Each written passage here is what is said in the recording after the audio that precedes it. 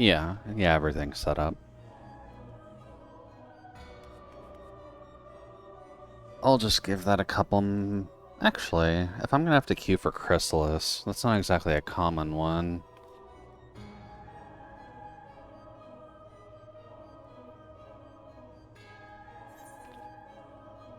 Oh, let's see, Chris. There you are. May as well get that going. Sorry, mein Bride. Your sacrifice is needed for every playthrough of ARR.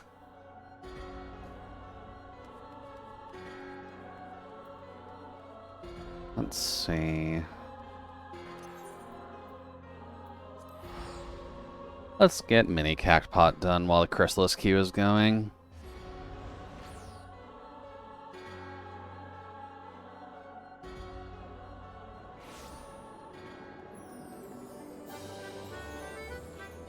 You need to go down blue for Mini Cactpot. Hello. I'm here for your scratch tickets. Just on the off chance I need something from here for Glamour.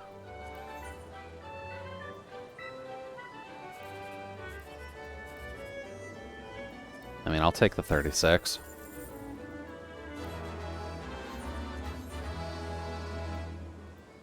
Let's see.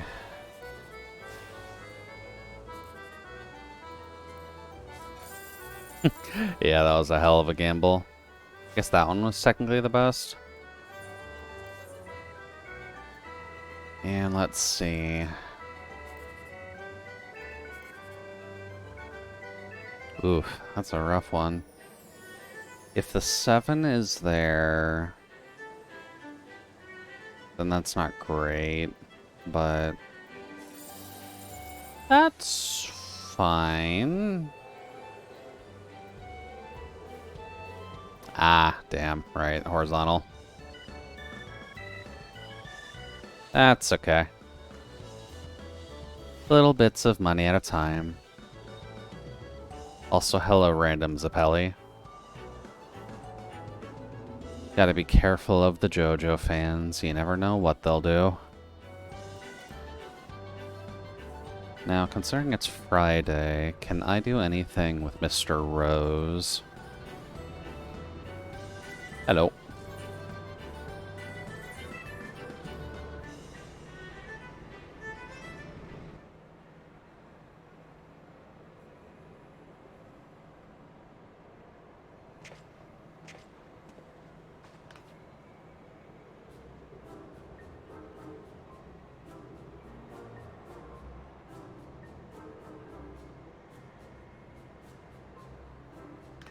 We're looking cute.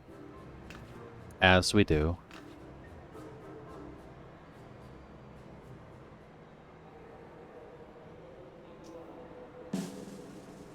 Should be 68, unless something actually clicks. Up. Yay! Pity points. Gotta love it.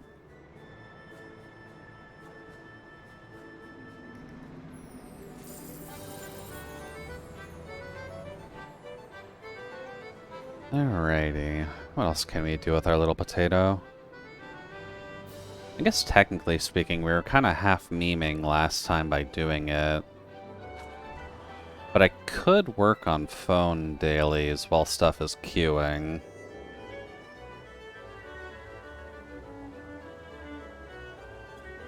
Since the Chrysalis doesn't really take...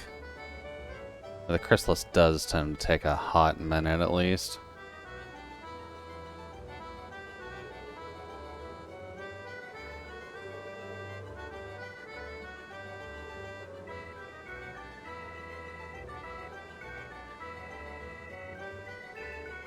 Let's see, what window was I using for this?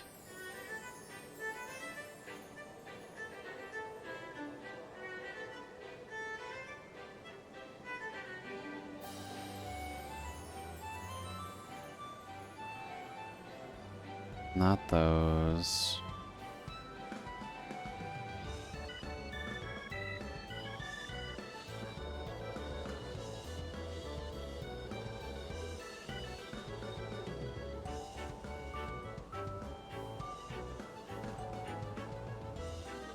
There we go.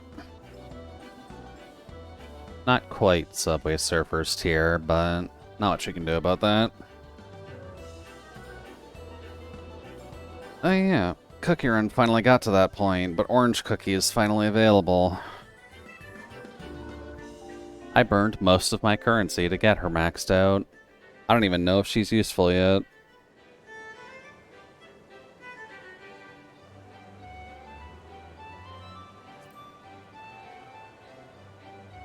But fuck it, if I'm gonna have my waifu role equivalent in a game that does not have waifus, I'm taking the original one who got me in. Oh. Damn, you actually popped quickly. Never mind. Come on. Thought I'd be able to actually get dailies done.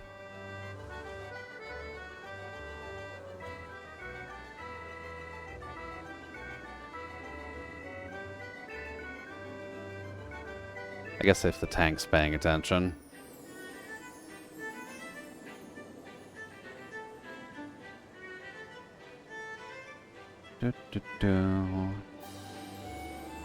Always gotta be careful. Yeah, that's about standard. That is less standard.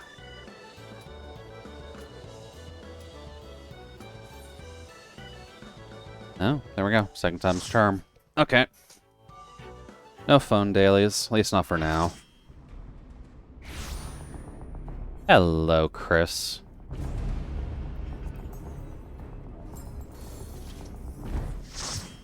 I fill in?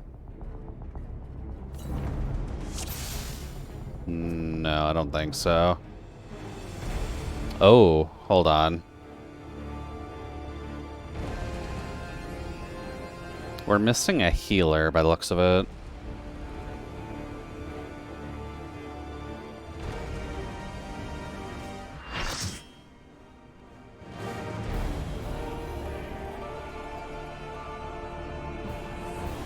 This is fine.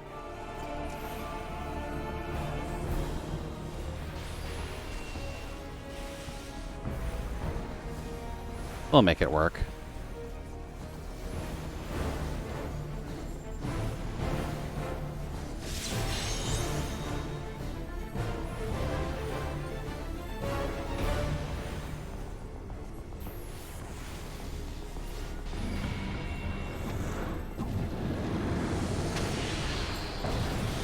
I'll go over here.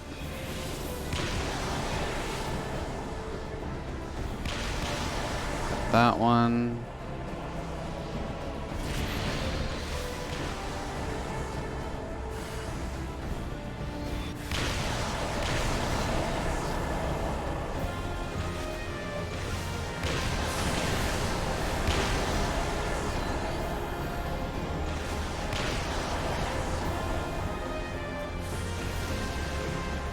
Oh.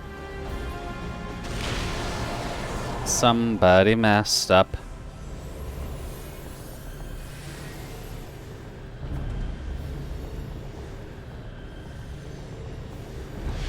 That's alright.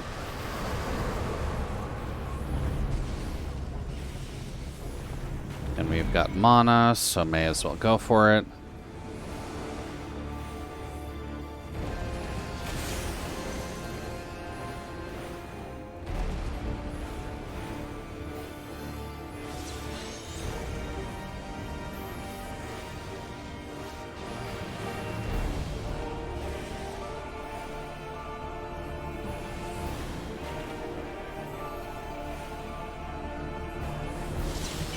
Just traditional black mage things.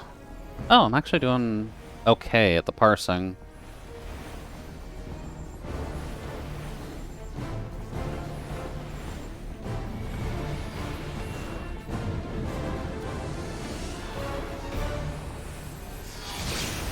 Oh. Little overkill. Oh. Trying to make it tricky for me then. Okay.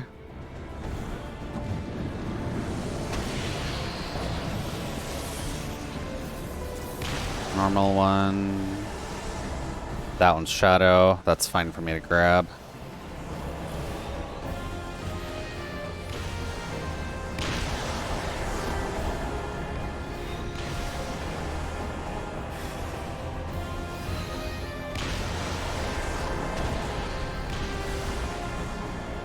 Too many reds over here.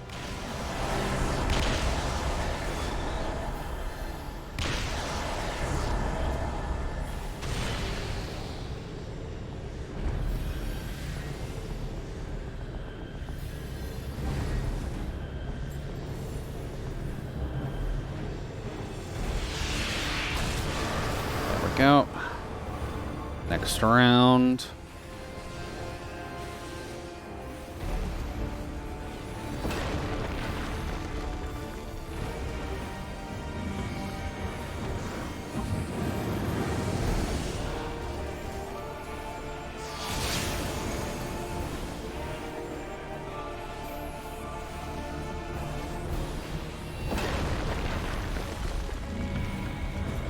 Oh, nope, he's transferring over. Oh, he's not over. Okay, a little bit more damage then. There it is.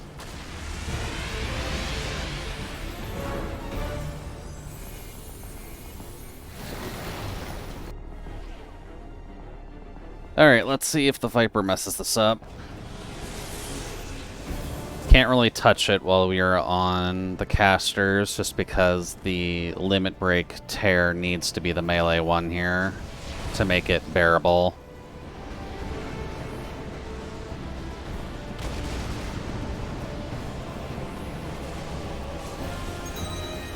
And the Bard used it. Or the Mechanist used it. I guess good enough.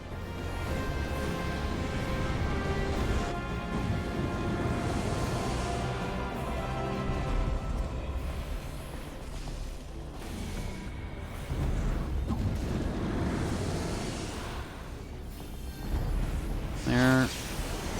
You fire off your big-ass laser, buddy.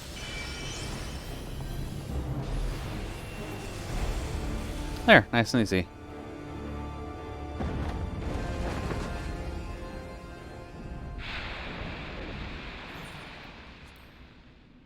It is nice when that one goes smoothly.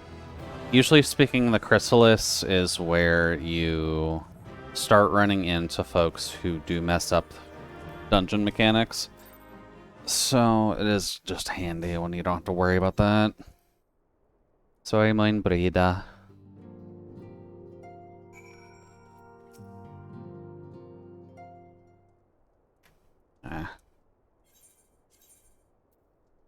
Don't really need any of these, but sure, we'll take it.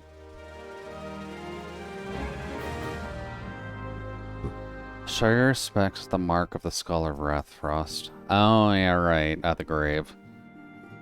We can do that. Can't get on the eyeball just yet.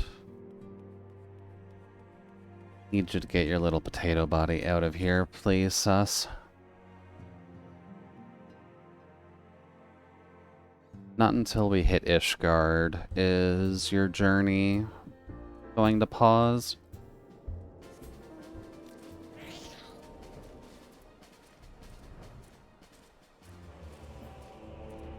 But that also requires the governmental bodies of Ul'dah to rise up against their queen, so that'll be a hot minute.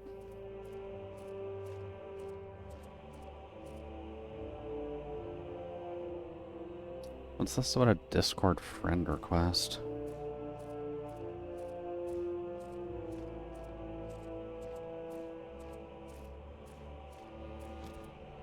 Oh, I do need to hit those.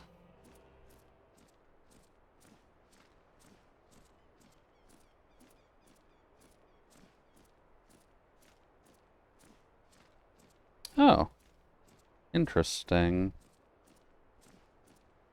It's someone that went into my server. That's rare. People don't usually join in on my server. Guess we'll just get rid of these real quick. For hunting log.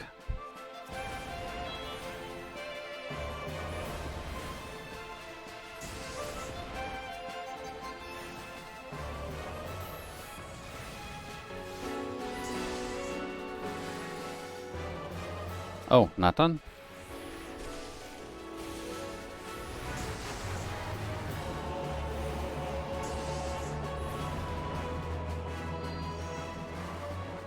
How many plasmoids do I need to defeat? Hold on.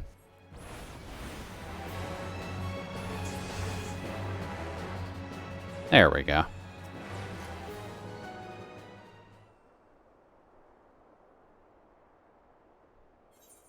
Goodbye to you.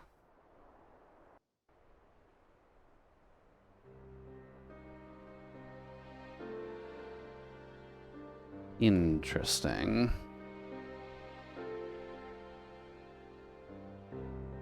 I'll let that sit there for a bit.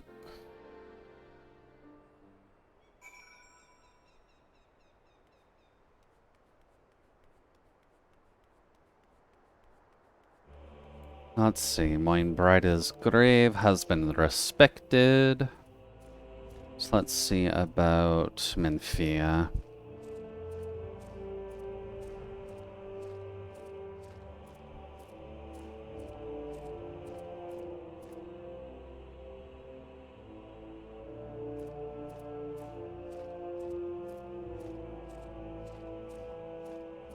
Poor Menfia. Your plot's not gonna hit its apex just yet, don't worry.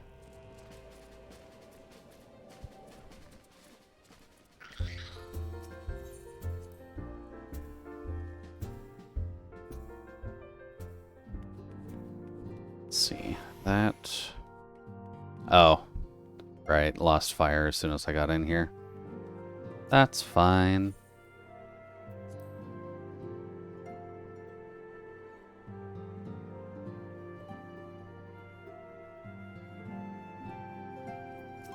Hi there, Fia. Thank you for the pennies.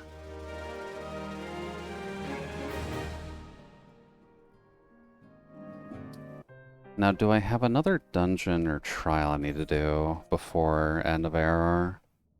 I'm pretty sure Chrysalis is the last one you need to do.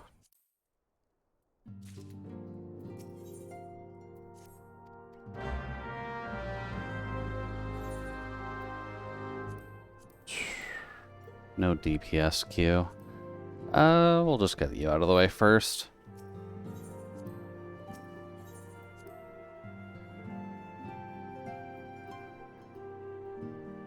Oh. I actually got a nut crack out, right? Okay. Ooh. Does feel a good bit better. Let's see. Oh, Yida. Hello. Hopefully you're not feeling too depressed. Let's see. Hand over the flower payment to Rwana. That is here. Okay. Can never be too sure.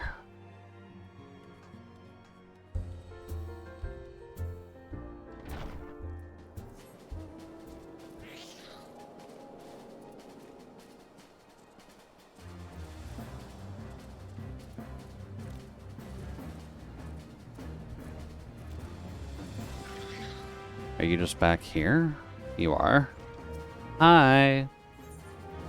I brought money for flowers. Thank you. And then one more trip to the graveyard.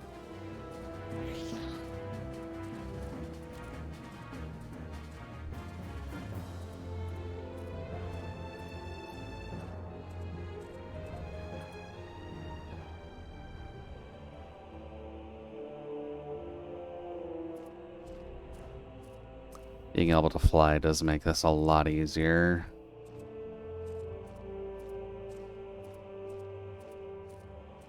Also, what is that? Is that just a bird? Yes, it is. A little bit of a low poly bird, but a bird all the same.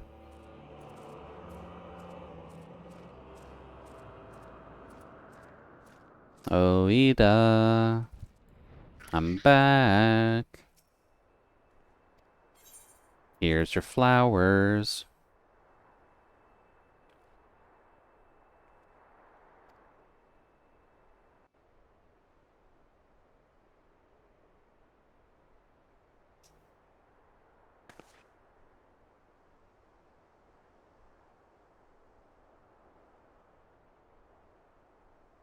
no music for this. I'll never forget you, Moon. None of us will. Yeah, she is perfectly remembered to this day. The fan base will not let her go. The song riseth to a crescendo. Is that so?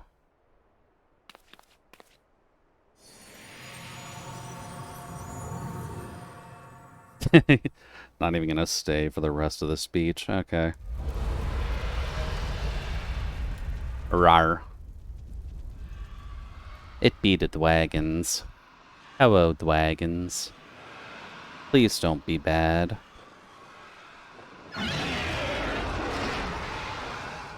Is that what I think it is?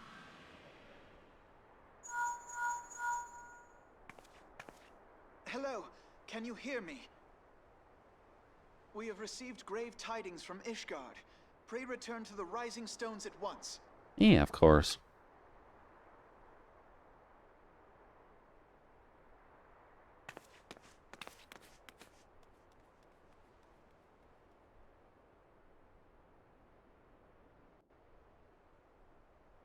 Oh, you are gonna make me walk it. Okay.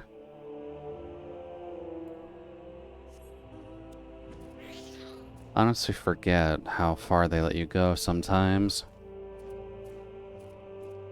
But we'll go see the baby. The baby and his daycare brigade. So what are you doing up there?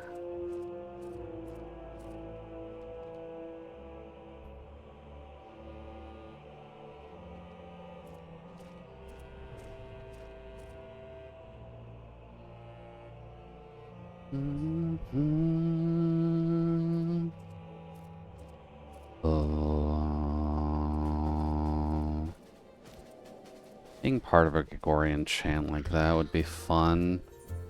I can't imagine what lung capacity you actually need to work on that, but that would be interesting. Oh, one more, right? Alpha, where are you, you little baby? You're not allowed to have your gun yet, so you're gonna keep being a baby until then.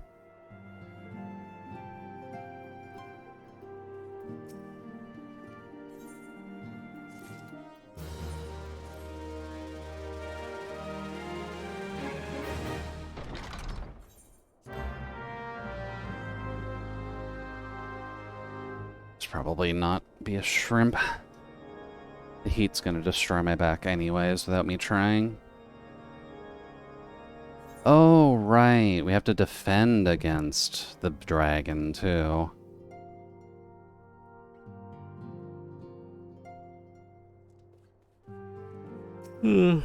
It's an instance, but I can't really run Q for that.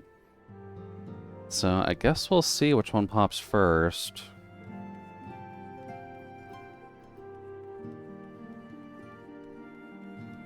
I'll give Alliance Roulette a fair chance and not just immediately port to the Dragon Head, but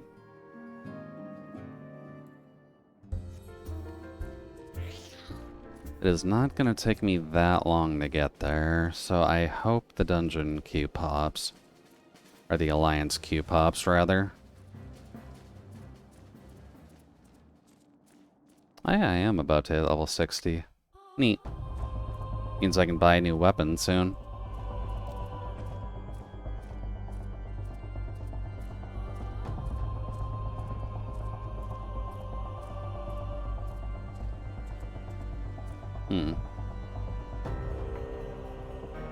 Also, we do just have the Final Fantasy music going for now.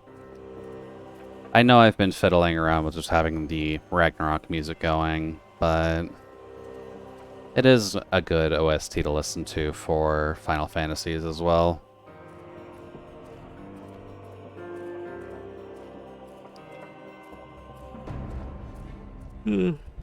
Alright. Let's see which of the crystal towers we get.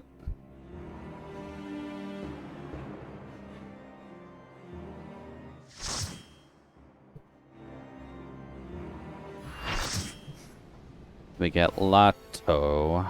Okay. Or Lota.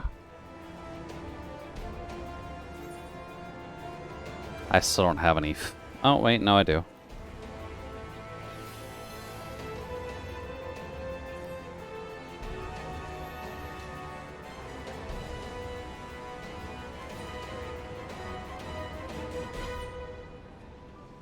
Let's see how it goes. We've already got one person in the group saying what the fuck to even landing this, so...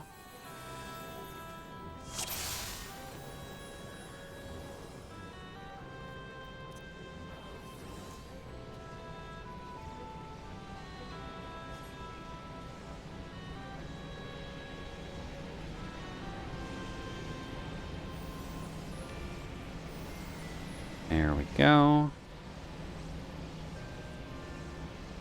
Aw, B-Lost tank. There are some people who just can't accept getting Lota.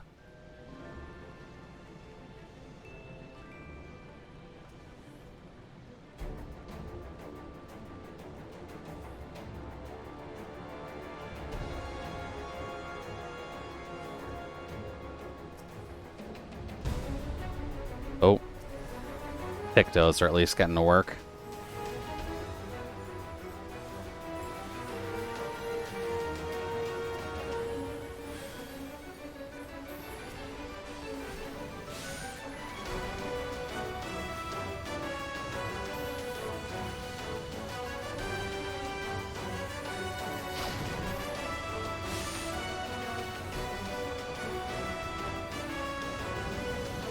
Bonk.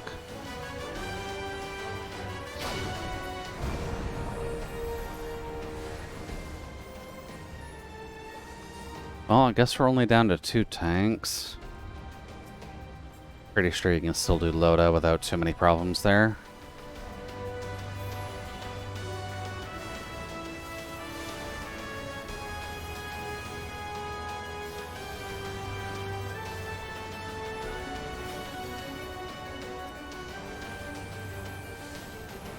There we go. One more. Oh, where are you taking it?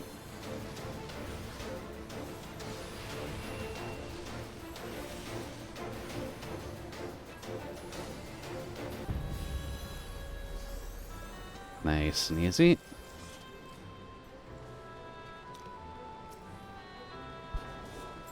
I'll need to get my butt over here before I start going.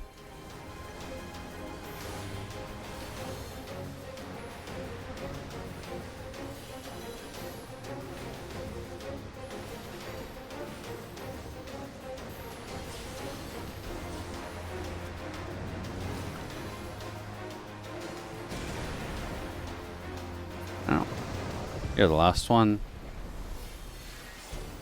Okay. Next batch. Hey, good. They finally got a replacement tank. Only took the first couple ticks.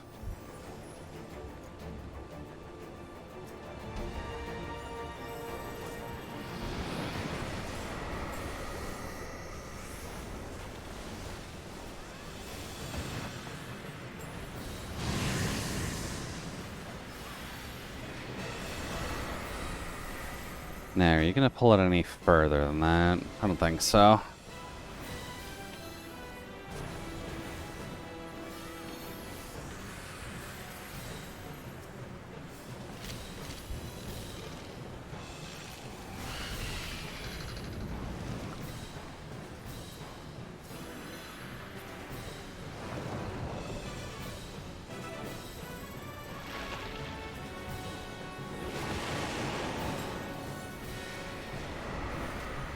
I'll just take it.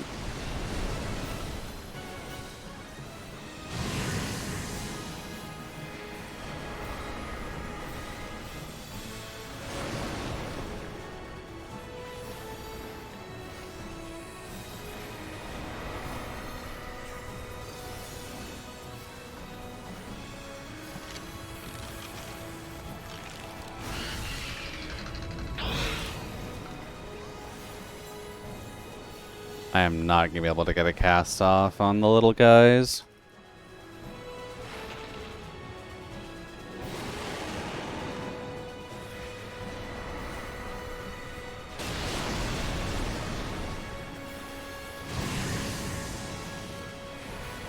There.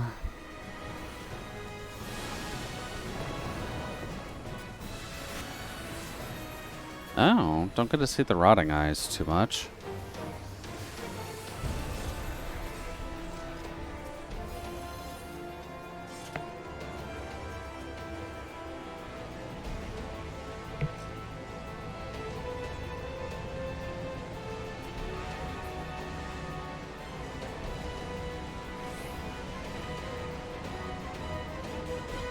Let's see, we're on A.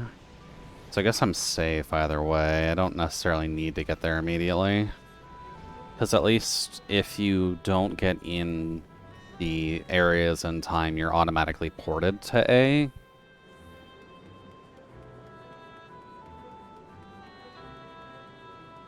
But we may not have to worry about that. I haven't noticed too much chaos in this grouping yet.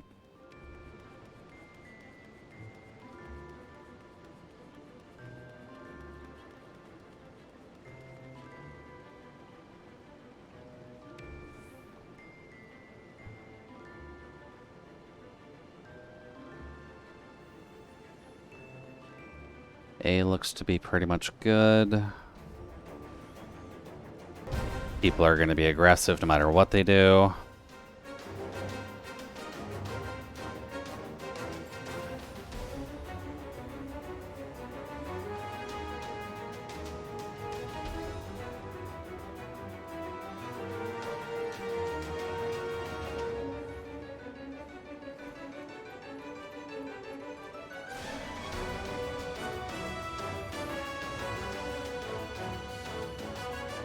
Oh, we got people from other groups. They were not ready.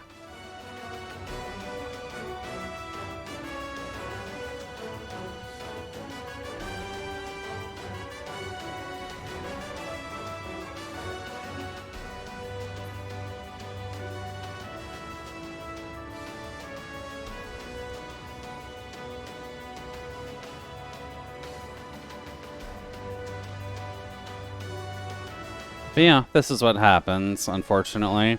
If people pull too early, this is just kind of what happens. If C is going to take that long.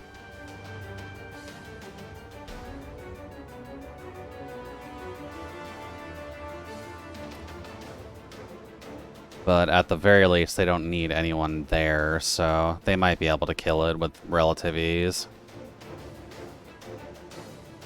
Oh. Not the worst.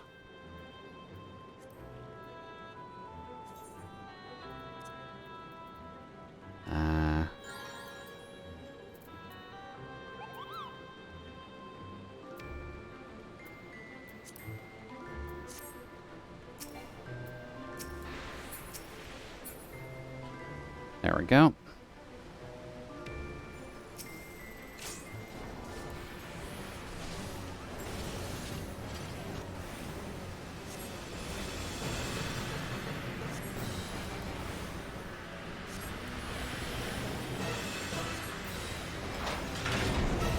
Now let's see if we can actually finish this off before C needs to get involved.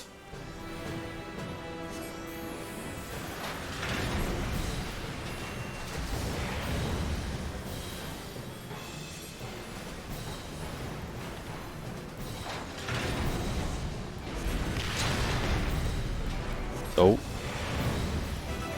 Gotta be careful.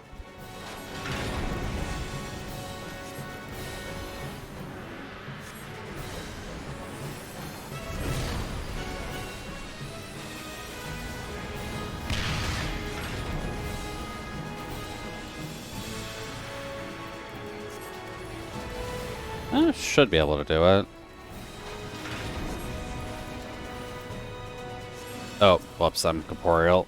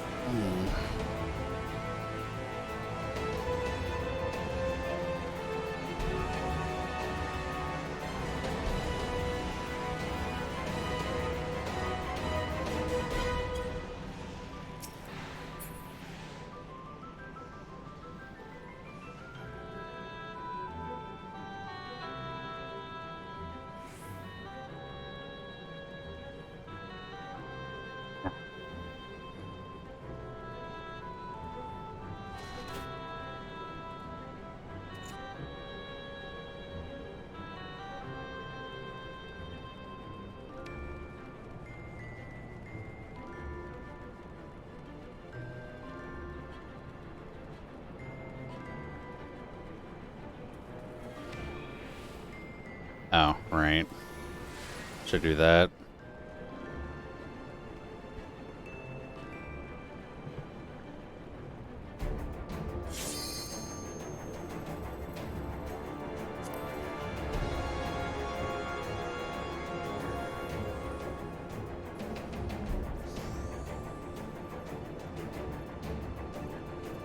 There's actually a serious discussion about this right now.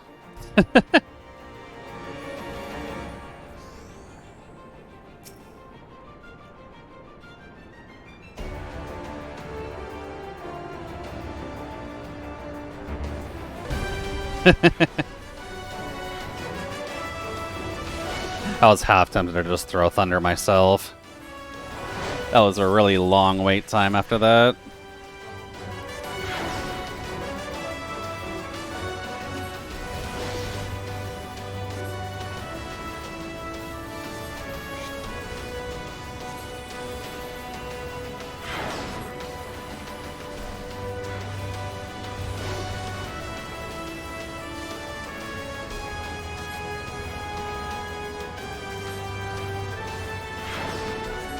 Oh.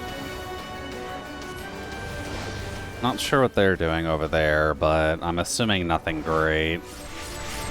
Oh yeah, they've got them pretty much right beside each other. Shouldn't be the biggest problem, but your melees are not going to like you very much.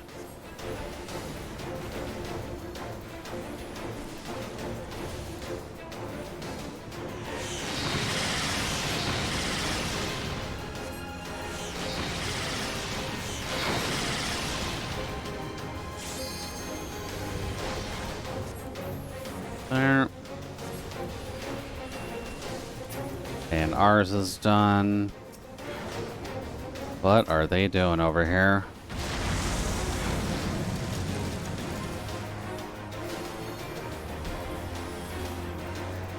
Thing is massive. It shouldn't pop, but they're certainly not making it easy. Oop.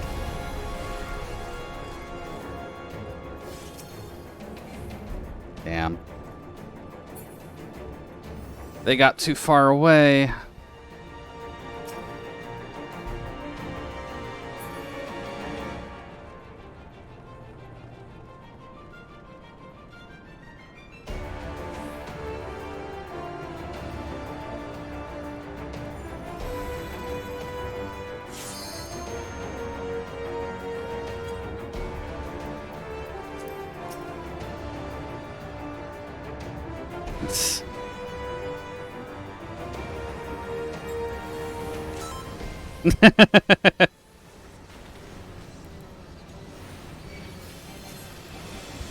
The ready checks when everyone's here.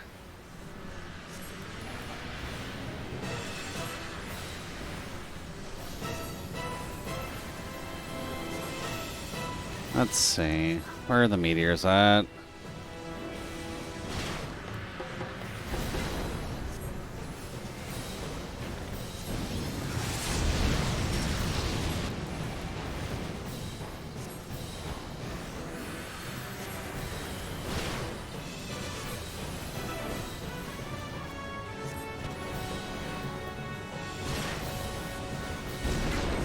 Oh.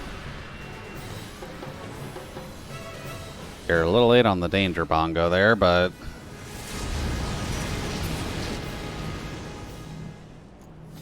There we go, level 60.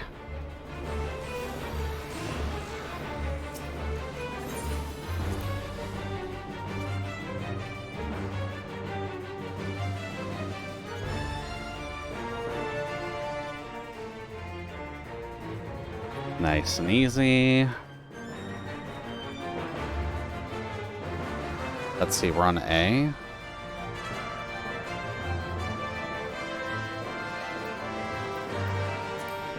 Ah, the healer coat.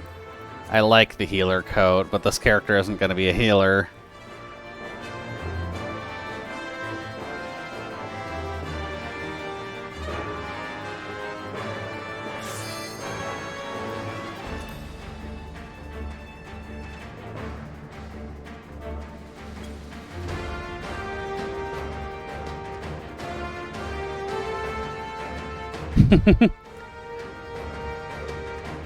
They're actually trying to market too. Man, this is a crazy group. Okay. They don't even have the macro set up for it either. They're just raw marking it. You have to be here at least.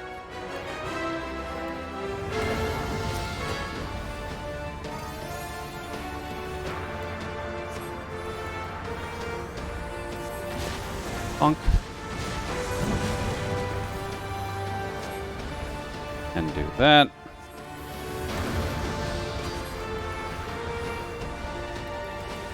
It's actually interesting that we have 2 Pictomancers on the squad. Just because that'll give us a little bit of a heads up of what we do. Later, at least.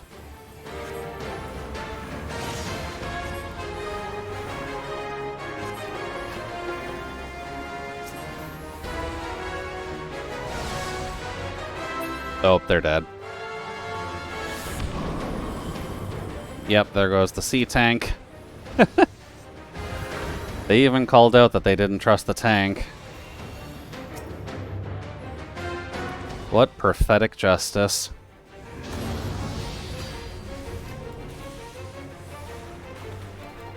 I'm probably getting that. Oh, no, I'm not.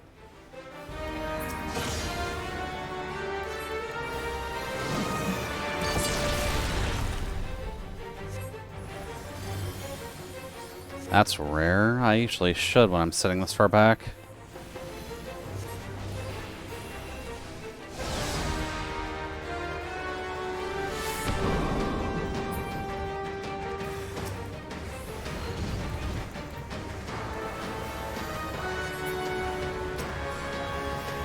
And then you. Oh, the sea tank also died there.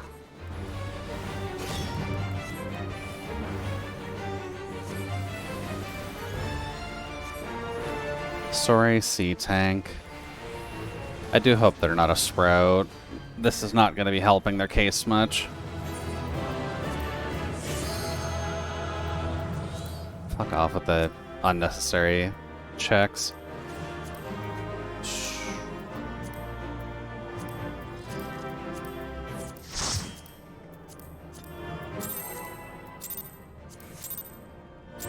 Although you can tell someone's trying to just fuck with people afterwards.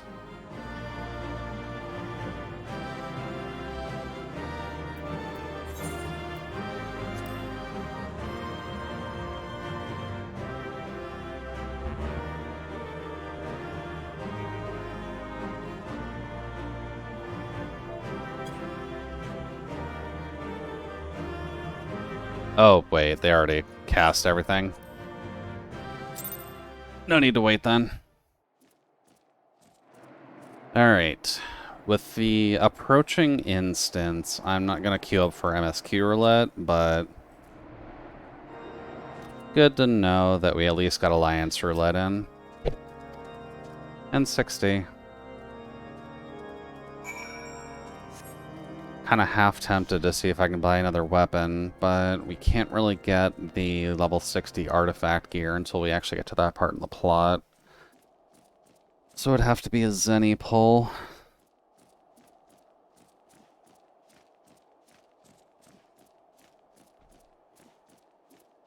Alright, Ishgard, do you need me to help you defend against a dragon? What you need? I've got fire, I've got ice, I've got lightning, I've got poison.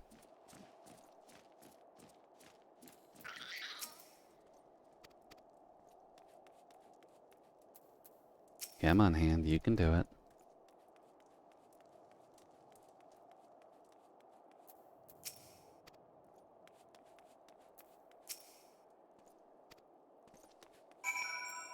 Hey, little buddy. Please get your shit in gear.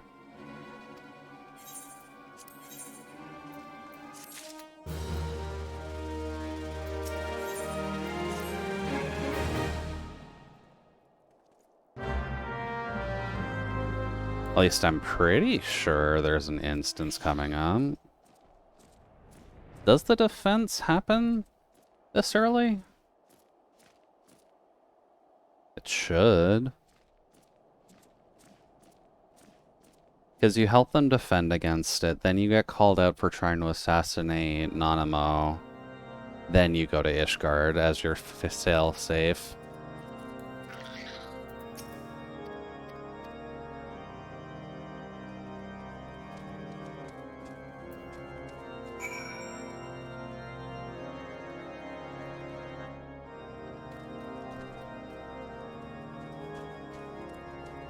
Oh.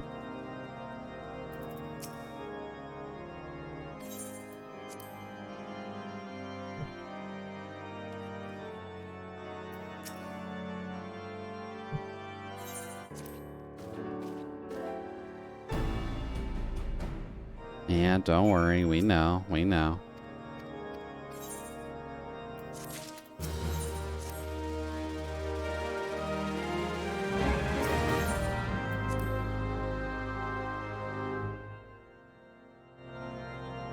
Kortha Central Highlands. Oh, back at Rising? May as well just fly for that. There's almost no reason to just avoid flight if you have the option for it. It's usually your fastest horizontal movement, just in terms of speed alone. Being able to navigate over top of obstacles just helps. But even if you were to just follow the same path you were as you were walking, you'd still get there faster by flying.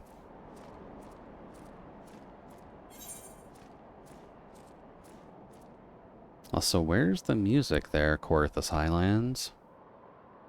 Come on, I know you can do better.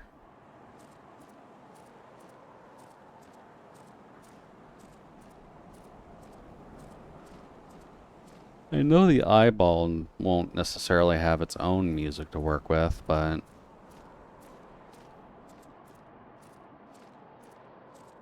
can at least play your own jazz.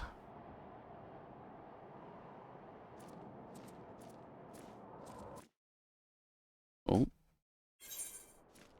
Pinched a shoulder muscle there.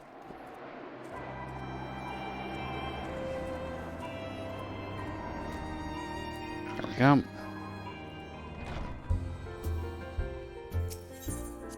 Sorry, Menfia.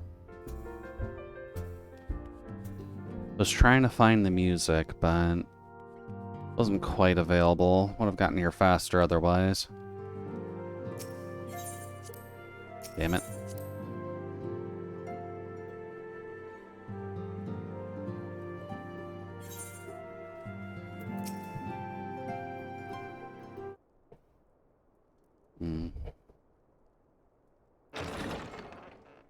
Is this one voiced? Alphino, it is good to see you. Tell me, what have you learned? I'll leave this on for a quick second. I do just need to go put on some clothing. Everyone must hear my report.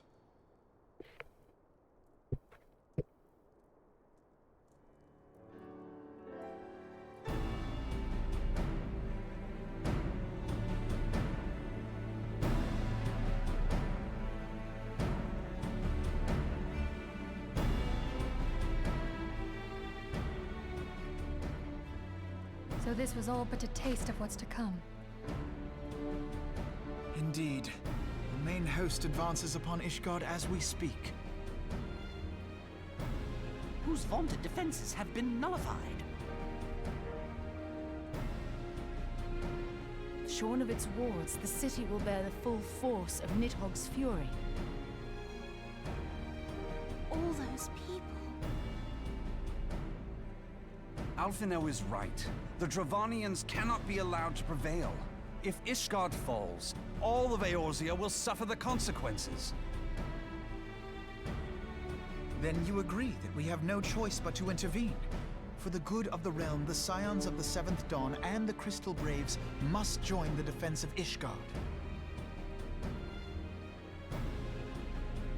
Let there be no ambiguity about what has been proposed. We would be directly intervening in the war. Okay. But if all here believe the cause to be just, then to war we shall go. Yay, time for the war. Always got to enjoy the war. For those we have lost, for those we can yet save.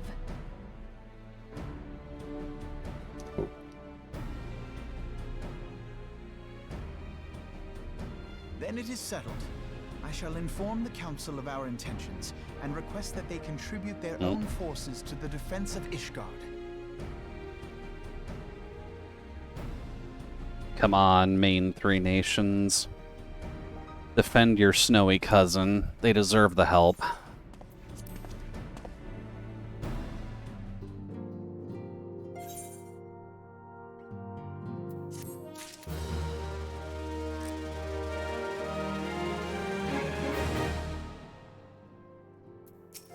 Now what do you need?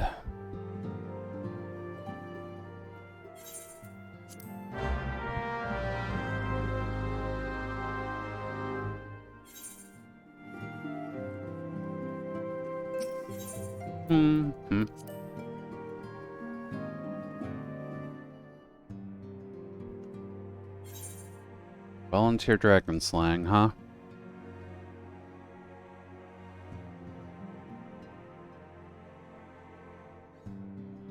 Down. Let's just get you going. Alright, volunteer dragon slang. I'm sure Hotaru can do that. She is the almighty powerful potato in our party, so... do kind of just need her to pull out her paintbrush and just knock the thing out of the sky. So I know she can do it.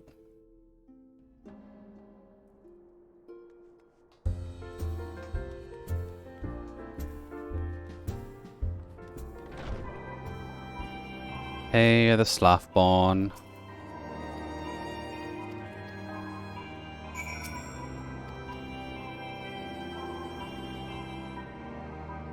Oh, someone's a fan of the claw.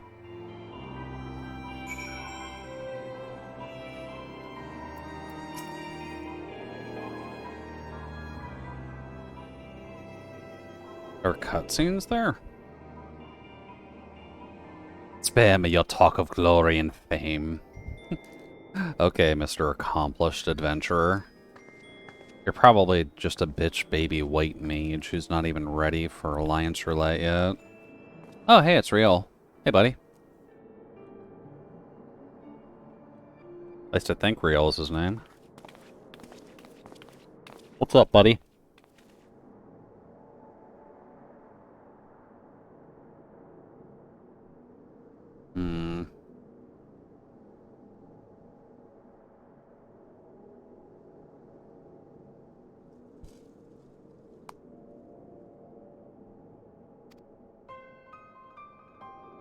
Right, this is where the betrayal happens.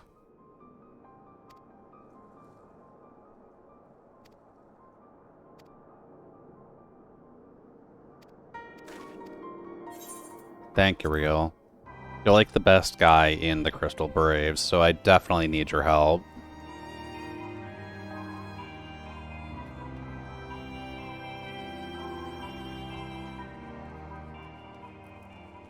It's a shame he's kind of sidelined to being just a complete side character.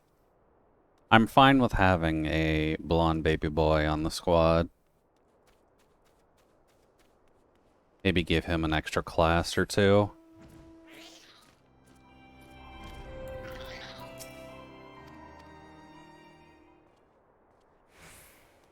And then up and over.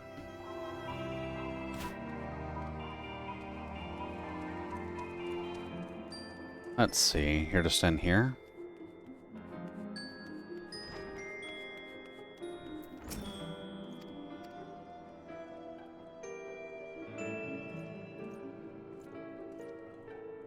There we go. Sorry, Tataru, barely anybody wanted to join. And Real's letting us know about a little bit of betrayal in the works. Or at the very least, not betrayal, but homeboy's missing and it's weird.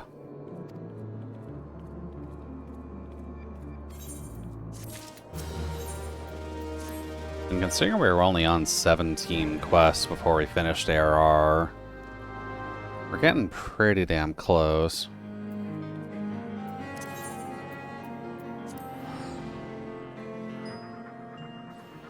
And then, let's see. I believe I did say we would be trying to move all the potatoes out of each expansion first, at least. Just because there's still about 10 of the potatoes stuck in some branch of ARR. We'll do the monk next. I haven't played monk since they've updated it like 4 times. So I don't know how it actually plays in the lower levels anymore.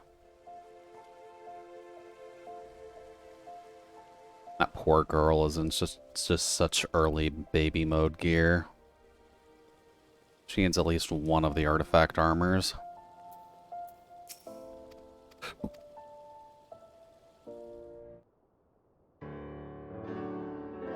This has music, so I doubt it's voiced.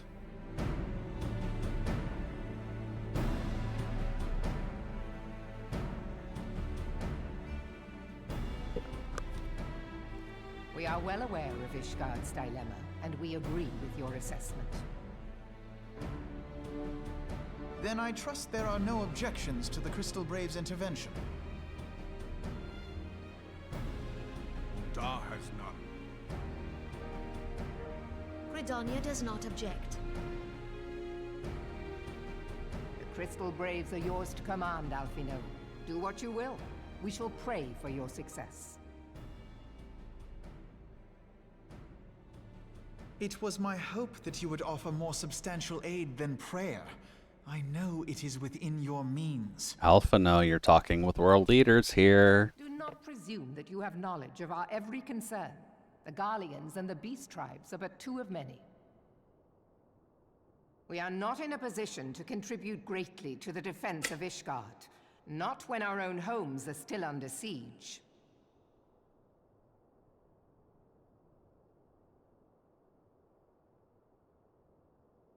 We dare not leave our interests in Cartano undefended as well.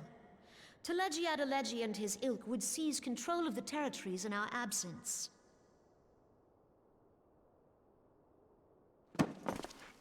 The enemy is at their gates, and you would cower behind yours? Dude, this is not how you talk with world leaders. No one is cowering, boy. We will offer what support we can. Aye, support. A handful of men and no more. Best we can do, buddy. Shit's We happening. could commit more than a token force to this cause. Yet there are others to whom you might turn. The free companies ever want for work. Yes, the player-free companies. Yes, the free companies. They're not like to turn you down. I beg your pardon? You would entrust the survival of Ishgard to sell swords?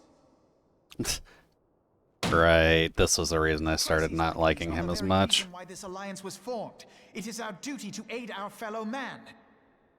Yes, Alfino. My duty is to my country and my people. Alfino really just does not understand world leadership until he gets a gun. It takes a while. To be sorely disappointed. Lest you doubt, Limsa comes first, then the Alliance, and finally, circumstances permitting, Ishgard and the rest. If you cannot understand so simple a concept, then you have no place at this table. Yeah. Homeboy got homeschooled. He really needs to pay attention to what's going on. Me, Admiral. I was careless in my choice of words. There you go. Time to suck up, Buttercup. Can't just flop your dick on the table expecting everyone to join you. Assemble a party of elite adventurers, assuming you haven't already. Your fellows served us well during Operation Archon. I dare say they will do so again.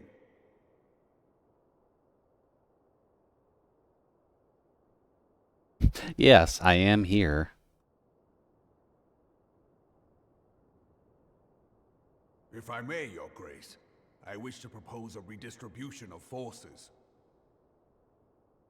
If we entrust the security of Uldar to the Brass Blades for a time, we can dispatch a larger force to Ishgard.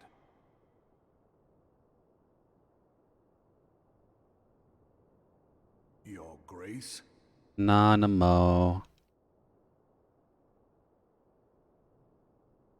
Yes. Yes, of course. Do what you will. Nana's got way too much on her plate.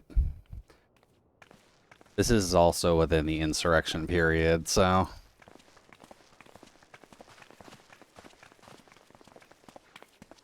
She is very much out of thought right now. That raises concerns for our lovely little potato queen. Is Her Grace not feeling well? To the best of my knowledge, Her Grace is in perfect health. I see. Carry on. Someone's a lying bitch.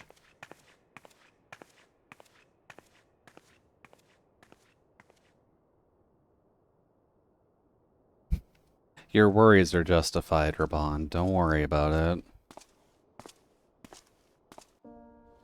We'll get there.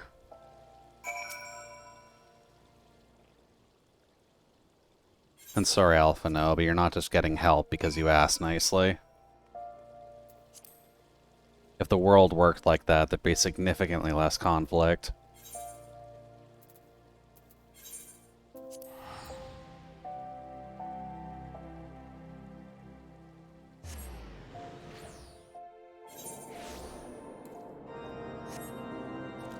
Well,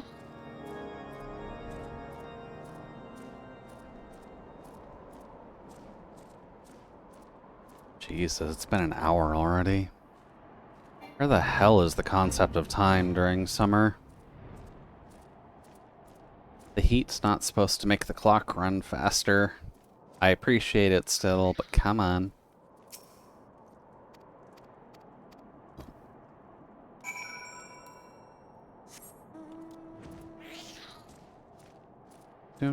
I guess I probably could have gotten MSQ roulette going. I thought the battle for the bridge was a lot sooner than what we're getting. Oh. I can make my hair black if I ever need to with the eyes still on. Pink tongue though, so that does kind of clash a little bit. Oh.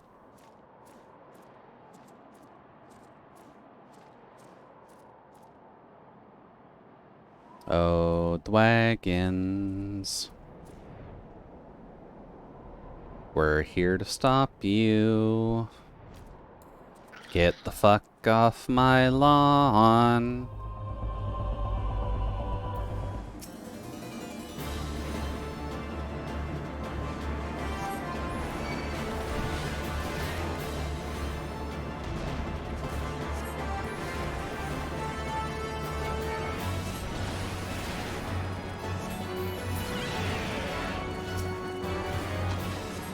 Yeah.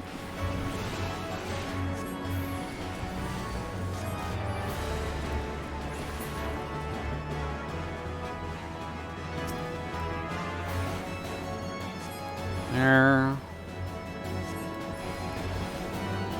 I will just eat these because I can.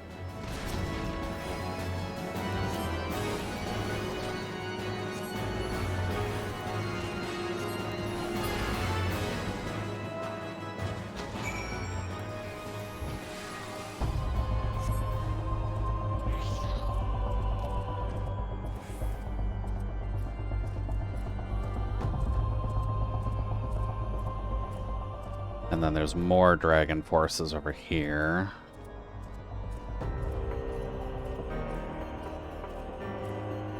Sure. Oh, right, these guys. They're at the top of the hill, if I remember correctly.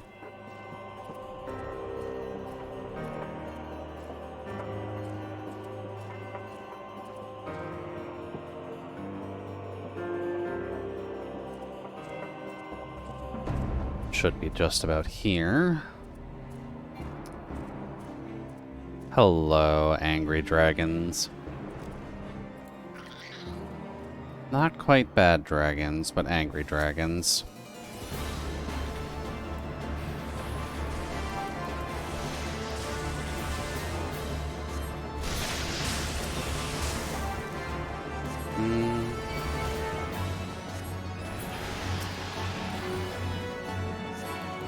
There and there.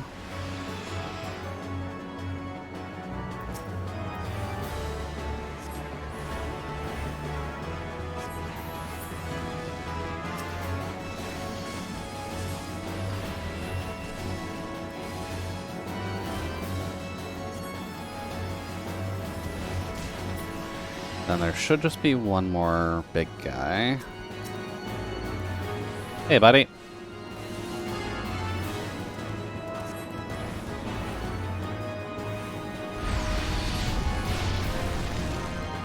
Gonna need you to fuck right the hell off, please and thank you.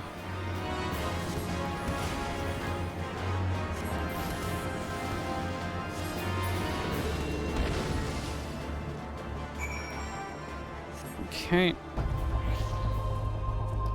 Hey, buddy, we did it.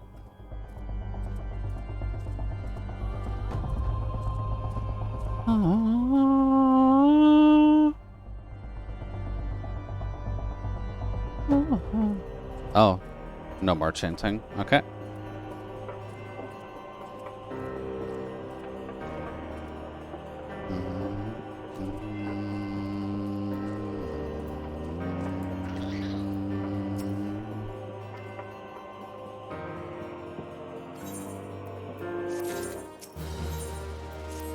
There it is.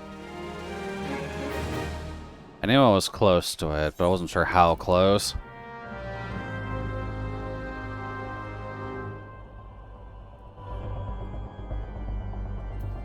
Alright, instance time. Time to go tell this dragon to fuck off in the most polite way possible.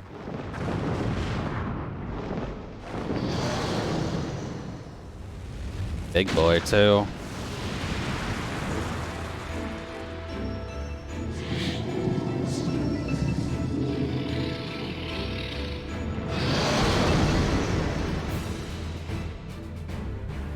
Oh.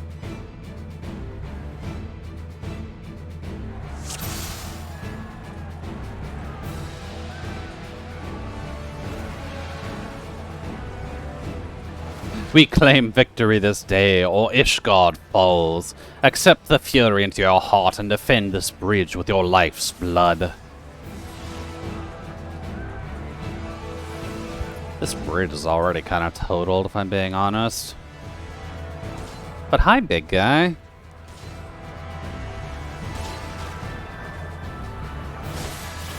Oh, I can move.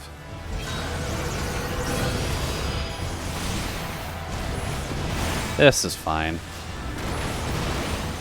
Let's finish this quickly, shall we? I shall make it quick.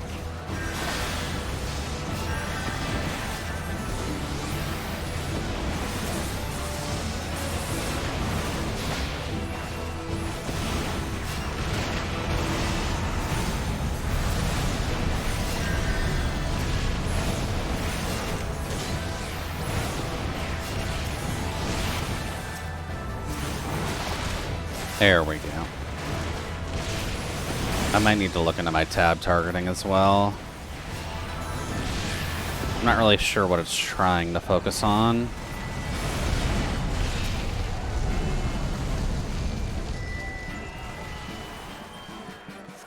Bop. Oh. I guess this still counts as a pure fight. This is fine.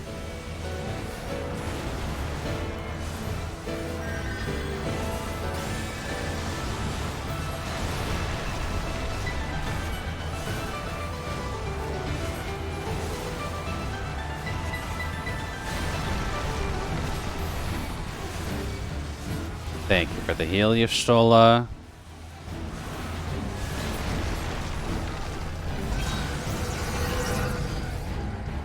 This is probably where I need to run.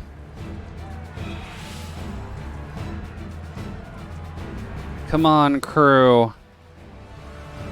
Fall back, everybody. Don't let this dragon spit on you. This isn't that kind of website.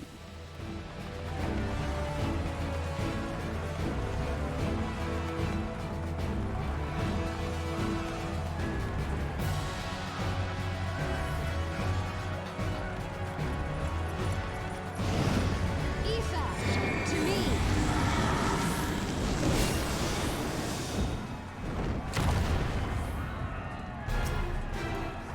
There we go. Alright, first thing against Visharp. Or Vishop. I'm just chilling with the other Lalafelian Black Mage over here. Oh. Oh, Jesus.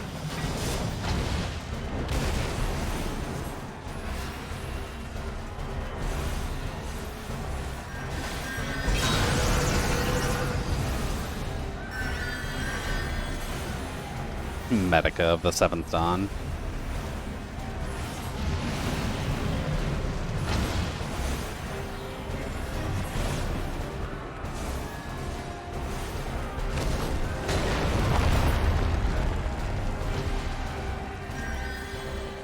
Oh.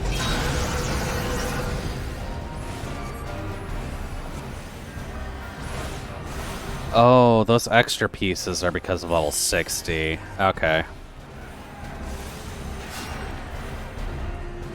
I was wondering why I lost those.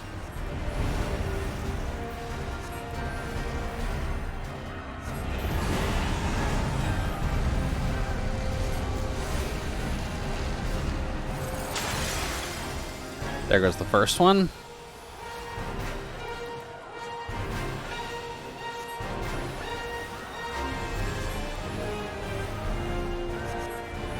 This fight is pretty scripted overall, so it's not the worst.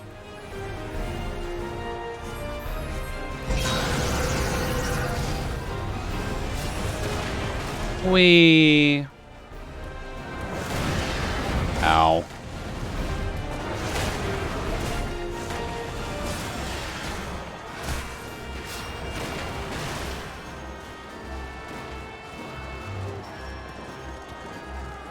Can't believe I get hit by 2 of those.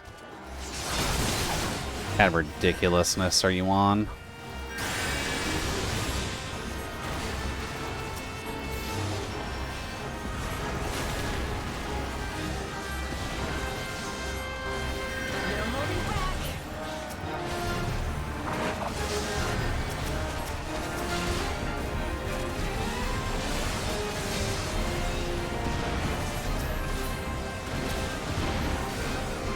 Let's just poke you. Hi, buddy. I see you were trying to eat me before. Can you not?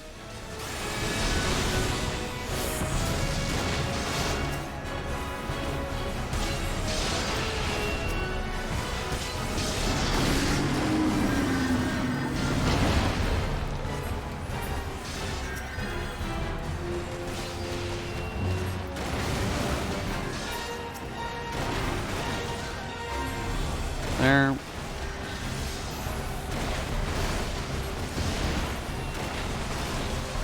Don't need to be by you.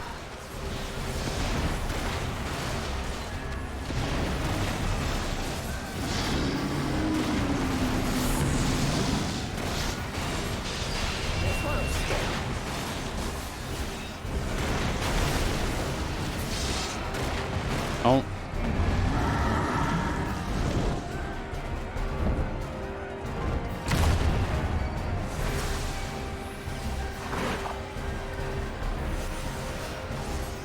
That works.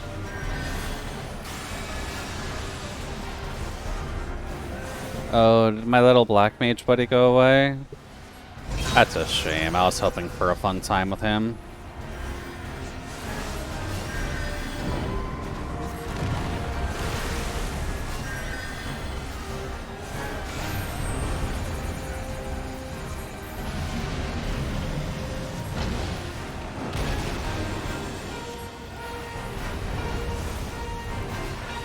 I think I'm fine here. Yeah.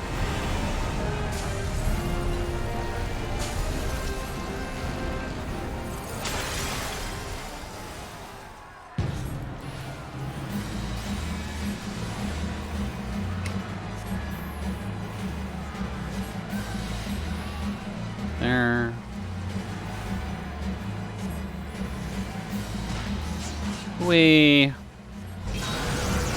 And we are running, running, running, running. And we are running, running, running for our little potato.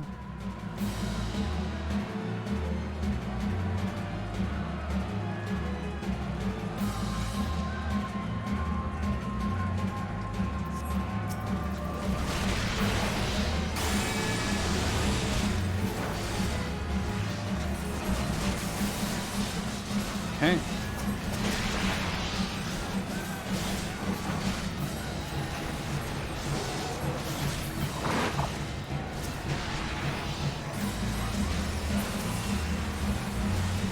Get rid of you.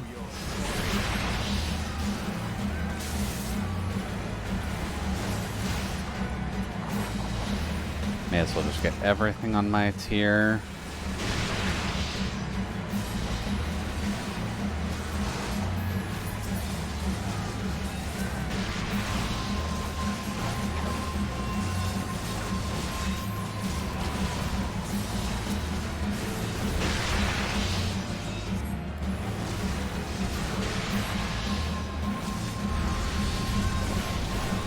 Cool. Just outside of that.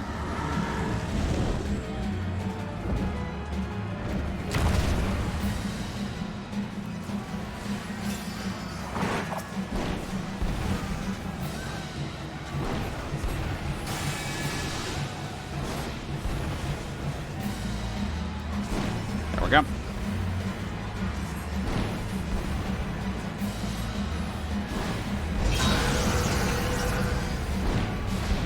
I would very much appreciate it if you stopped destroying my eardrums. Oh.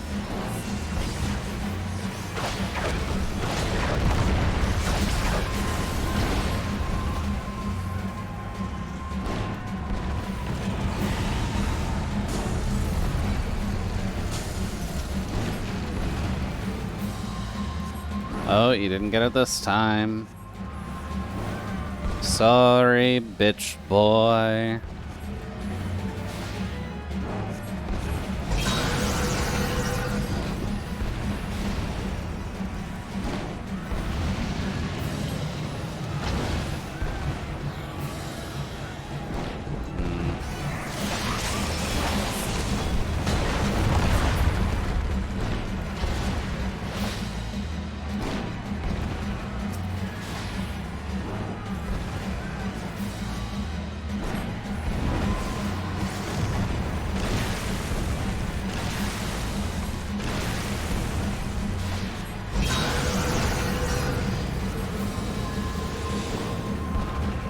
You got this, Lucia.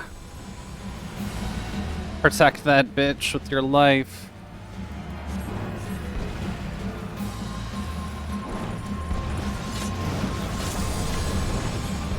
I'll be here.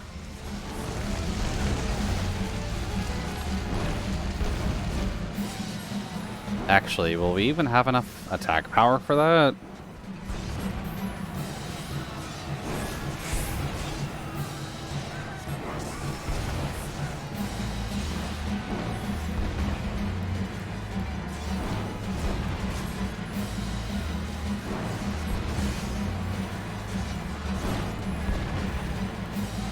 Come on. We can get it.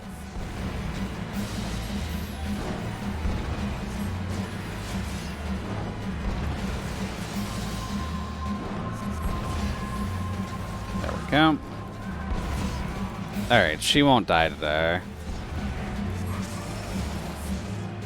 Cool. Didn't fuck it up.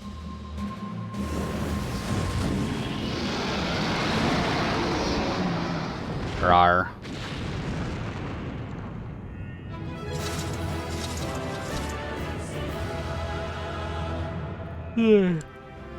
One little bitch boy down. Now I've got a few more dragons to take out, since that's what most of Heaven's Word is about. Hi, little wyvern buddies. Yeah, you better fuck off.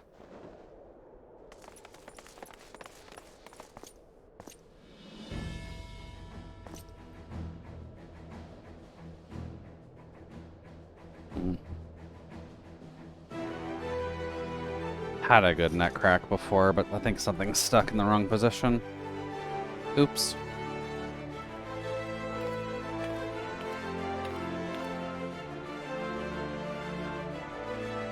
Good job, Lucia. You kept Ishgard from being burnt to the ground.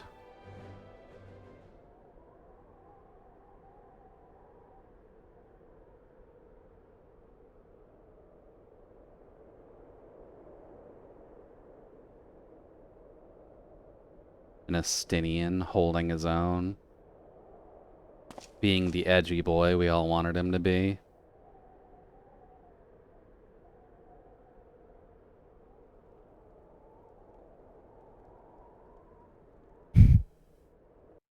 God, I wish Dragoons had the power to just jump anywhere. Would make life so much easier.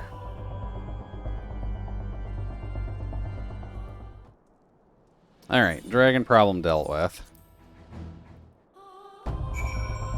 Now back to Rising Stones. Also getting this out of the way. Also, I was able to queue for high level.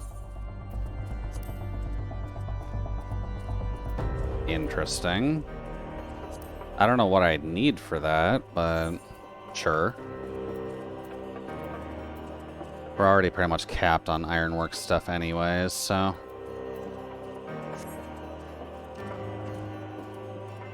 Can't do much with Poetics.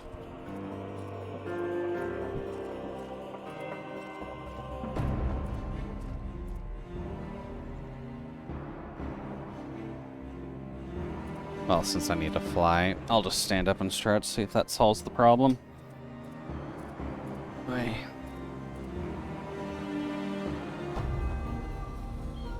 I guess anyone here, make sure you're staying hydrated. Summer weather is going to be a bit of a bitch no matter what part of the world you're in. Although I think Izo would appreciate the heat that we have generating right now.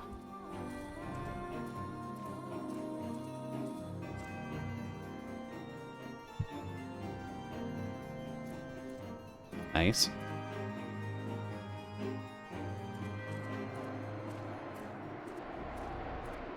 Excuse me, Menfia. We helped stop a dragon.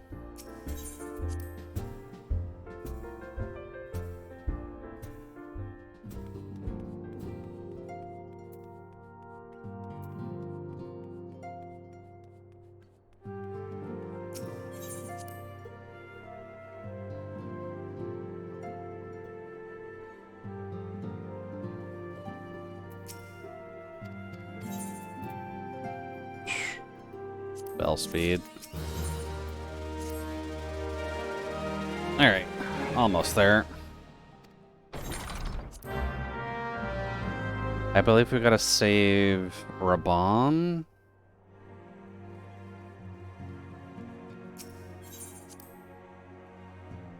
Let's see, what do we gotta do? The Crystal Braves are gonna be on the offensive shortly. So we have to save Raban, get at least accused of poisoning Nanamo, even though that's not true at all. Get sent to Ishgard, and then we're Gucci.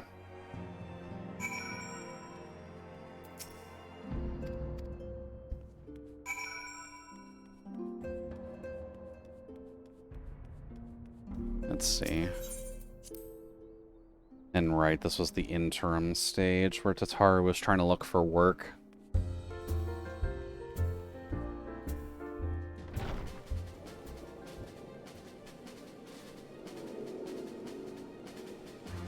Tataru, you're an eternal secretary. You're not getting away from that gig.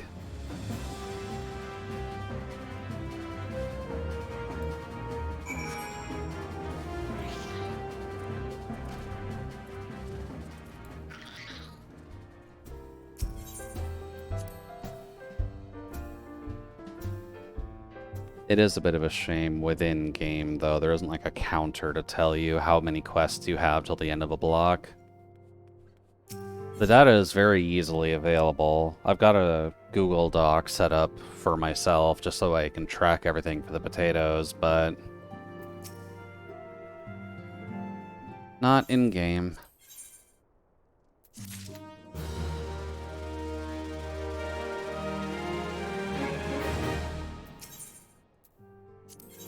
Oh, right, the split path.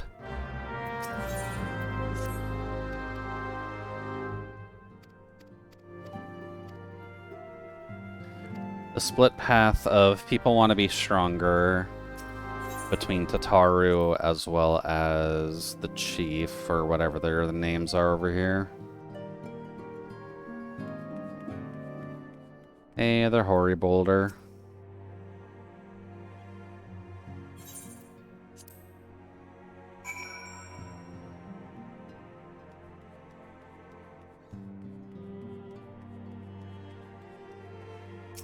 There. Oh, wait, these guys have an instance, don't they?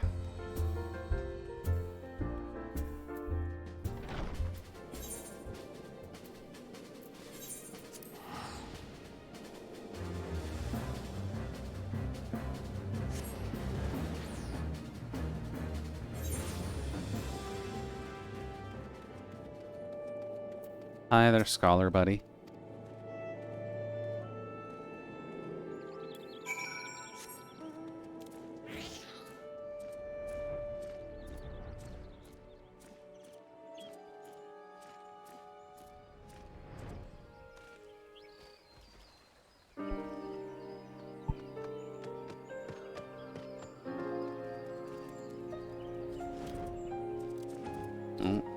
There we go. Okay, this one's not an instance. This is just helping him not get his ass kicked as he's looking at things.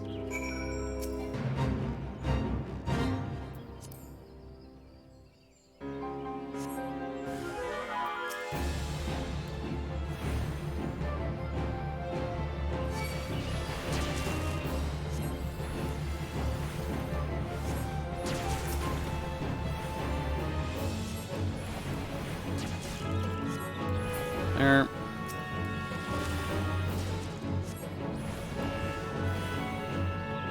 And done.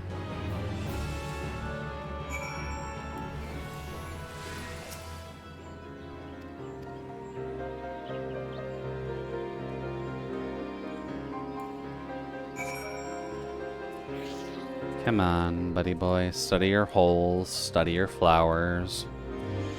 Make sure to take care of yourself.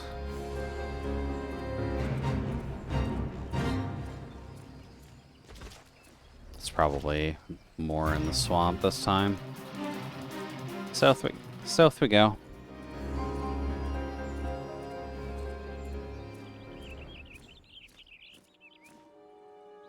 Oh? Am I wrong?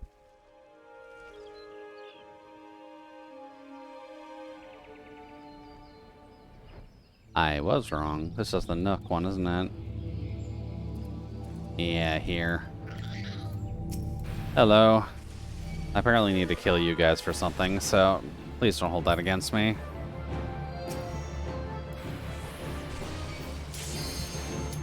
Oh.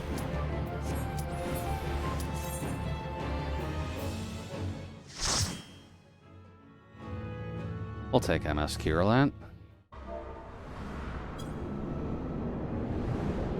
Kind of wish it was Prey, but sure, Castrum it is.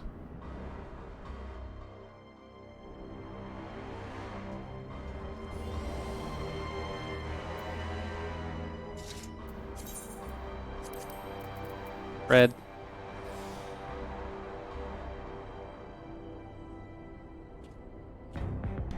The Viper is watching a cutscene for this? That's weird.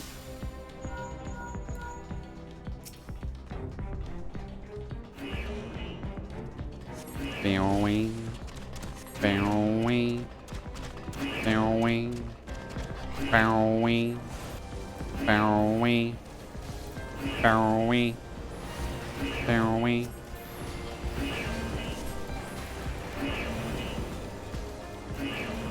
go.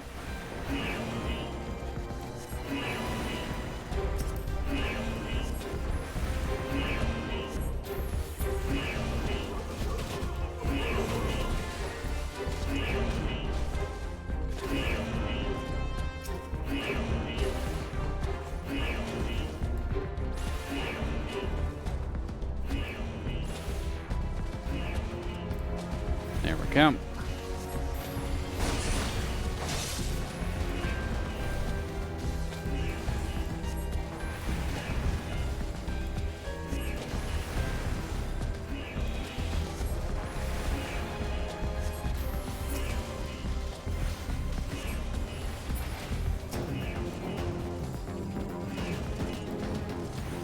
May as well just get you then.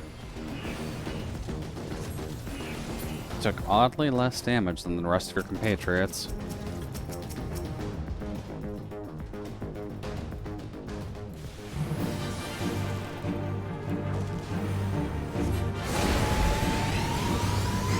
Oh.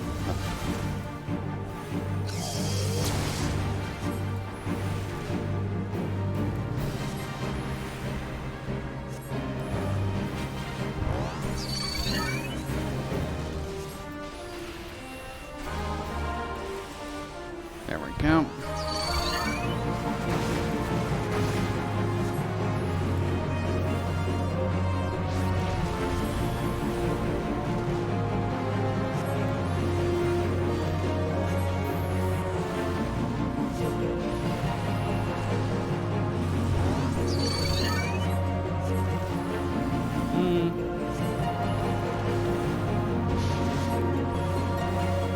Should be okay.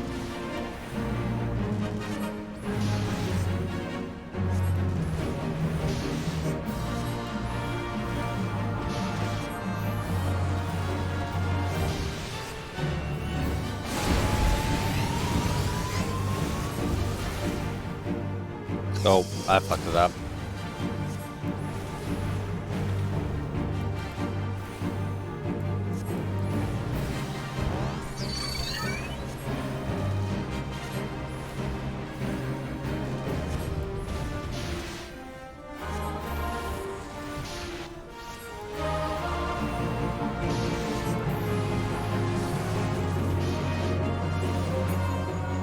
There we go. And then you don't have to worry about the ads, just because this was built in a way where you didn't have to.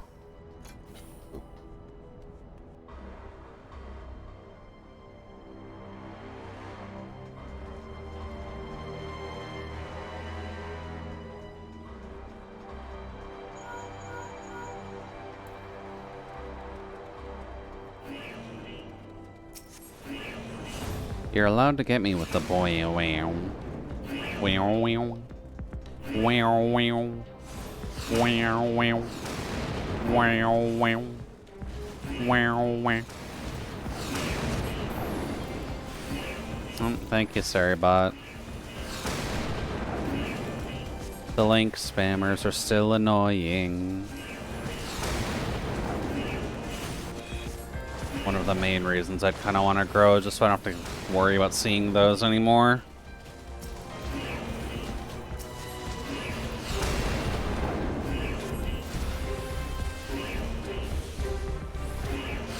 But that'll come in a time and place. Just depends on when my content gets noticed. Up.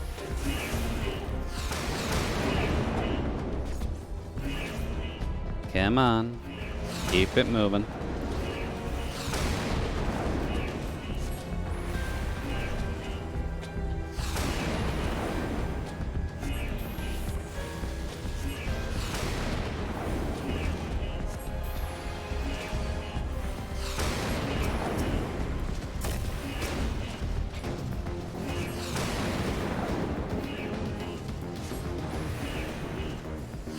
That's fine. Oh, you stopped me, you son of a bitch.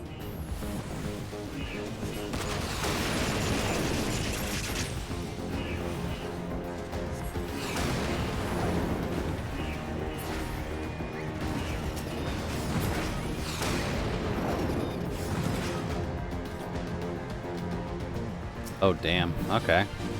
Little bit of an aggro pally. That's fine. You do you, buddy.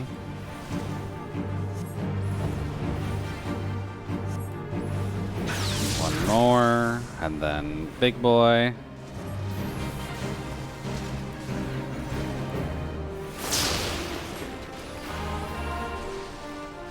You can just stand there.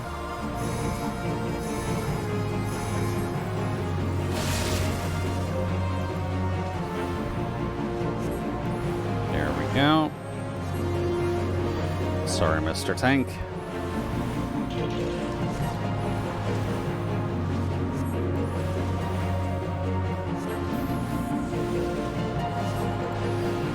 Huh. I'm actually out DPSing the Viper.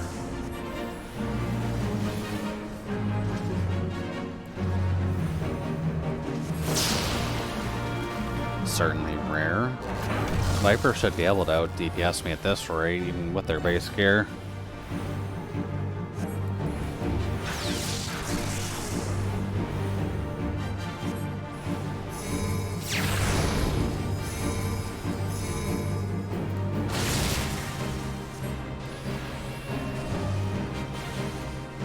Okay, they're not playing optimally. Noted.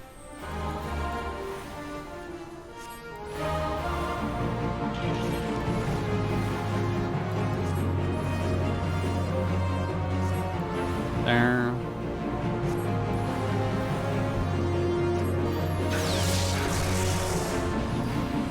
Oh. Well, thank you for putting that over there.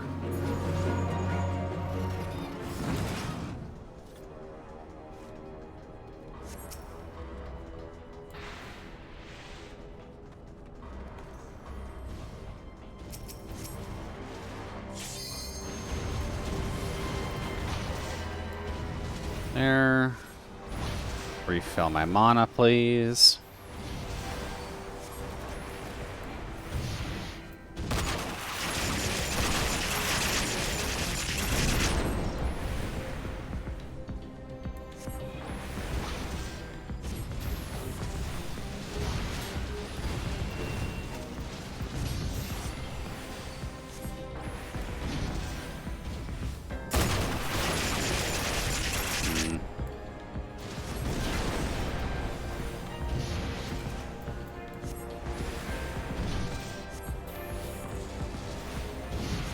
Just about done.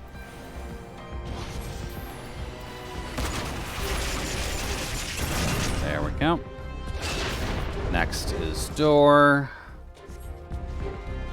Then we follow the floor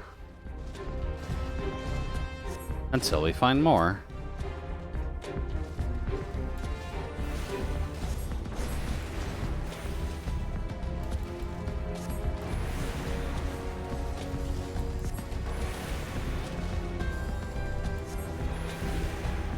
Good old white mage spam just to keep us company.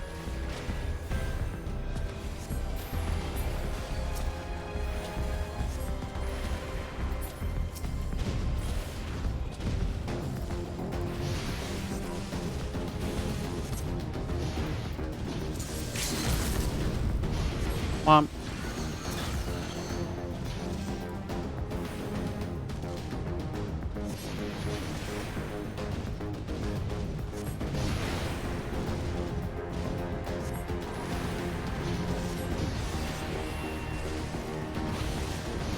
Whoops.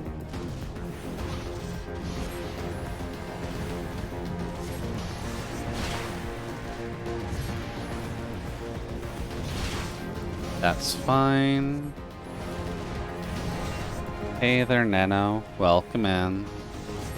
Hopefully the ads weren't being too rude to you. I guess I wasn't really following my usual do ads every hour thing. So that's a whoopsie on my side. 6 seconds isn't that bad. Okay. If it was only 6 seconds, that's fine. It's when you get into like the minutes area that it becomes a problem. But yeah, welcome in. You appear to be the first. I actually should look into it, but there are systems where people have like a press this button to check in instead of following Twitch's thing for check-in. That might be a good button to add on stream. It'll give people a thing to click on.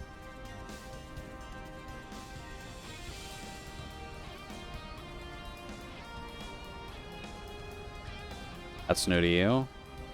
I know there are people who don't necessarily like the fact that Twitch's system as a whole can kind of unilaterally fuck you over just by either having the streamer's internet go out for long enough where it just cancels that point in the stream and you have to start it up again. That would end up breaking a streak. Thankfully on my side that hasn't happened in a while, but if the streamer makes a small mistake or their internet just hates them, that can just break someone's streak, and for people like dedicated viewers that get into the hundreds, that can be a bit of a problem.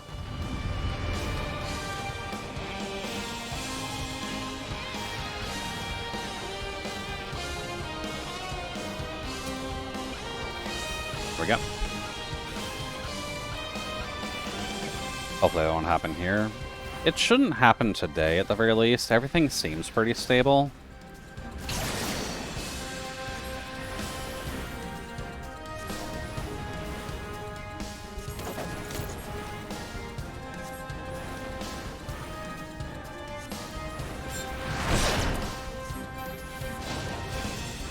Okay, I did hit. But how's the potato garden? So far, so good.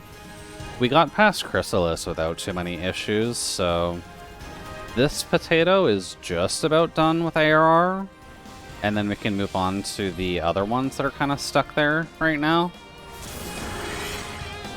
Kind of thinking I'll do Monk next, if only for the fact that it's Monk, but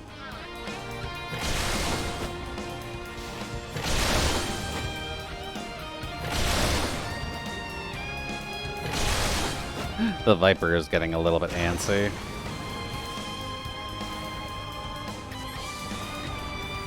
But yeah, slowly but surely getting our leveling done. It admittedly is a relatively good place for just idle chatter while I'm doing this as well. Admittedly, it probably would be a good thing to actually mention that, because saying that I'm leveling like 20 characters concurrently should at least be a relatively good signal to anyone who knows at least a little bit about this. That, hey, you can join in here.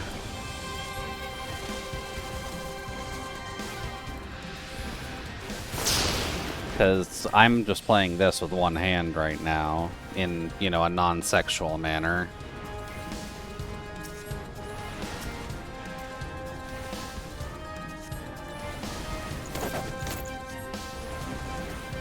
So you can at least get a little bit of multitasking going here.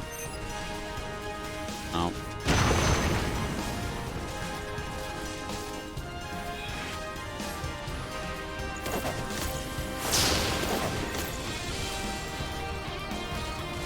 That's the button I needed. I have to hit that one to regain mana. Then I can go back. Thank you, brain.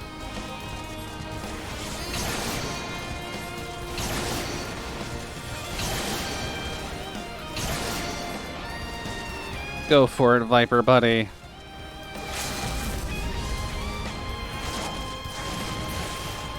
There we go. You're raising horse with the other hand. No, I'm admittedly just resting the other hand because that's the hand that hurts at the moment. I'm technically doing Arc Knights in the other hand at the moment, but that's kind of a neither here nor there situation. Technically speaking, I could be doing anything.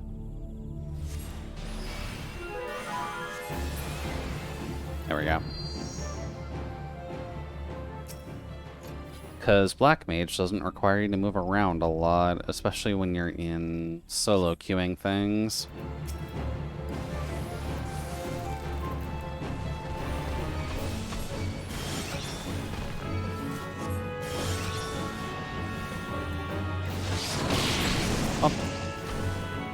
Although I technically could do horse. I can at least say that the Kita-san banner didn't really treat me super well, which I'm not totally surprised about, just because my luck stat is pretty poor in the grand scheme of things. There we go. I'll just take care of these while I'm here.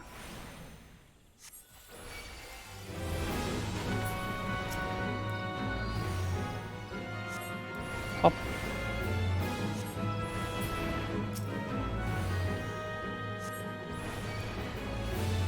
And you. There's the hunt log.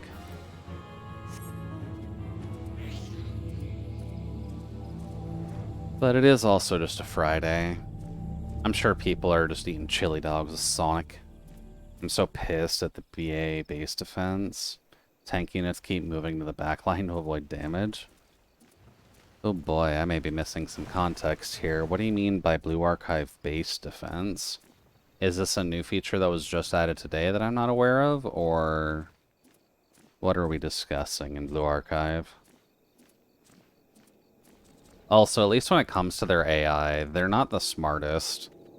That is admittedly the main complaint I have with Blue Archive's just general AI purposing for your units, is that they really just don't understand how to move.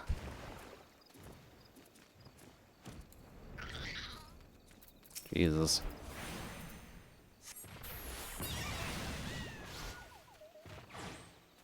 Nice.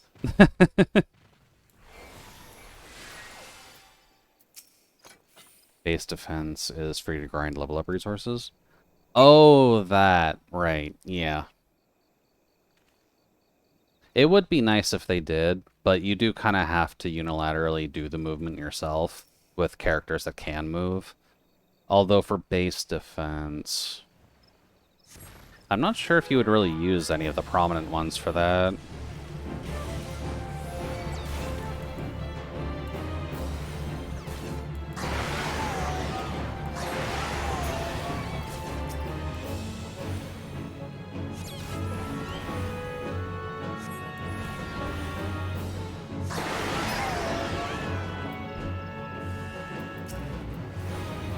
There we go.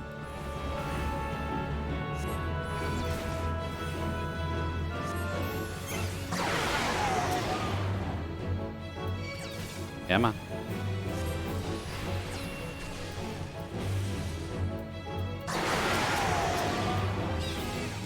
Get you. Come on, smack him.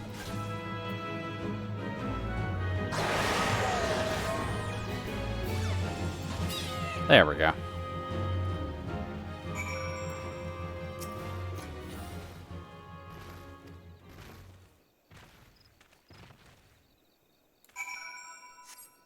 Alright, there's one chain done.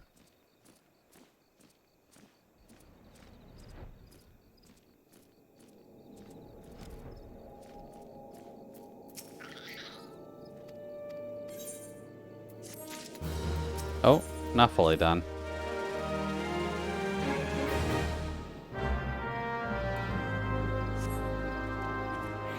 Right, he needs to go into the forest. Sorry, buddy. All we're gonna find is boar meat. Makes for good stew.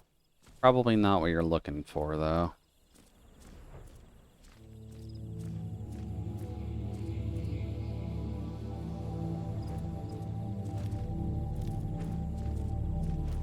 Okay, hold on.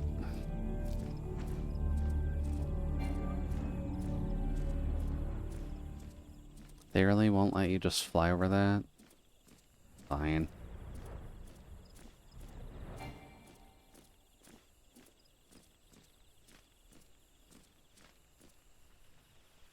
Blown through so many trees, you'd think I was a dryad.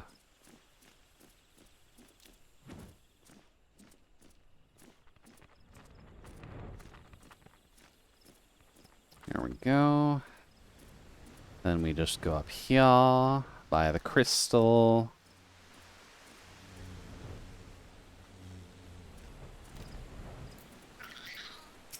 Yeah, BA AI needs some improvement. It does, unfortunately.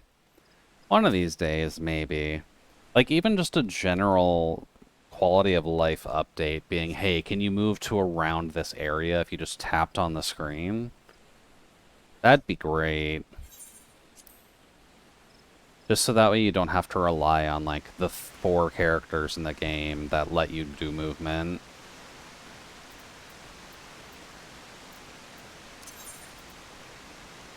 You are Arcanists. Always fight on 2 sides in every base defense round. Oi.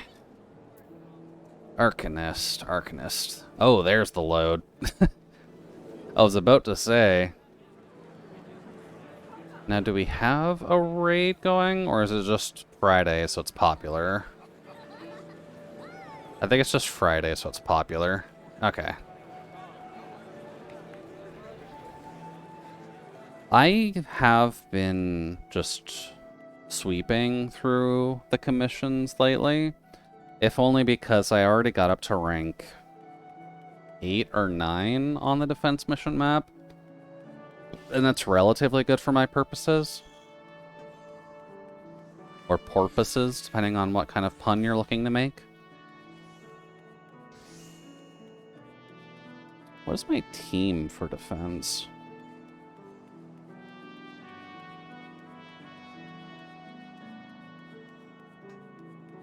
Not even sure if I have a great team for it, but it at least got me to rank 8 or 9.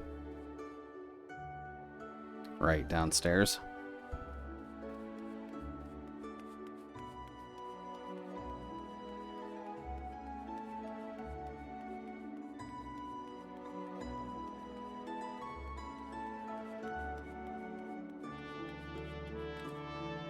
Come on. Hi, Tataru.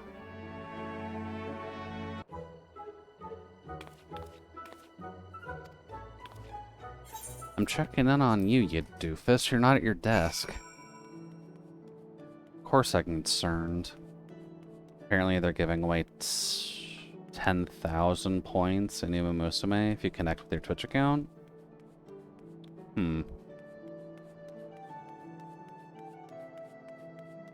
I had never actually figured out how to link to the Twitch account. But they had been doing a lot of, like, drop party things for Uma Musume, so it's not too surprising.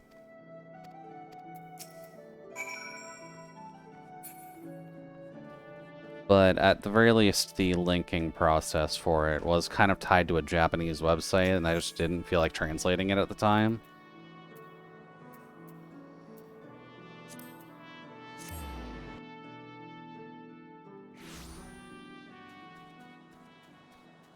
Alright, Tataru, I'm coming.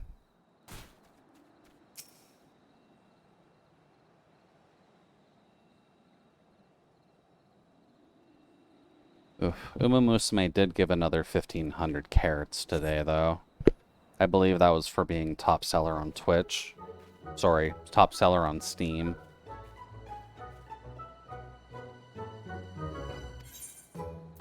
Up.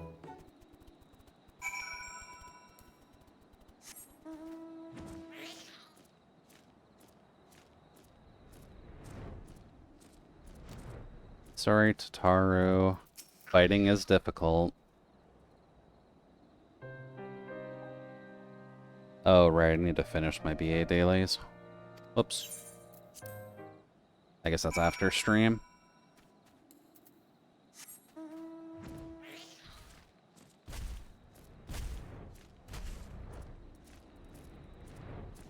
Oh boy, brain's tired already.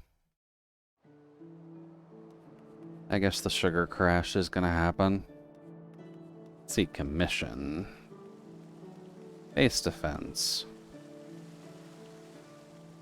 Okay, yeah, round 9. Does it show who I last used? Alright, so for base defense right now, I'm using Marina, New Year, Aru, Misaka Mikoto, and Sumire? as well as Makoto and Hanako for support. There's an argument to be made that I can probably get rid of Sumire to just make my team a little better for that, but base defense is tricky, so... What stage? Technically 10 now. I was able to do 9 without too many problems, but I did need to get a little bit of manual control to finish 9, so I'd imagine I'll need manual control to do 10 as well.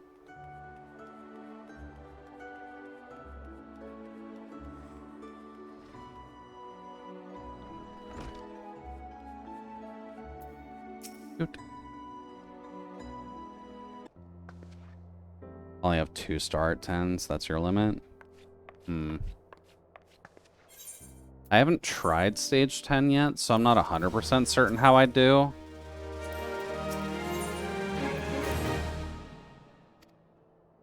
But maybe one of these days I'll try it.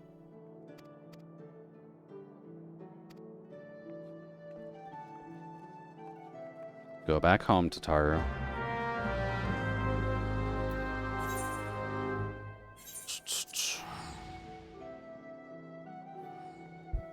Oh yeah. I know you mentioned you weren't going to do the field exploration, but did you at least get through the quests and are farming that at all?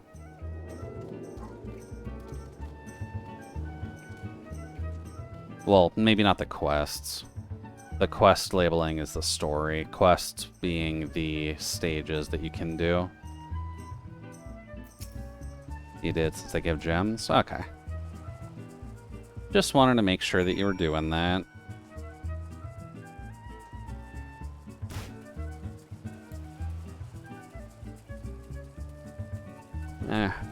Unfortunately, doing the field exploration also gives gems, but it is pretty rough to get through.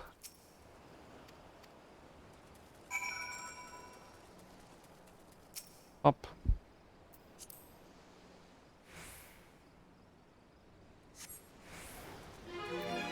Hey, buddy.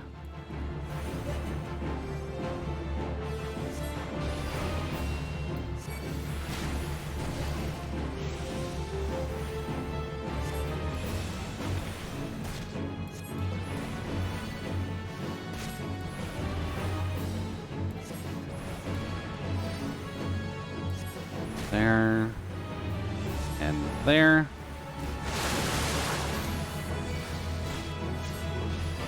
It's fine, Tataru. I've got this. Just trust me.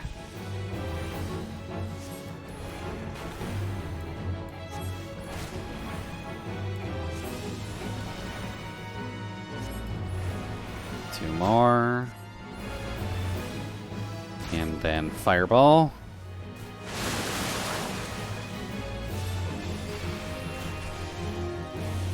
And done on this. Cool. I think they put a gigantic spoiler warning before I got into field exploration, so I'm staying clear of that. They did do a spoiler warning. I believe it was in mention of Chapter 4, so I'm not sure if you're past that point or not, though.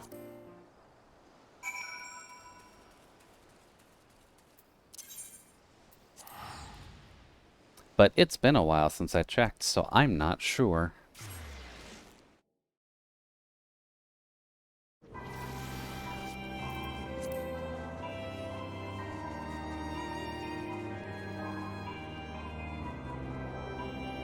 To Chapter 4? I remember seeing a warning for Chapter 4 when, at least, thinking about the past week or so of playing Blue Archive. So I'm not 100% certain on that, but it's realistically something you can do, since it is just focusing on the maid group and the Teacup Society going to visit them.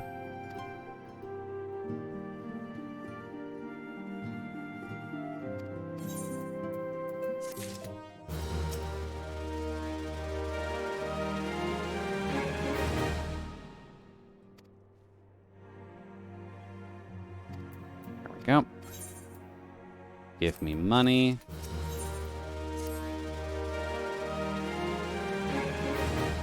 I guess Blue Archive for me now is just going to be back in saving mode since I needed to shell out a lot to get Asuna. But nothing's really on the horizon, at least that I can tell. I don't think the characters that I usually follow are getting alters anytime soon, and I doubt we're getting a rerun for the one character I'm missing from the... Crap, I'm forgetting their school name. Arius. The one girl I'm missing from Arius. I doubt that's going to be run anytime soon. I think Trinity is based on England. Yeah, a little bit. Either England or just the UK in general. Or EU in general, rather. You've obviously got the Chinese-based crew, the Japan-based crew, the, like, North American-based crews. Hey, our sweepy boys are here. I guess since I'm here, I might as well see if I can get a level 60 weapon on hand. Yeah, Christianity and British culture. It goes hand in hand. And I mean, you're not exactly going to have a non-British group be the Teacup Society outside of maybe the Chinese group.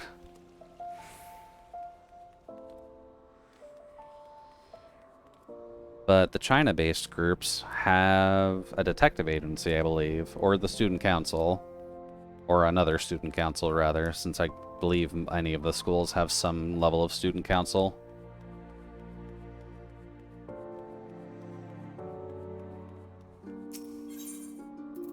Let's see, Black Mage.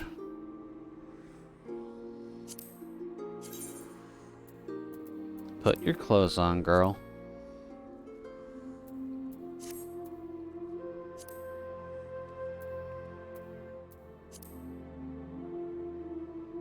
That one's dyeable, so...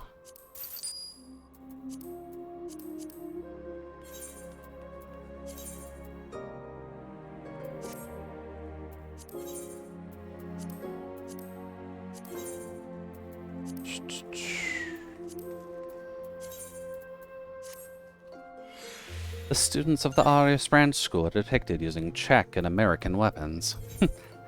Yeah, that sounds about accurate. You're not exactly going to have too many people just whipping out a rocket launcher. But apparently a philosophy of the school is from Arianism?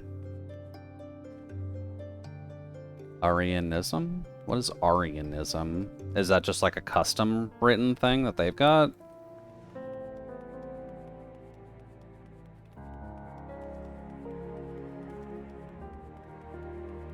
Or am I forgetting this specific Arianism that we would be thinking of? Because I doubt it's like Arianism as in Germany Arianism. I would hope not.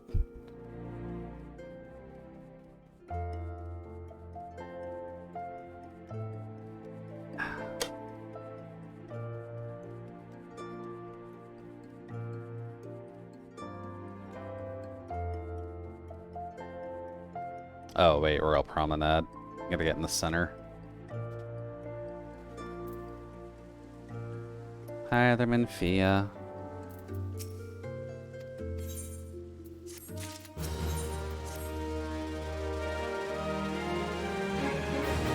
I guess it's worth a check, but who's the character that I like the visual appeal of and the fact that she's a detective dork, but I haven't looked into her crew at all.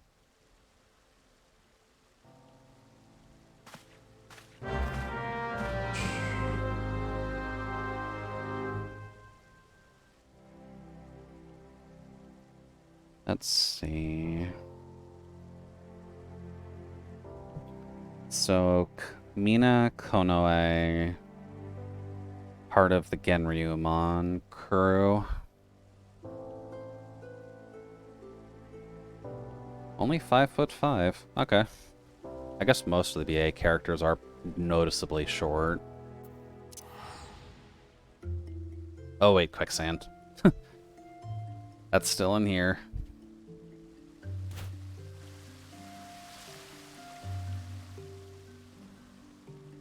put it short, Arianism was a theological doctrine that has some alternative views on Christianity. Gotcha. So we have the Christian group and the alt Christian group then.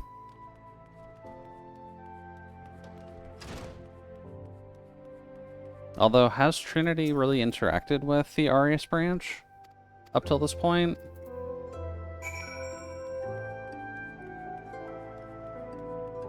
They do butt heads IRL. Yeah, that sounds about right. Okay. It's been a bit since I kind of skimmed through it, so I'm definitely going to be missing something. Dude. I'll have to keep an eye out, though.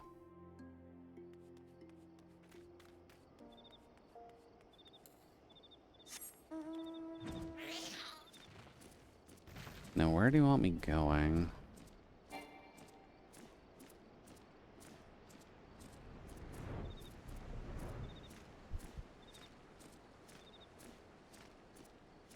When I do eventually look up story, I will have to look into Mina as well. The story that she was a part of at the time was pretty nice, and at least her personal story of just being a noir nerd was pretty endearing.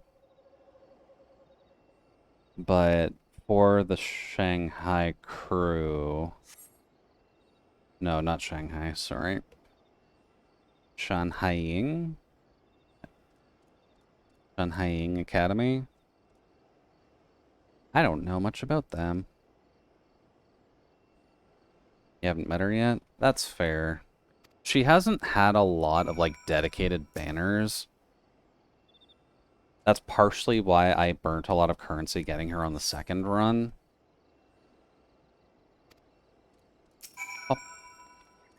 Because the first time her banner came up, I burnt a lot of currency, but I didn't have enough to get to pity and just lost her. And then the second time she came around, I've been saving a lot, so I said, fuck it, I'm getting her now.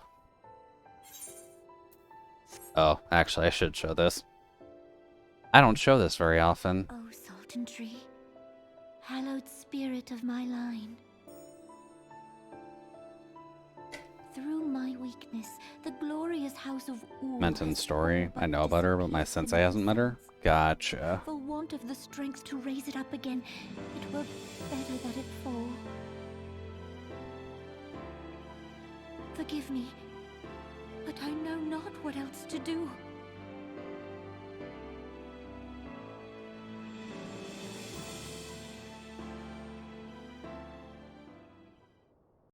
Oh, wasn't her poisoning yet. We're close, though.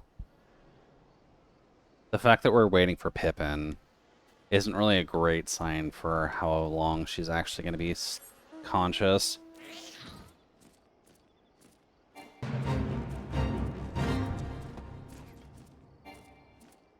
Oh. I guess since I've got BA open, I can just do my dailies on that while I'm running around. I did the initial stuff.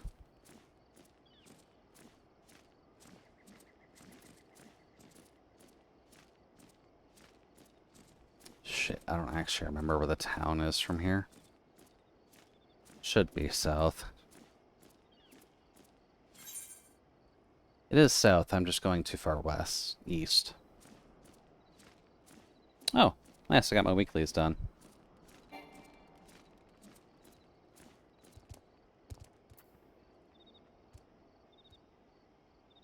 I never pay close enough attention to BA's weekly numbers, but it is nice when I actually finish it.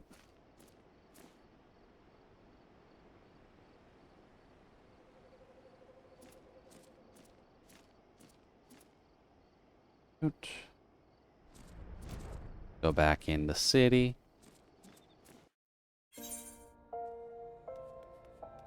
Run back over to Momdi. Or Momdi.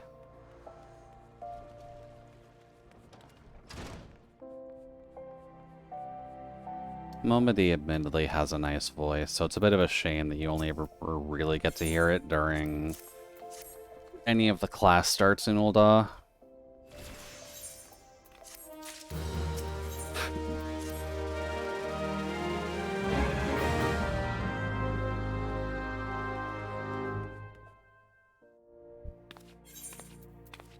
Oh, wait, here we go. You needn't trouble yourself so. Your Grace is most kind, but it is no trouble to me, rather an honor. If your Grace is ready, I shall summon the Warrior of Light. I am. Nanamo is the gentlest potato.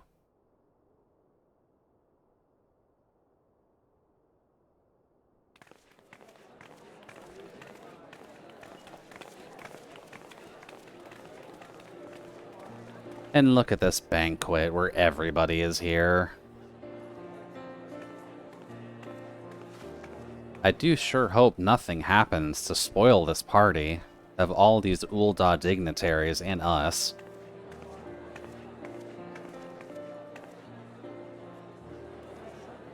I'm seeing Aimi's swim version is coming up after Hanako and the Japanese banners. Oh, okay. I was gonna say, I don't recognize that name, so I'm not sure that's in my list.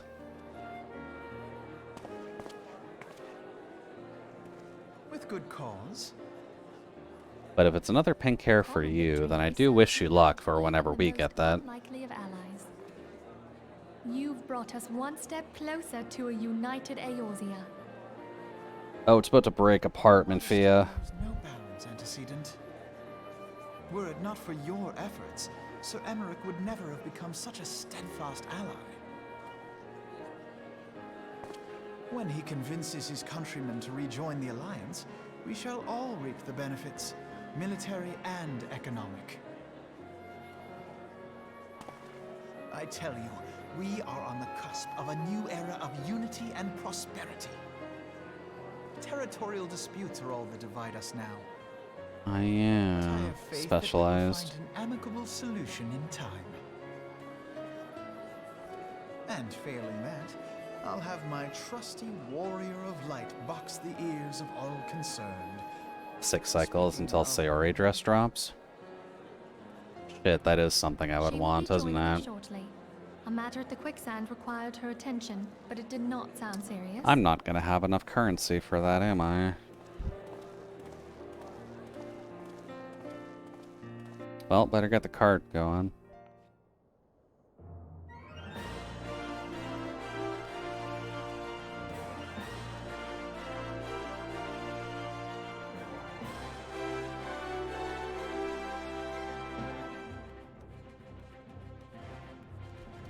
Yeah.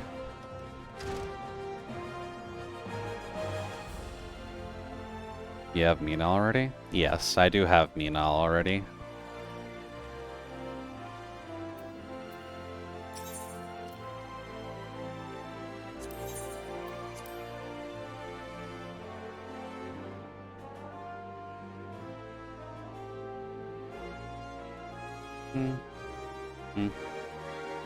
Mina's coming up after Sayori dress? Gotcha.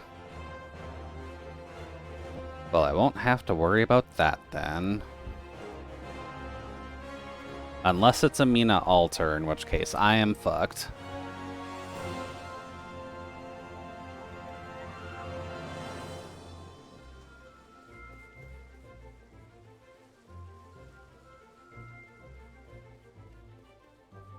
Just base? Okay, I'm fine then. I've already got my noir detective. Oh. Is this the... yeah, several cutscenes. There's one section of cutscenes that I'd like to show, which I believe is this first one. Then we'll skip the rest of them. I do really feel bad for Nanamo, but her position is so fragile in Ul'dah. Your Grace, your guest has arrived.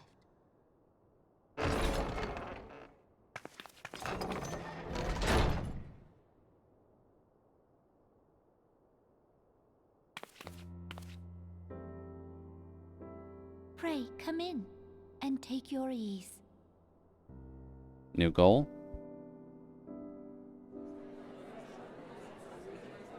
Oof. You have to get these off of Fandom Wiki? Oh. Crap, that is a good goal to go for. Tis well that the steps of faith held against the Horde. I like those two. And what of the city proper? And no, it brought up the image. I don't remember their names off the top of my head, but I do use those two a lot. Our nation yet beats with vigor. I am not certain I could say the same had we not received your most generous aid. An attack on Ishgard is an attack on the realm. Let's see, who are those Stand two? together or fall divided. Granted, I do use them a lot just because there's not a lot of elastic attackers. And those were just the two earlier ones that I got. Such noble words. After the fact. Yeah, Kikyo and Renge. Those two I do use a lot. I had hoped to speak in the presence of her grace, but it seems she has been delayed. Granted, I'm mildly biased since Kikyo uses like a Car 98 equivalent. They're on latest banners, so there's plenty of time to save for them then. Pray allow me to convey Ishgard's warmest gratitude for your part in the defense of our lands.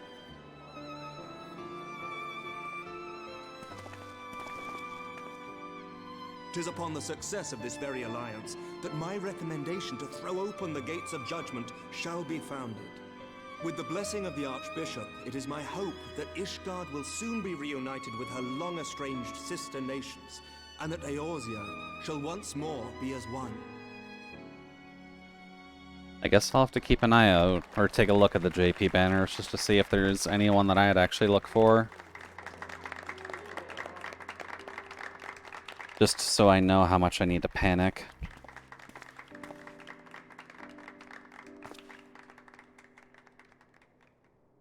Why are you crouching down to his ass to whisper to him? So your list would be Sayori dressed to those two? So far, at least, yeah. Is Artemis? Nothing to worry about. I shall return anon.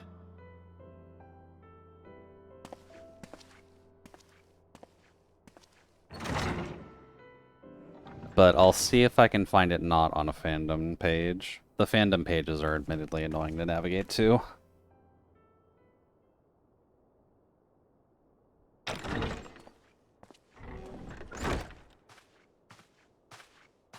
There's one of the main traders.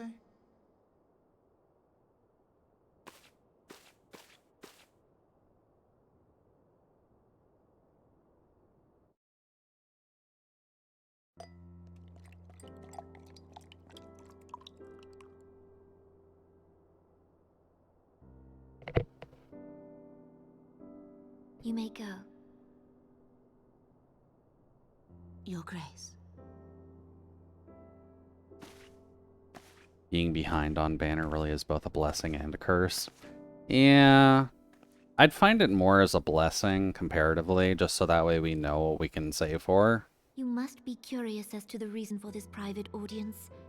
The matter I would discuss, however, will soon make apparent the need for discretion. Oh, it's not the discussion that'll make that need apparent, Nanamo.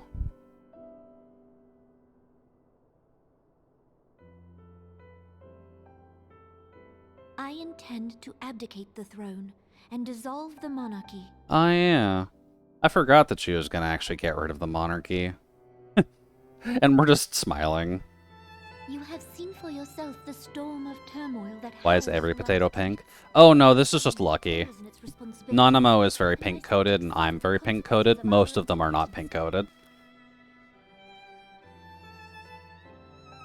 But I will see them suffer no longer. The victory feast shall provide the stage on which I declare the dissolution of the Sultanate.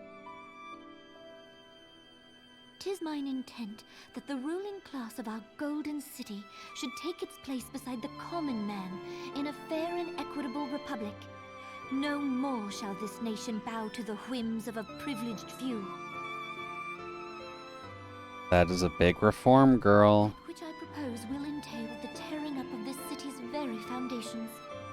And even Roban, with all his strength and influence, will be hard-pressed to keep his footing on such treacherous ground. Thus would I ask you to lend him a steadying hand.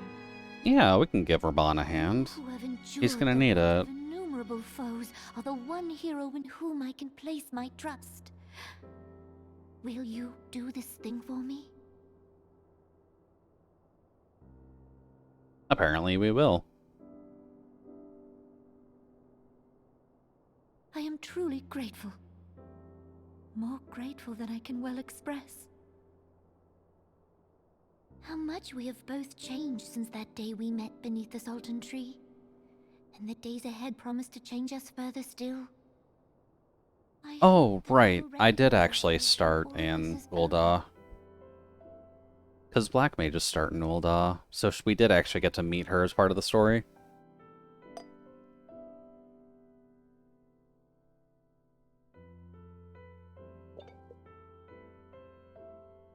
She can take her drink at least.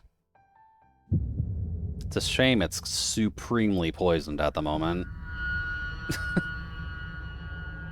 This is honestly one of the first storylines in history where someone poisons the queen to keep the monarchy going.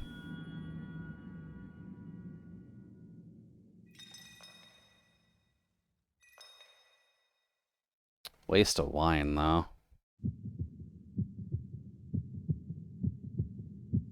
It's a shame we're not a healer. It's also a shame we're not doing anything. There we go.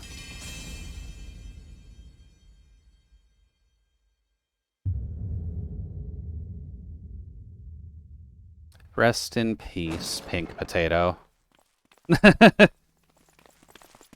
Yeah, and look who comes to the rescue. It's not Raban. Your Grace!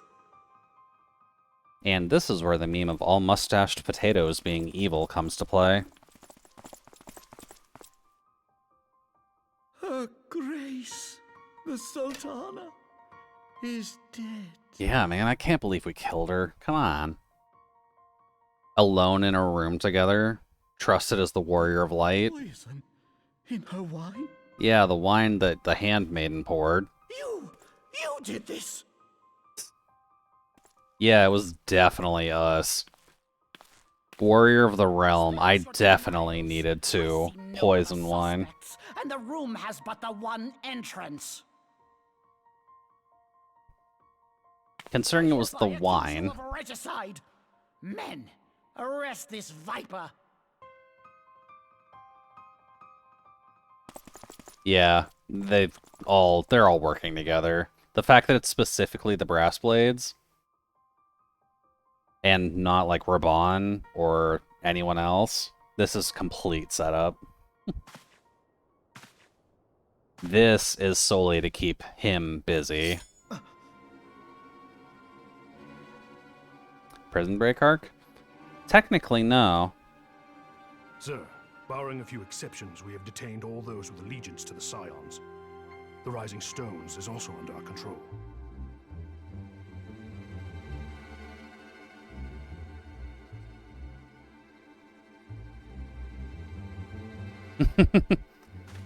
Yeah, this also isn't helping Lalafell's being evil. We've got Iyahase being a ringleader in the control over the Crystal Braves. We've got the mustached guy With this mutiny. just completely going after the queen. Why, that which we have striven for all along, Commander. The salvation of Eorzea. Look at this shit-eating grin on this potato.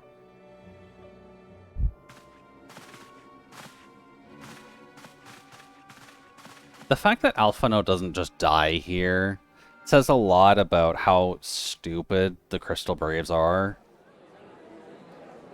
Condensed evil, exactly. And everyone's just chatting away. No problems at all.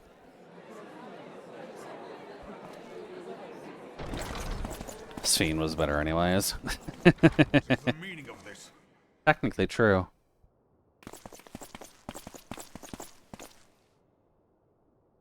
Oh, the Ishgard Knights are in this too. Homeland. This cannot bode well. Lord Commander, we have received an urgent message from the Holy See.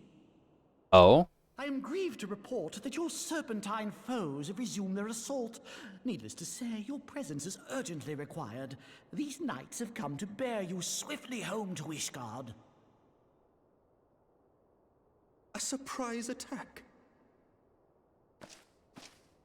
We've had no such word from our men, and the timing is most fortuitous to catch us away from the city. Most fortuitous indeed. Look at this setup. We must away.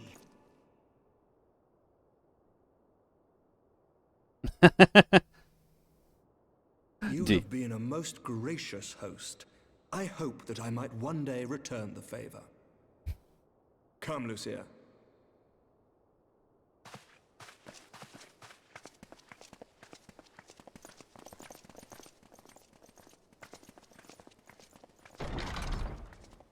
Yeah, you notice how I'm not in the room yet?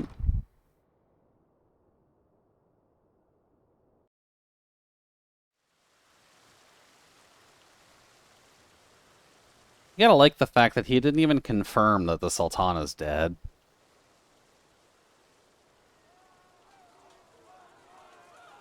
Whatever is going on in there? Chaos, Thancred.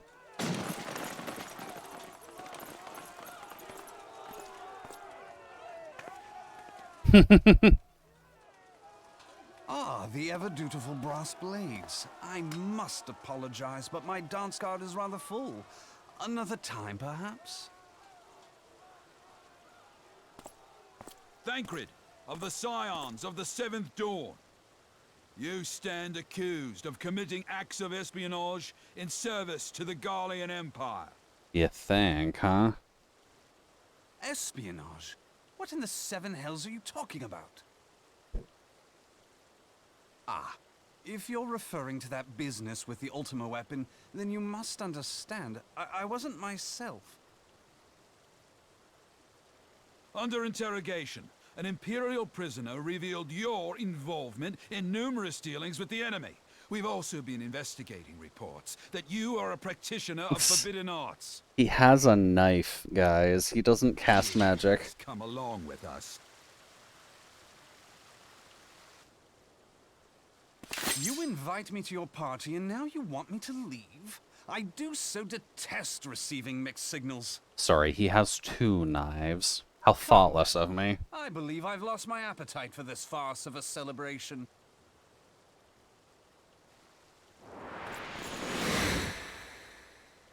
Thancred Rogan time, baby.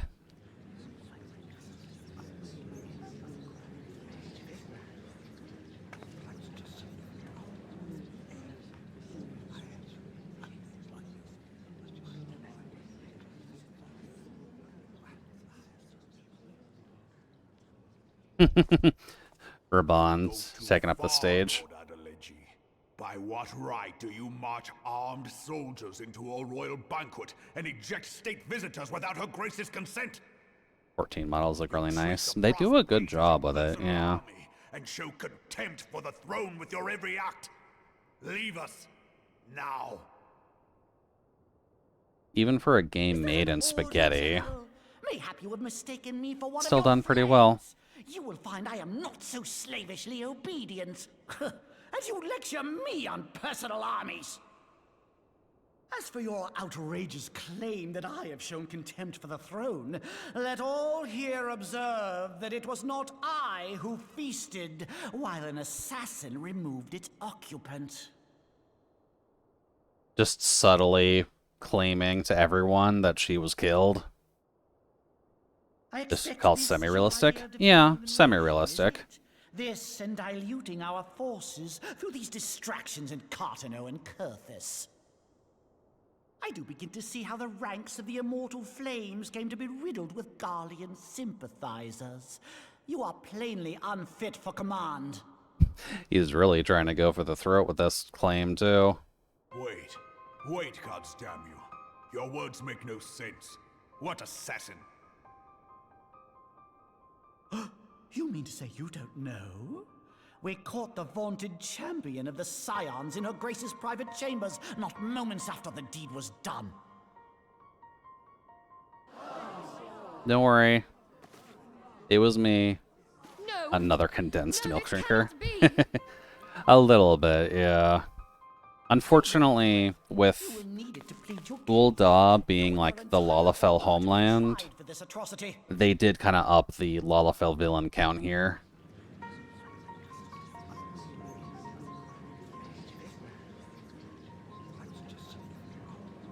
Our potato isn't quite the villain, at least. Bring in the prisoner.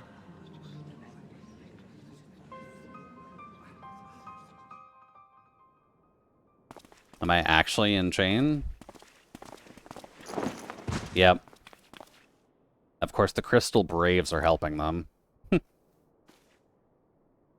This woman stands accused of poisoning Her Royal Majesty Nanamu Ul'Namo and his suspected accessories to the crime. All members of the Scions of the Seventh Dawn will be detained for questioning. They're doing a pretty good job of this, at least. What a pity. Who'd have thought your tale would end like this? Subtle, Ilberd. Should you demand further proof, a vial with traces of the substance used to poison her grace was found upon the assassin's person. Oh, yeah. That vial that I picked up at the train station.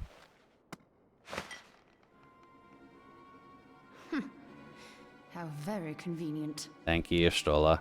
You would speak of convenience? I didn't poison the queen. I'm pink too. Celebration. A diversion which presented you and your confederates ample opportunity to commit the crime, and a crowd within which to fade from view. A more convenient occasion I could scarcely imagine. How dare you! After all we have done for Ul'dah!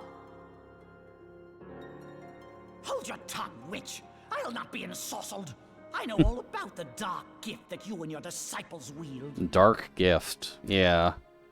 Oh, yes. I've observed how you worked upon the minds of the Alliance leaders, bending them to your will. Don't worry, guys. We have the source. It allows us to hypnotize people. Relationship with Sir Emmerich.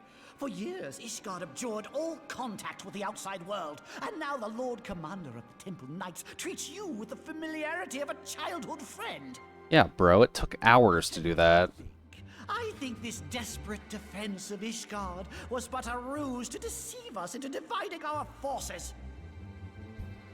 Your next move will be to charm your Kurthan allies into invading our lands. No. Now that is truly ridiculous. Thank you, Poppy. How do you even think of this stuff? She cannot be dead. Sorry, Raban. You failed. Stand aside, Ilbert. I want to see the Sultana. Spare yourself the pain, brother. I saw her with my own eyes. For a mercy, the poison took her swiftly. Her handmaiden can attest to that. See, that's because the handmaiden made the poison.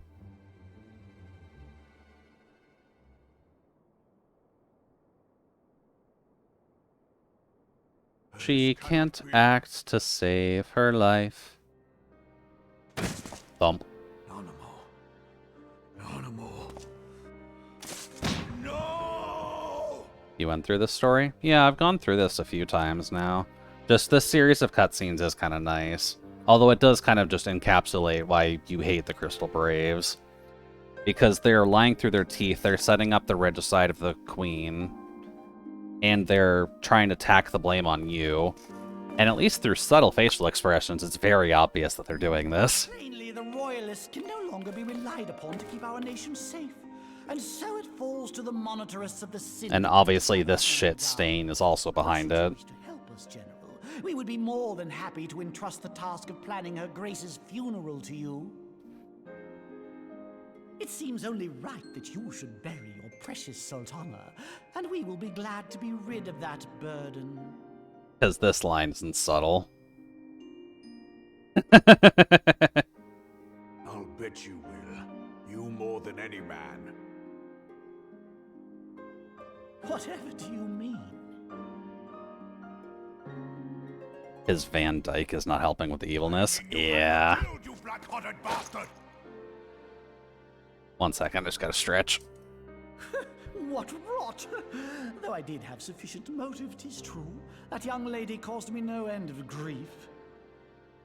She always was a most unwilling puppet. I dare say her grace was grateful that someone Like, thought to cut her. how can you believe him after this speech? Bro is not right in the head. And he's clearly just taunting Raban. Then mock her from hell!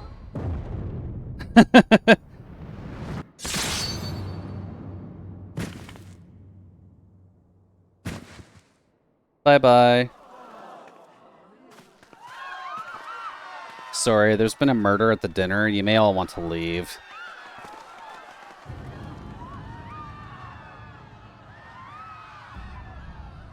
To be fair, he is the Raging Bull. Now everything is worse. Yeah, he did fuck up here. He probably shouldn't have just outright killed him.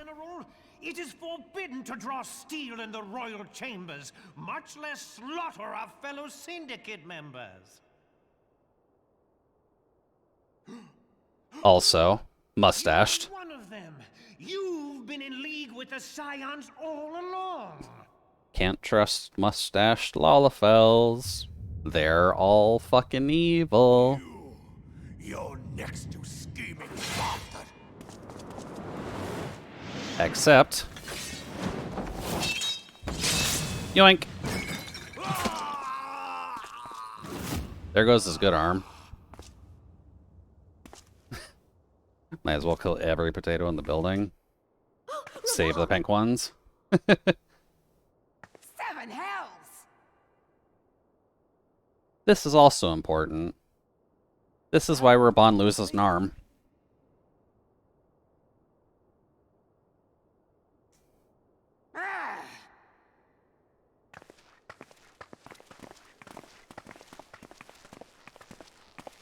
Yeah. This is where you basically just get the finger pointed at you, being like, ha! Sucks to suck. How unlike you, old friend. I did not expect to take your arm so easily. Take the Scions into custody. They have conspired to commit regicide. And I'm trying to remember if there are any other pink ones here. And arrest this traitor as well. Gets his arm immediately cut off. Go to jail, fuckwad.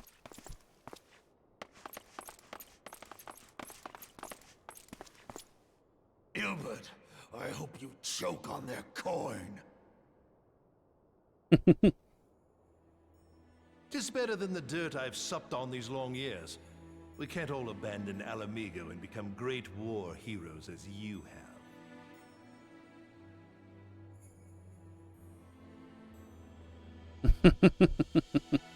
You are not the man you once were, Raban.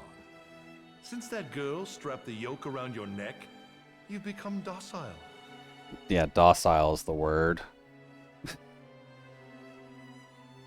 She took the mad bull and cut off his balls.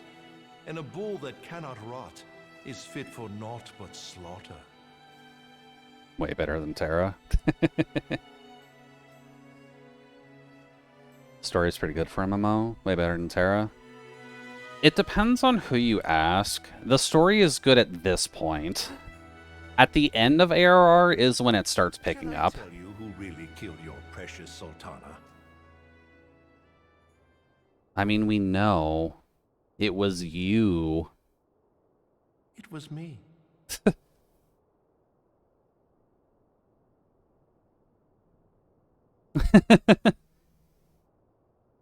Come on, Raban. You die! Look at that face. Yeah, they've gotten into lighting now. You know when they're fucking with lighting that they're having a good time.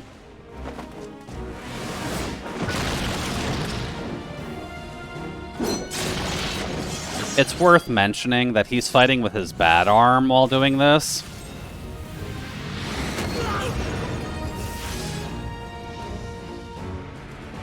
while he's dealing with the suffering of having his arm chopped off.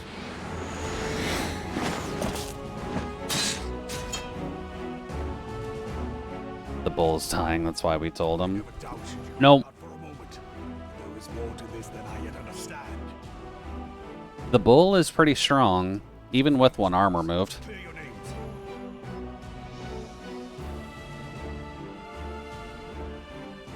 Find out who is behind this plot. It is the only way. Now go! Although, that is a big death flag he raised there.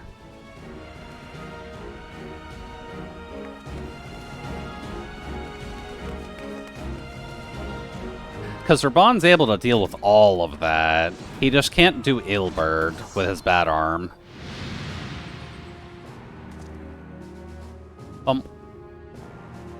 But yeah.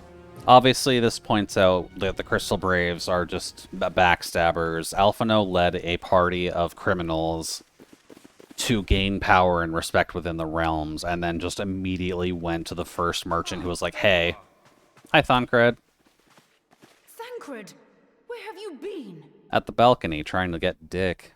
Avoiding the fumbling advances of some very persistent admirers. When I realized the celebrations had turned sour, it seemed prudent to slip away and take stock of the situation. Nice echo. Thank you. 'Twould appear that much of the city is already under tight guard. It occurs to me that expanding the Brass Blade's authority may not have been such a wonderful idea after all. Yeah, the Brass Blades are The success of this plan was contingent also on bought the out. thugs having the run of the place. Just how long has this scheme been in motion? Meant in the game. The careful preparations. They do have fun with the echoes. I am inclined to agree with the General's insistence that a deeper plot exists here. So, would I be right in thinking we now have an excuse to pummel as many brass blades as we like? Unless you plan on pummeling them all, I'm not sure that will greatly aid our cause. A love intrigue. Well, a good bit of it starts now. Sultana's assassination was but one part of the scheme. We too were its targets. And though we did not share Ponanimo's fate, we are yet hobbled by the charges laid at our door. Where now might we seek refuge? Ishgard. Go to Ishgard. We may safely assume that our foe is thought to have the Rising Stones watched. Forgive me for stating the obvious, but our choice of destination will matter little if we cannot secure an escape route out of Ulda. Happily, I believe I can provide one. Papashan once told me about the passages hidden in the walls of the palace. If I recall correctly, the fireplace in Animo's chambers conceals the entrance to a tunnel. Yay, sneaking out through the most guarded room right now. And allow us to avoid any messy confrontations. Yeah, but we have to get to her room first. That's where the body is.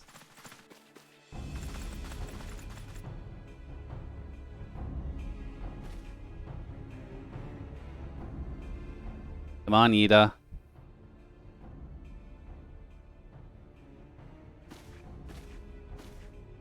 The rest of you go on ahead.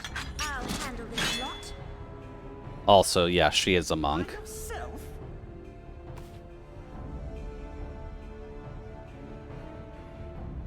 I suppose I shall just have to join you. Thank you, Papa Limo. Please protect your girlfriend. Crystal Braves too, huh? Now this should be interesting. The Crystal Braves are weak as fuck, girl. You got this.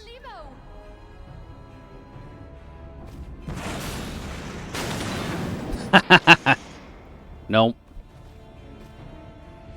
You're leaving now. Hold our pursuers here. Hurry, now. Find this tunnel of Thancred's. Papa said no. Get the fuck out of here. You gotta listen to Papa. Why the heck did the other guys tell the one armed guy Minfilia, we cannot linger. he did oopsies so everyone could get away like this?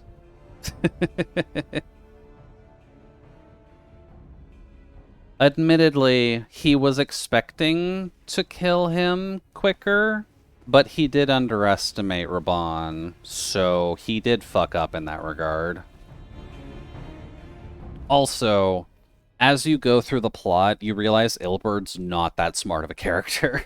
He makes a lot of logical fallacy errors in his plan that you pick up on early on. Because apparently he doesn't think we have ears.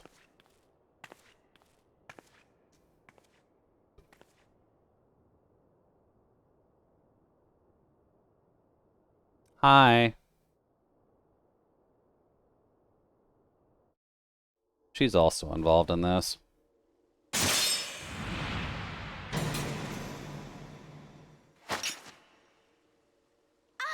Now look what you've done. Damn, the mask is cut. Bomb. I can't believe they only cut the mask. All right. There are just too many of them. I'm fine. I could do this all day. How about you? She can't do this all day. Nearing the end of my tether. And more guards.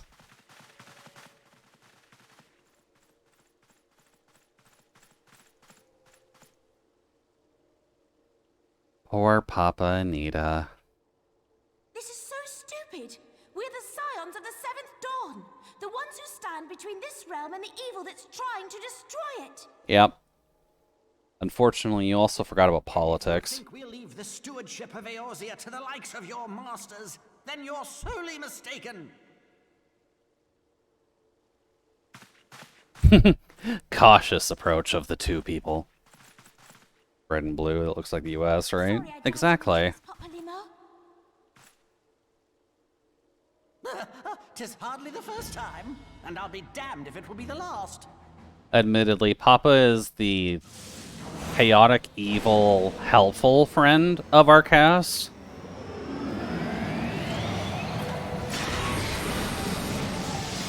So he is also evil, but he is at least on our side.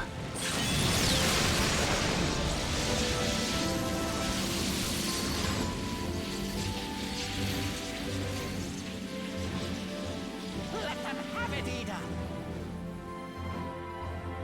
Punch fight, let's go.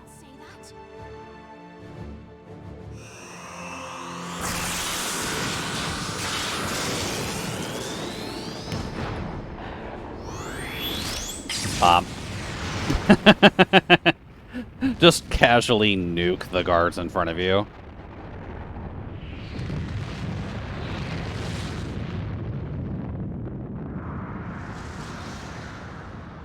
Wouldn't you like to nuke people with a punch?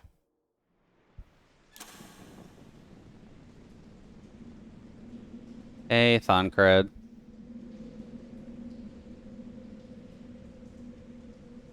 I guess we somehow got into her bedroom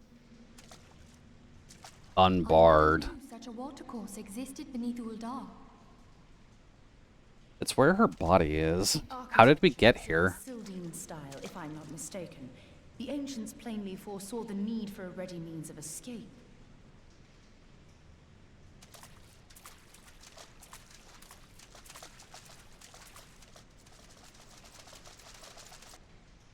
Oh.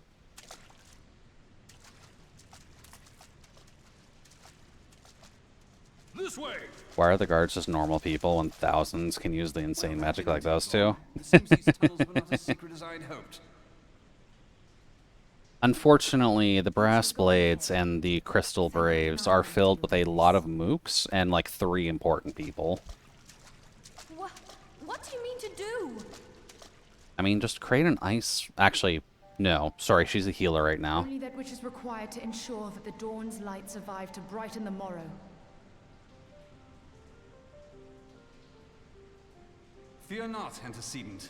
You haven't seen the last of these fair features. Thancred still trying to get his dick wet. I'm sorry, Menfia. Also, we can't have Thancred dying yet. He just got his new class. They have to explain that. I also like how they actively look down for Lalafels. I haven't played this in a long time, but the camera does adjust properly for what they're looking at head-wise. The dozen on the left and you the dozen on the right? The odds are not exactly stacked in our favor. Numbers will count for little when I bring the tunnel down upon their heads. Though I cannot say I relish the thought of being entombed with you for all eternity. You wound me. I will have you know that many a maid would kill for the chance to spend forever at my side. Now, may I have the last dance?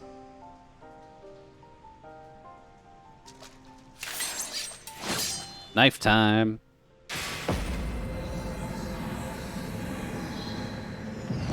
Is that tattoo on every character important? Technically, those are kind of like forever tattoos, in a sense that you and a partner each get one. And it's kind of like if your buddy dies, that tattoo will go away. So even if you're far apart, you can like have solace in knowing that they're still around. That's like the rough meaning to those neck tattoos. It's going splendidly. Now would be a good time, milady. It kind of comes up later in the story when some characters die, those neck tattoos disappear.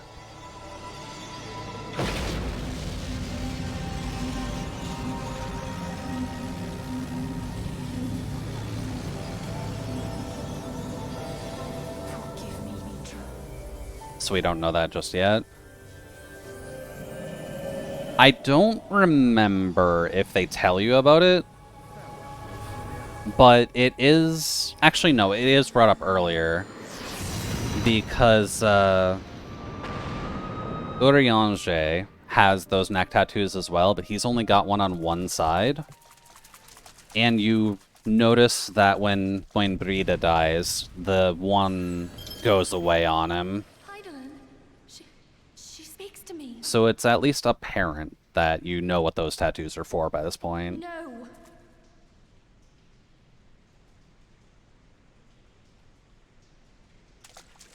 I must remain behind, but you cannot stay with me.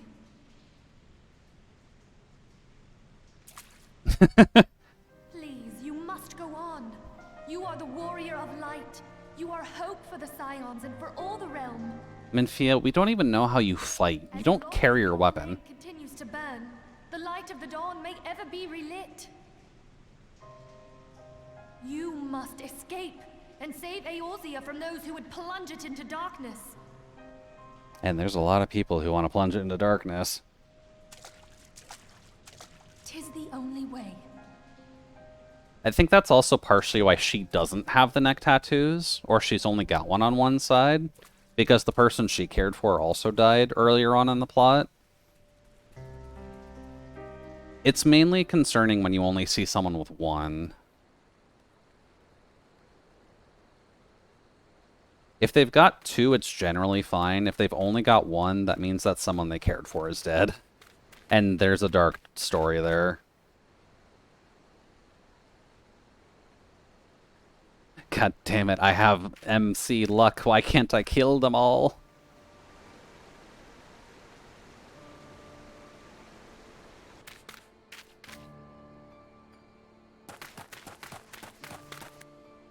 Of course, the baby is still alive.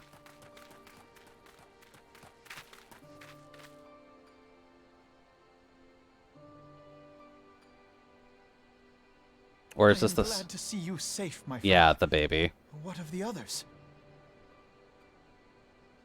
They're holding back the guards. Sorry, dude. Damn that man! Teleji played me for a fool!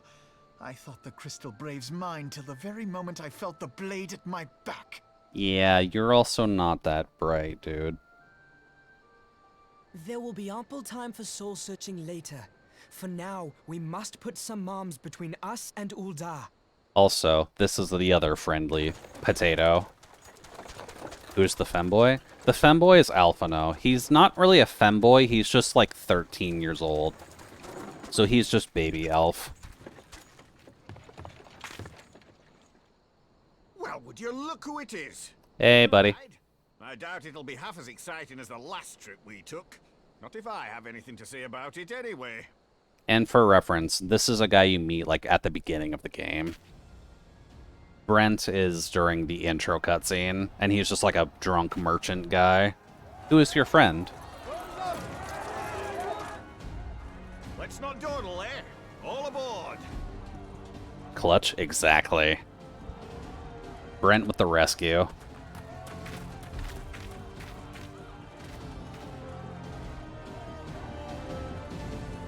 And look at all those torches.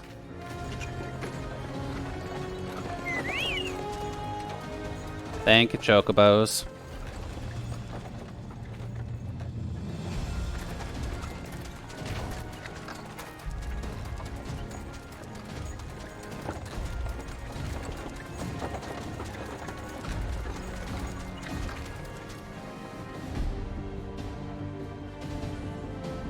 But yeah, Ul'dah is now essentially fucked.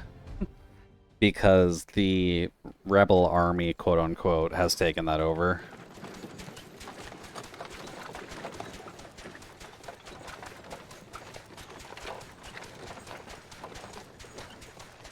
I was stocking up on supplies over in Vesper Bay, you see, when your sister come up and begged a favour.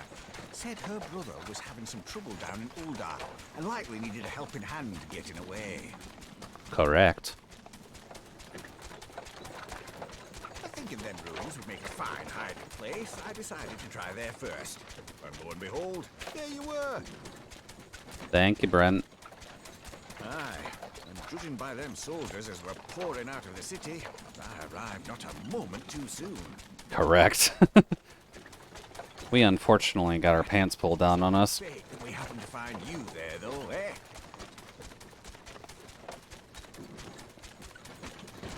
I had thought to look out for Alize, but would appear she was the one watching over me. We got pranked. Such a mess. Yeah.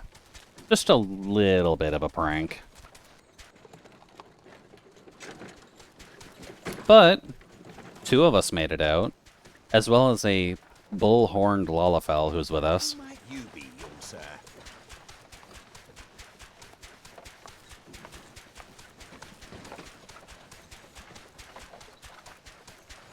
He doesn't have a mustache. Pippin Terrapin, Vice Marshal of the Immortal Flames.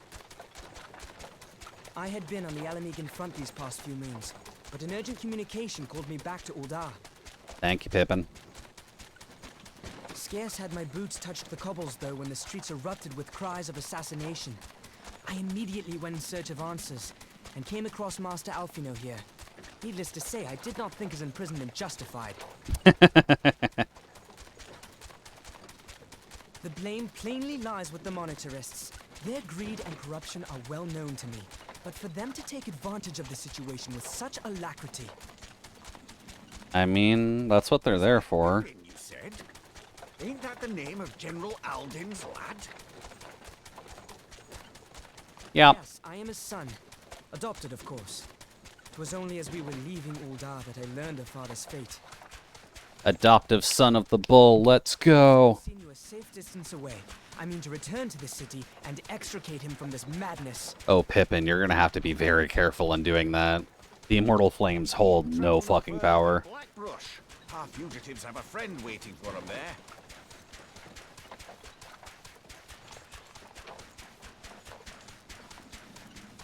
His name is Pippin? Dreamed of bringing Yep. about Eorzea's salvation. Only spelled with two P's total, so P-I-P-I-N. Lalafell naming scheme is, for males, is like A-B-C-B for the guys, usually. So it's P-I-P-I-N T-E-P-I-N, I believe it is. Pippin Teppin.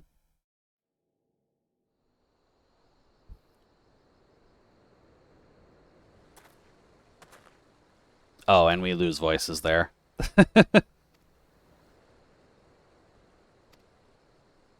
Thanks, Brent. But yeah, essentially Brent sees us off in Gridania in a relatively safe place. And now we get to board an airship, I believe.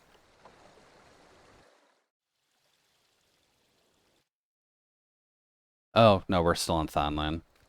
Hi, Pippin.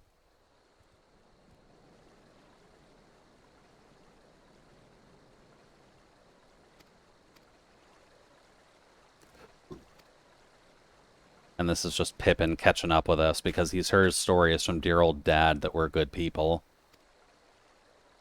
And he's inclined to help us. Oh, sorry, it's Pippin Tarupin. Still follows the ABCB formula, but I forgot what the C was.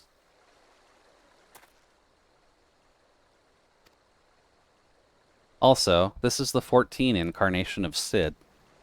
Fun fact, Sid is in pretty much every Final Fantasy game in some fashion or another. They made him a grandpa in this one. A honestly well-built, sexy grandpa, but a grandpa all the same. Sith Lord? No, Sid. CID. Sid is usually some level of Magitech or mechanic in the Final Fantasy games, and has just a reoccurring character that has existed in most of them. And generally speaking, you can just look out for a character named Sid. He's usually older, he usually works on machines or magic or both. I think it would have started in, like, Final Fantasy IV or 5. It's been a bit since I actually checked. Anyways, bye Pippin. Please don't get yourself slaughtered in this civil war that started in your town.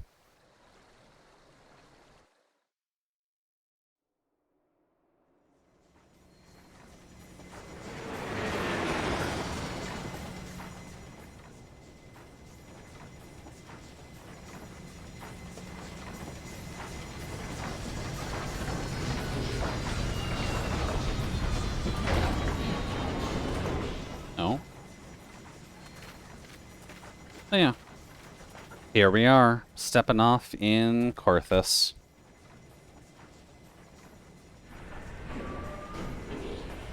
And Sid's gonna take the airship away, because people are probably gonna be on the lookout for that thing.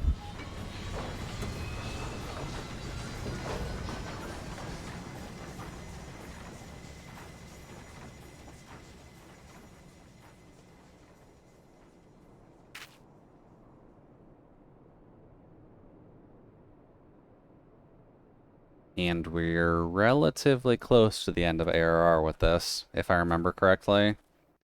Because there's not much more that you can actually do in plot without getting into Ishgard and getting things started there.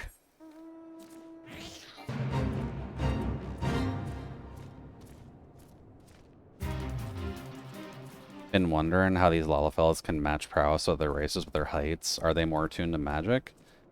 Technically speaking, yes, but the Warrior of Light kind of goes beyond all sense of logic. So Lalafels can be pretty physically strong too. They're essentially just dwarves in the common sense of they're as strong, if not physically stronger than humans, but they're just short. And Lalafels kind of blend gnome and dwarf just to make them comparable to everything else. The dwarves, but can use magic, essentially, yeah. The way that 14 handles it is that the Lalafels are usually the magic-y beings, but they aren't exempt from being warriors.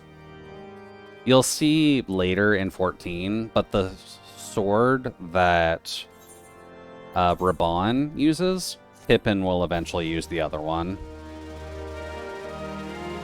Like, Pippin can hold the sword that dear old dad uses to crush mountains. The thing's fucking heavy. Pippin can wield that thing just fine.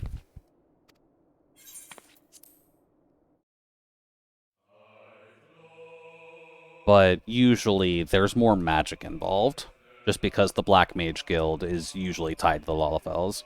So they can be like ants, essentially, yeah.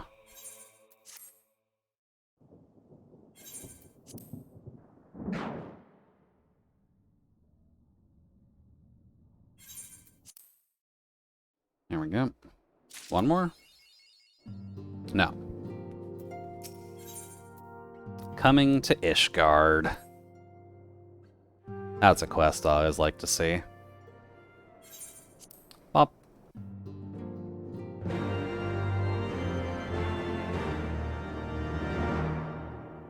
Alright. Harsh font.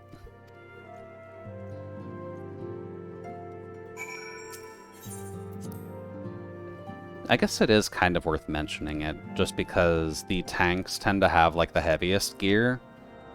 But you can see it whenever you find any Lalafell-based warriors within story.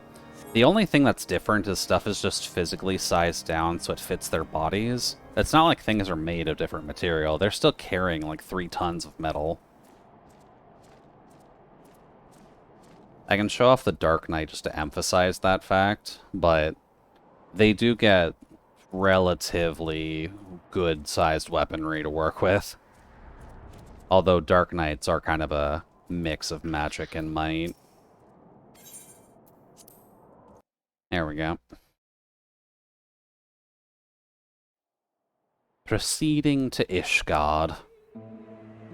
I'll leave this one to play out just because Ishgard is good.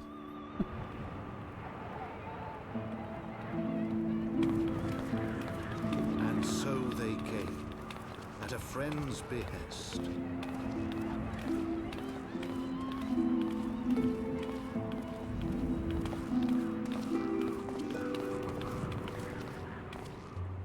Heroes once celebrated as saviors of Eorzea, brought low through treachery, their names blackened with royal blood. Just a little royal blood. Don't worry. Memories of the lost and dreams of redemption, with hope yet in their hearts, they came.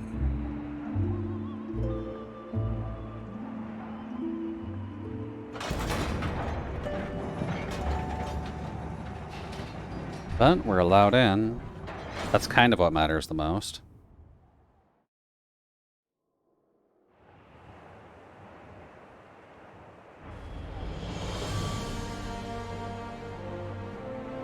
Also, the narrator's good at his job. Shining city on the mount, overlooking the dominion of Kurthus.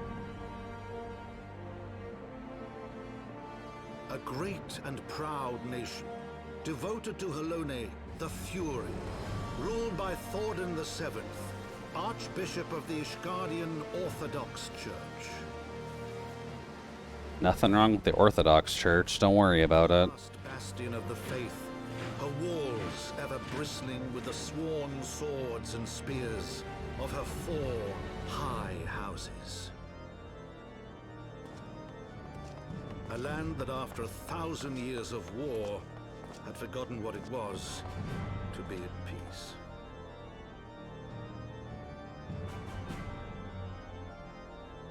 There you go, child. Please eat an apple. Through gates long closed, the warrior of light and her companions passed, entering at last a city whose history was written in blood. And the intrigue still holds strong, even when you start this. War they came. 3 weary travelers, whose arrival would set in motion great change. Though none knew then how great.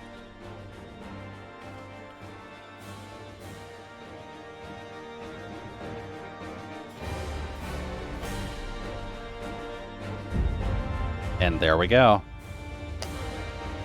Pictomancer candidate is now out of A Realm Reborn. How many streams did that end up taking? Plus all the time I've done on my own. Coming to Ishgard is either the first quest of Heavensward or the last quest of ARR.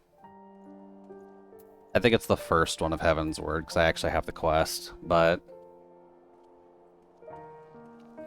this is where everything starts. Seems I just missed the lore drop. You did miss the lore drop of them explaining Ishgard's, like, history. Just a land that's been dealing with war for a very long time because they've had to deal with dragons for a very long time. So the people here are a mix of poor and zealous to the church. And at least classism is divided by the people of the slums and the poor, who are usually, like, down here. And then the people of the church, who are in, like, Upstown. I should probably just grab all of the warp points since this is the first time going here. Sounds kind of like Riften. A little bit, yeah. There's a temple and everyone's poor. You're not wrong. At least when it comes to Ishgard, it's probably similar to Riften in that sense, but they are also having to deal with the dragon fights on top of that. So it's not a great place to be. And that's why the town actively looks destroyed. And at least from gameplay mechanics, that's why the jobs that you get here are Dark Knight, Astrologian, and Mechanist. Being Dark Knight, you are following the darkness within your heart to empower yourself in order to face the challenges in front of you. Astrologian being the high society group that actively looks towards the stars for hope and healing. And Mechanists who are poor and find anything they can to craft weapons of war to defend themselves. Who are they worshipping around here? The church here would be the equivalency of Christianity, I'd say. There's like a central god figure that they focus on here. It's not quite like Christian's god, but it has like a similar monodeity-esque kind of setup. They don't worship like the 9 like we generally do. Does it have a name? It's something the Fury. I don't remember it much just because it doesn't really come up in plot too much. You know that the church is involved, but they don't really talk about their god that much outside of calling it the Fury.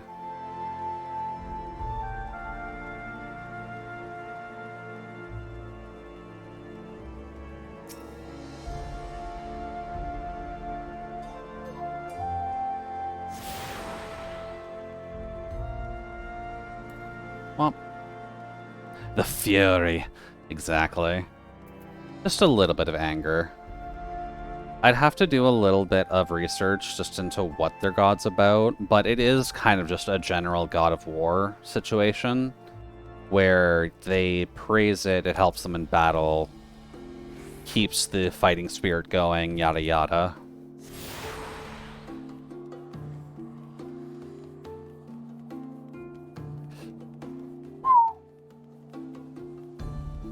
They might need that to fight dragons, to be honest. Yeah. Unfortunately, Ishgard needs a lot of help fighting the dragons.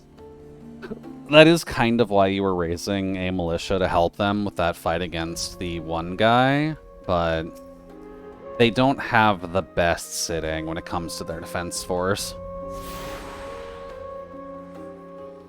And at least when it does come to it, it's a shame I won't be able to do it on stream just because I like the story myself. But in terms of the class story, at least, generally speaking, the Dark Knight class story is one of the best written ones out of the entire game. They went really hard on the Dark Knight story, and people very much appreciated that. And you're saying they're crafting weapons of war? You mean like mass destructive weapons? No, just anti-dragon weapons, mostly.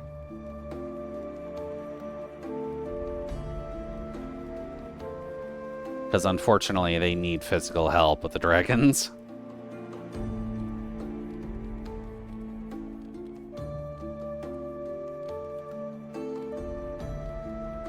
The people who were making weapons for war specifically were the machinists, and they just make guns that help them with fighting regular people and the Garleans. Has it been explained why there's so many dragons here? Not yet.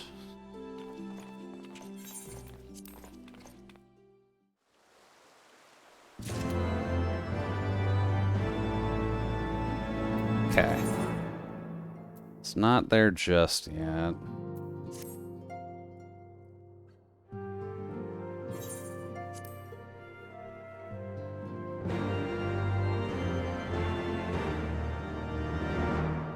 Let me just do a quick confirmation.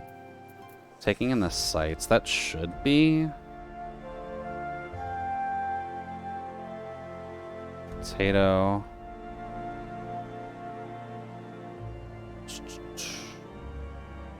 Taking in the sights. Nope, spelled it wrong.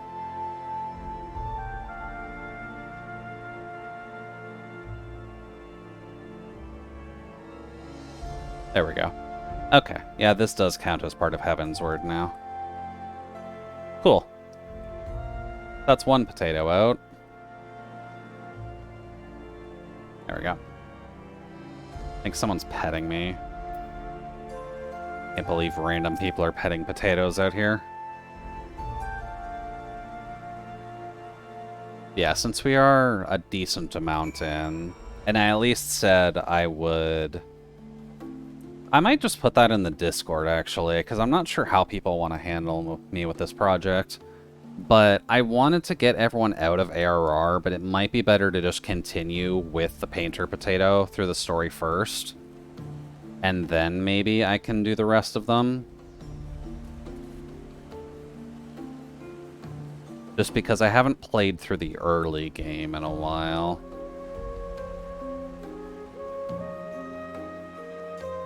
It might be better if I just go through the full story with one of them, and then we can do a little bit of shindiggery with all of them. Also, getting to Pictomancer is going to take a hot minute anyways.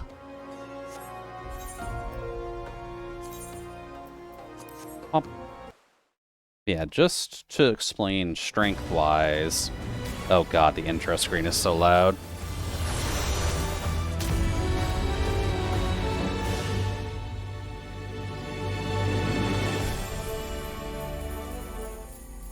I believe Adede is on here? No, Adede is on... Primal, I think. Or Aether.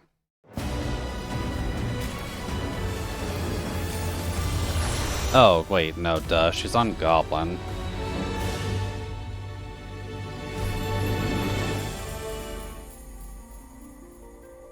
Me still waiting to see Cyberpunk. We'll hit up Cyberpunk soon.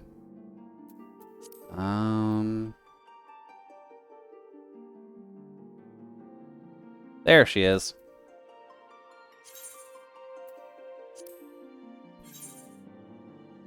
Yeah, this is the warrior candidate who I still have a lot of work to do because I have to get them to level 80 to continue their story. But for references on Dwarven or Lalafelian strength, you can kind of see it here just within the loading screen already. But Lalafels don't have to worry about being weak.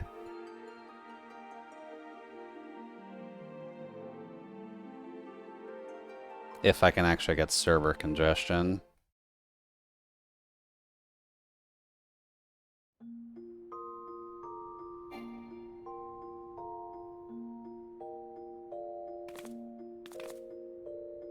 There we go.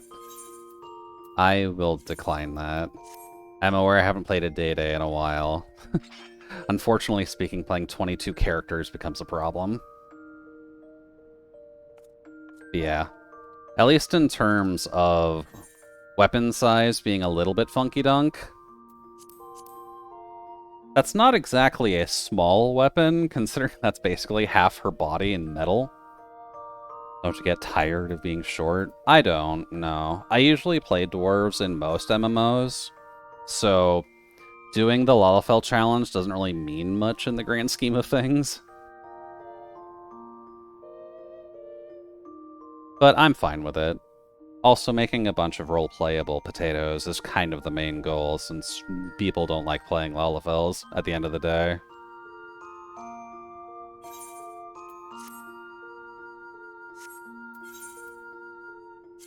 Pop.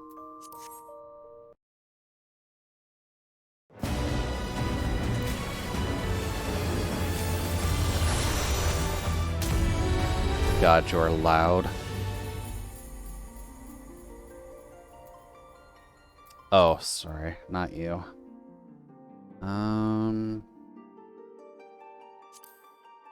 You're the bard.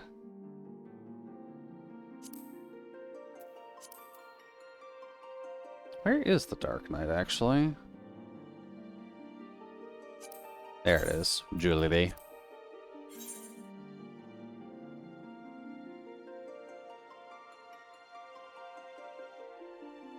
And this is at least the other tank that is fairly far in progression.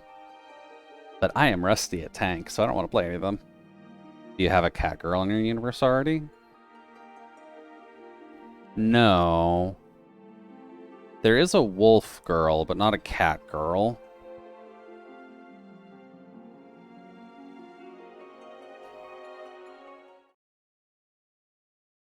This one will also probably get the Returner's Bounty. Yep. Who's the wolf girl? The wolf girl is Katone. If I'm pronouncing it correctly, at least.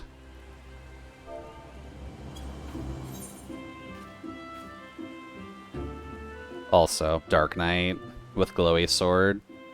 You kind of have to do it. But the wolf girl is Katone. She is a mute character because of a reason that I still need to finalize on, but she very much enjoys music in all forms. If depending on how I do the muteness, she was a singer and then became mute, but she still has a high interest in music for playing like piano, strings, etc. And is just trying her best to like keep herself in that field. But catgirls, though simple, can sometimes be most effective. Yeah, but Katone has been a wolf in plot for a very long time, kind of bordering on werewolf.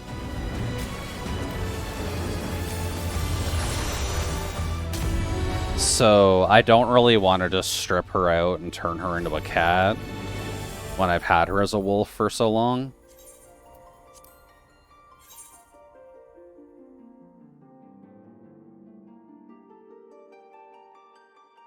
Also, the weapons that she had in older stories fit wolf better than cat.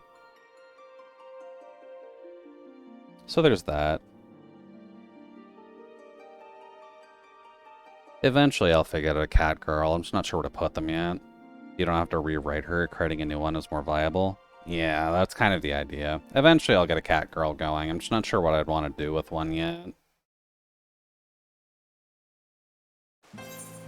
Because like you said, they are relatively simple, but they can do a good amount of options.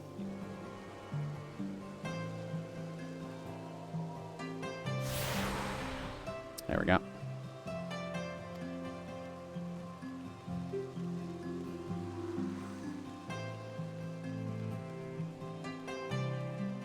Because what would be missing right now? Cat girls, broad, it can be tigers, lionesses, etc. Yeah. I could look for...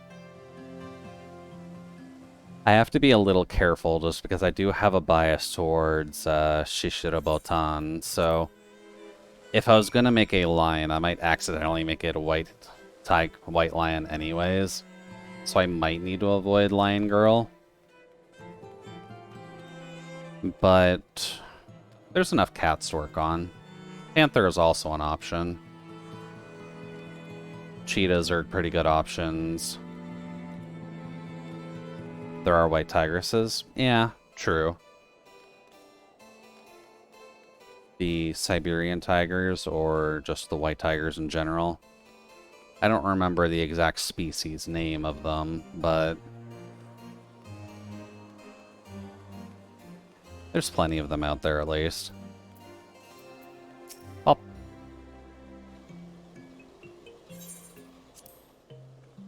Leopards, cheetahs, exactly. So many cats to work with. What is the level 60 range of headgear, actually?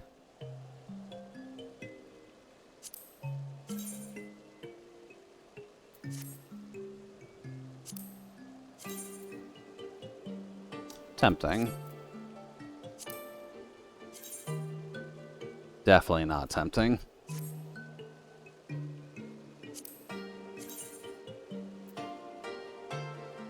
That's barely noticeable with big hair. I forgot that there is just a regular version of that hat.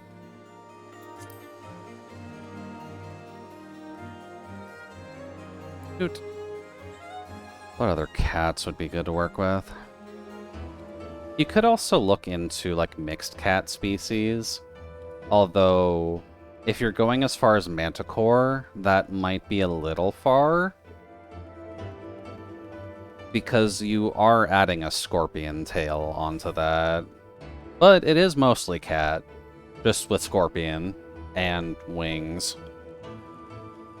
Mixing stuff might make it complicated. Technically true, yeah. But where's the fun in it if it's not complicated? Shoot.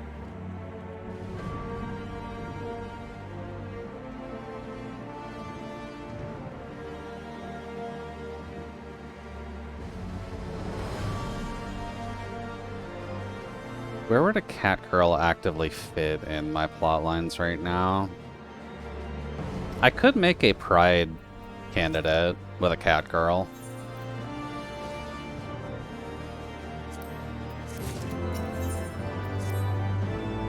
Kind of link it up into Zora's story in the God game. Pride isn't one of the accompanying characters, but she could be a side character there. Because cats are relatively prideful.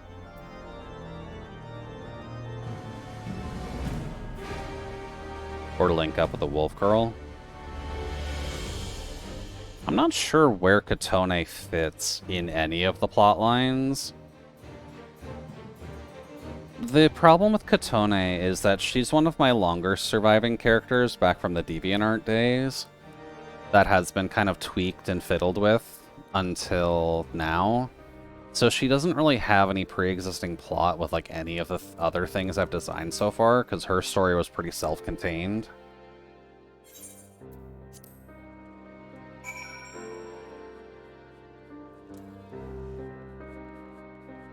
But if we do link up with Katone, then could add into the music theming. Could make a band. Considering Katone is meant to be mute, she could be playing instruments for the band, and the cat girl be like the singer for the band.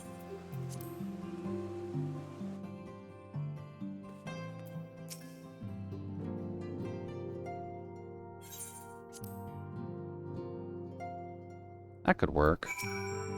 Cats like to play with strings, right?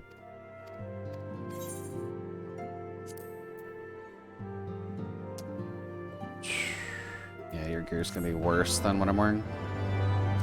We can name the band Paw and Order. I'm not sure if I would give them references to police. Just because Katone's route doesn't exactly lead her to be a good girl.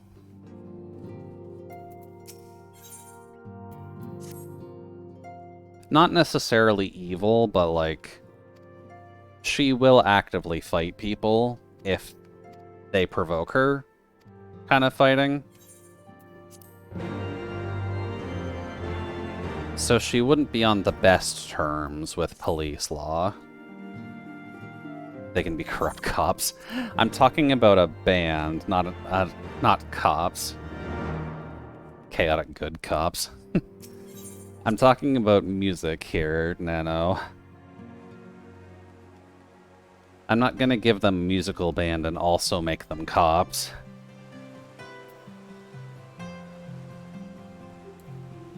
There's a certain level of silly that I'd go for, but generally speaking, if you have an anti-authoritative level band, making them cops on top of that just means they're lying about one side of it.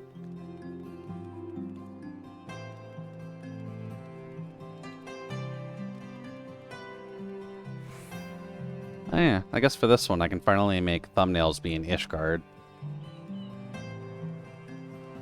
I don't have to worry about that anymore. I can finally get out of Korthus lands.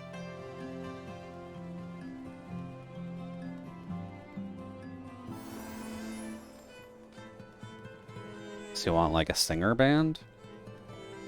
What would you define as a singer band? Just because those are a little bit too generic of terms to be together to mean anything specific. Like Linkin Park? Maybe. I do like Linkin Park, so I could theme it off that.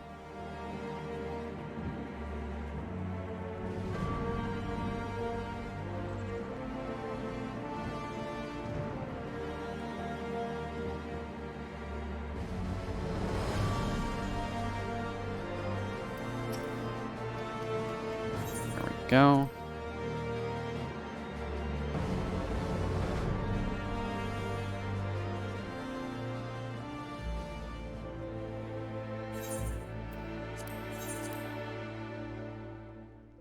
The Western Highlands. Why is there a Viper here? Actually, just a band that includes one or more singers. Yeah, I was about to say, that's like a very generic term. But yeah, the cat girl in the band would be the one that would be singing. Katone would be instrument only. Just because mute. It's kind of hard to sing when you can't talk.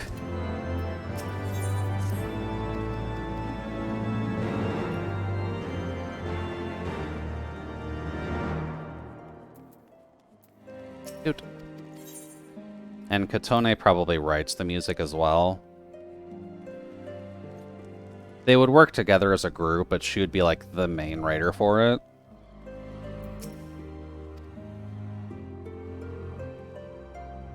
Because she has the best musical skill in the group. You could make them delinquent idols. I'm not sure who I would make an idol, but with Katone being in her late 20s, that doesn't conduce well to idol culture.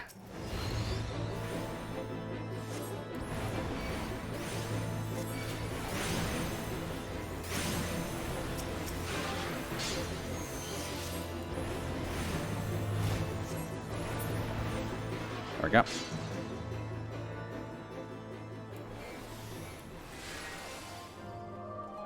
But the options are definitely there. The delinquent idea probably would stick. Just because in early lore, she did kind of fall into a punk attitude after she lost her voice, just because people essentially bullied her and made her lose her voice through very extensive bullying. It was not a pretty sight. I explained it in a very bad way, which realistically should have just killed her, but the thought, at least, is that she wasn't mute from birth.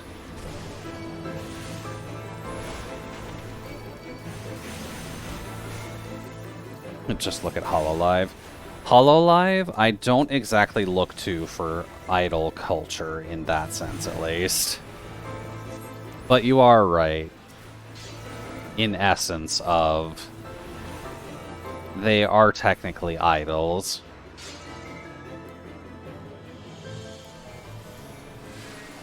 Well.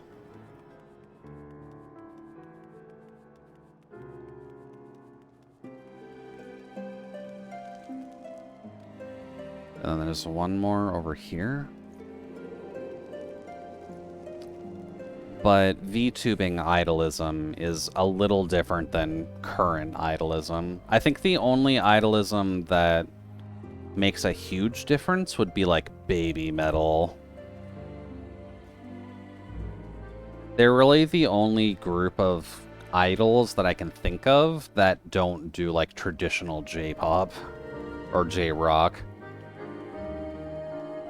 They sing like idols, dance like idols, look like idols. They don't act like idols. To be fair, they don't always sing and dance like idols either. Like on the EN side at least is a little bit more apparent, but... Oh. Fuck that up. On the EN side at least, you have some of them that yes do sing in some idol songs, but like not all of them. And not all the time.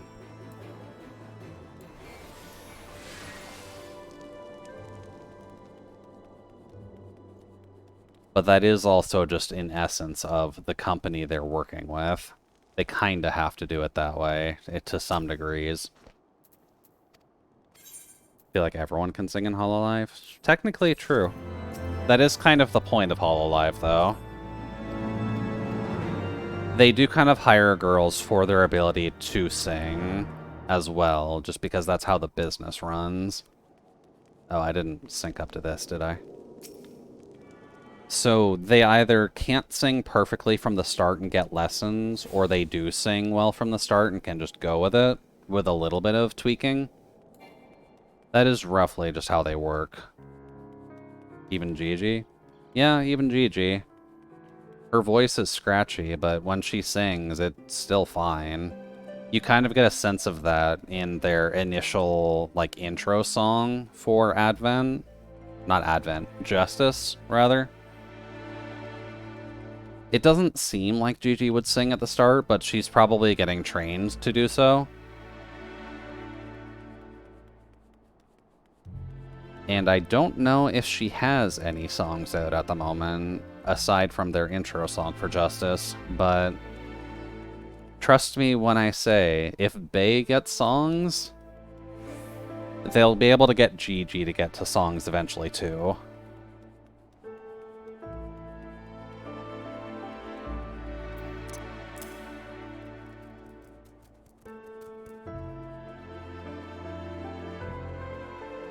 Time is it anyways? 40? Okay. We can still go through a few of these. Gigi's 3D is going to be so good. I can imagine, yeah. Gigi's got a relatively good foothold on how she needs to promote herself within Hololive's environment. So, once she's able to get a working 3D model, then she's just going to go to town with it.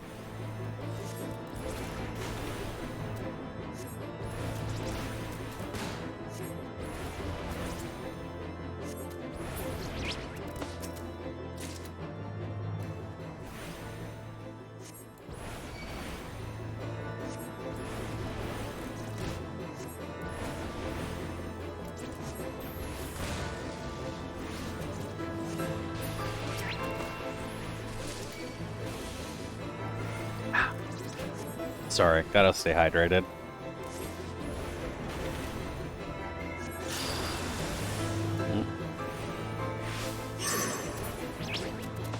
It will be nice once all of Justice actually gets to their 3D lives, just because with them being more roughly the European branch of the company, we haven't gotten a ton of representation for that outside of Kiara.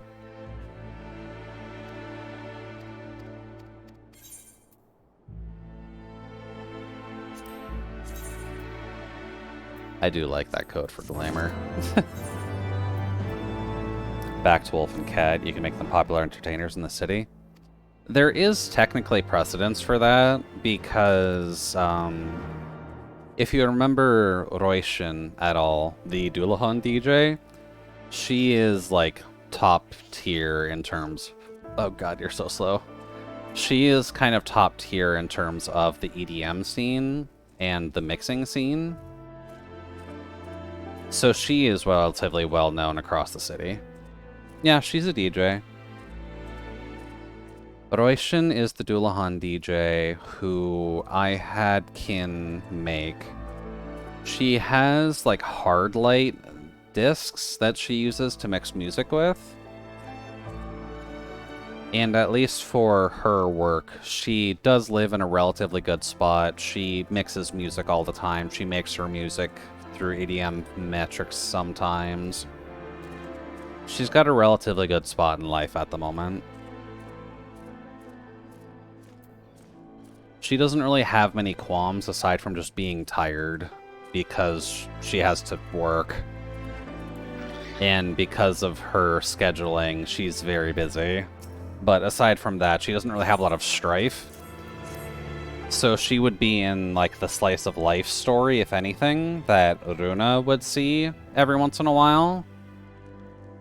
In, like, the corner of her eye kind of thing. Just because Röischen doesn't have a lot of personal connections with most people in the city as it's been built so far. But she's up there. She's popular, so to say. If we do introduce Katone and her band into things, Katone would, like, know of Röischen's existence. So she's sheltered? Yeah, pretty much.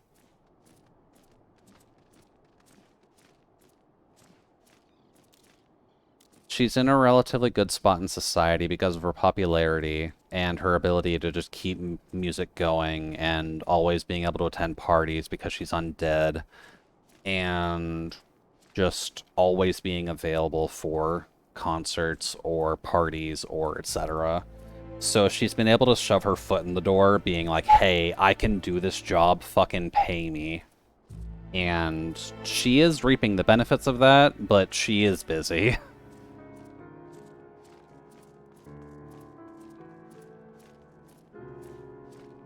Busy, sheltered, and not completely available to work with other characters. At most, connection-wise, she'd be tied to Runa, just because Runa does, like, make spiked coffee to some degree. She's able to get her hands on beans and do some alchemic shindiggery just to make it, like, better.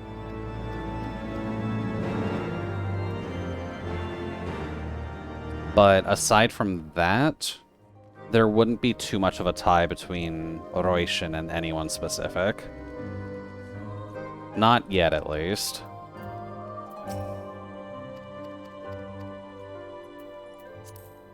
Since she essentially acts like bird in a cage, who is at least getting paid well for her job, but still bird in a cage. People would listen to her music, you would see concerts of her, you'd see videos of her on YouTube, stuff like that. Röischen and the animals could be separated. Röischen sheltered, the animals have a bit more trenches to get to the same position. Yeah, pretty much. So you'd be looking at the top of the music scene, bottom of the music scene, which is roughly how that would go between the two. Can't fly anymore. Shoot. And at the very least, they would work in different genres too, so they wouldn't have a lot of crossover. It's essentially just being a more, here is the high stat marker in the music world that we can look up to. This is what we should aim for popularity-wise.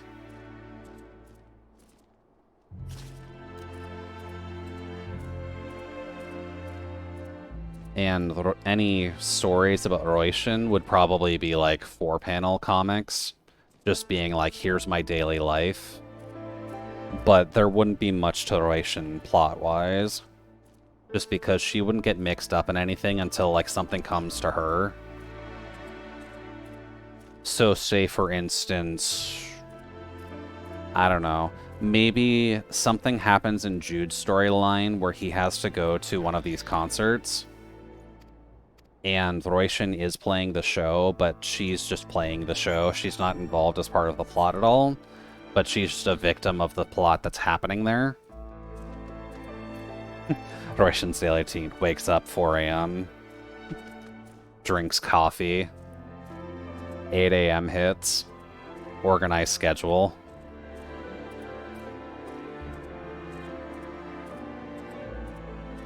Although that does raise a point of concern with Röischen as well. She's a Dullahan, right? So she's undead, technically.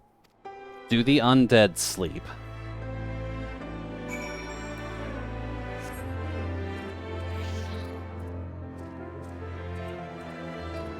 I'm not even sure if she would necessarily wake up at 4 a.m. It's more she's just zonks in at 4 a.m.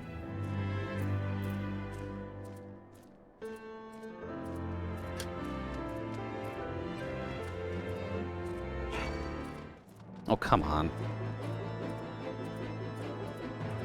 Leave me alone. If I drop, I'm gonna die of fall damage. Thank you.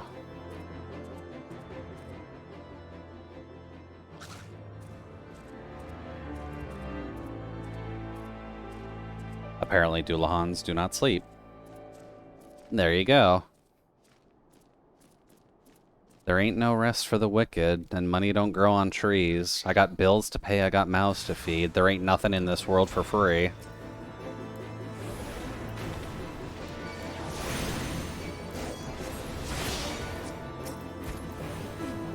At least in D&D.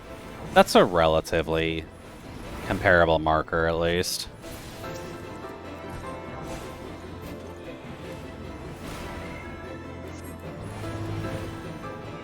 Can I sing that song properly, actually? God, I said it, but I don't remember where I started it.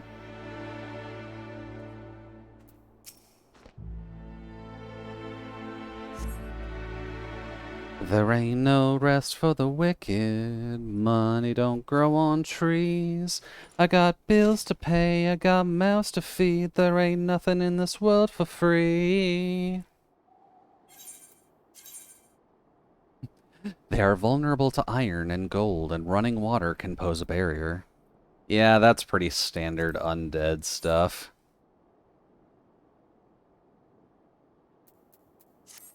Bop.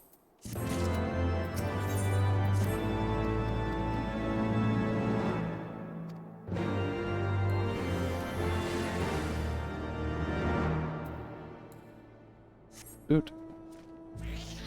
That would also explain why her DJ tech is light-based. She may have problems with metal still. To cut it short, she doesn't shower. There are other ways for her to handle herself, I'd wager.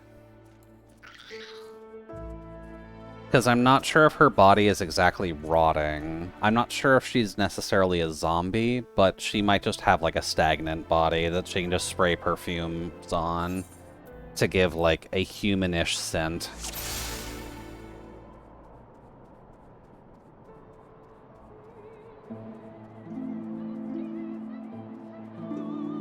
Because at the very least, it's not immediately obvious she's a Doulahan. Because of the way she dresses, she is covering her neck most of the time with, like, not tight-fitting clothing. Oh, F off. So it's not immediately apparent that she is. She's also got to blow all the dust off. Yeah. So there would be, like, wind tunnel situation to blow dust off. There would be wipe downs, so that way she can get any grime off her body. That way. And then perfumes to give her, like, a fresh a fresher scent when she goes out.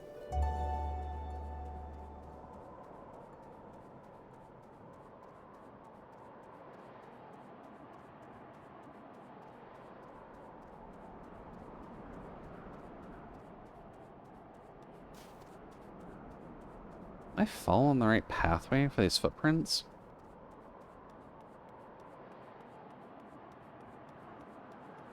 You should add that to the daily routine. I mean, it technically is added. The daily routine for her is essentially she awakens from whatever counts as slumber for her at pretty early in the morning. Her initial skincare routine to take care of her stagnant body being undusting, wiping down, avoiding running water, and adding scents that make her seem not like undead. If she's that famous, people are going to want to know about that. She's not going to actively tell people about her daily routine. At most, she's probably sponsored by a coffee company, and she mentions that her days just start off with a good old cup of Folgers kind of thing. And that's how she explains her daily routine to people. Maybe she's sponsored by a soap brand that she gets her scent from.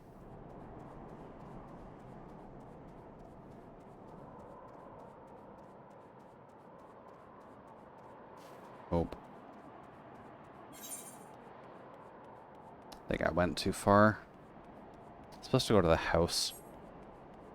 Is she sassy? I'm not sure if she counts as sassy. There'd be a little bit there, just because she has to act at least a little bit prideful because of her position. But in general, no. She fights for her chair, but she doesn't kick people off the ladder.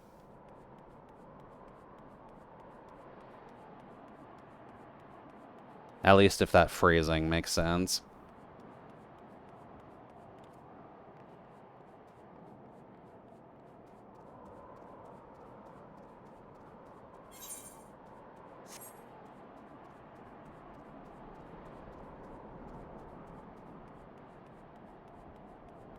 I have also fucked up ever so slightly. Just kind of like Asteron, then, from ZZZ. I feel like Astrayo is more of a bird in a cage kind of character. I did mention bird in a cage, and I probably should correct that. She's not necessarily an active bird in a cage. Roshan keeps herself in a cage, just for people to not find out more about her.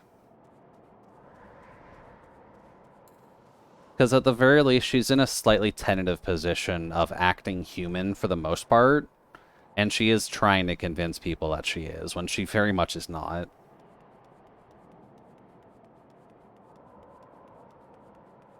But she can defend herself from people trying to take advantage of that fact, so it's generally okay. And at least in the concept sketches that Kin was able to do for me, it is at least shown like how her neck situation works. What's her flaws? Well, she's lazy for one. She fights for her seat, but because of the fact that she holds herself in her position, she doesn't do much outside of her work. She essentially just sips coffee, watches YouTube videos, and just does her work. And when she's out and about is the most extroverted you're ever going to see her in. But aside from that, she's very apathetic in her current career. She likes it because it gets her money. Hard to imagine someone in her position is lazy. She's lazy at home. So it's like those kinds of people who you see work very hard in their professional business, but they come home, strip off the suit, put on track pants, and just sit the fuck down. That's roughly what I would go for with Roshan.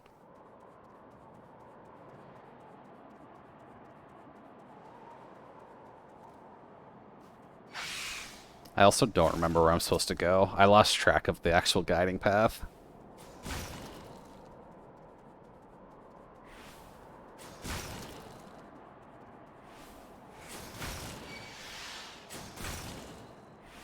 Eh. Oh, there's some footprints.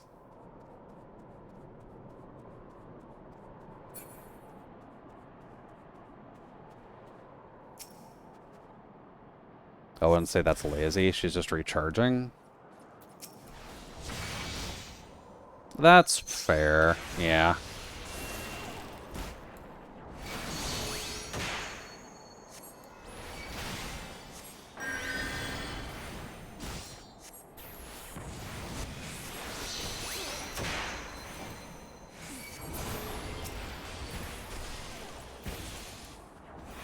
There we go. Spineless heretic?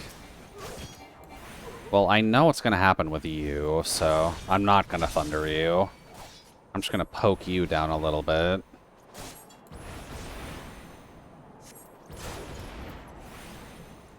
And then we follow him back to his base.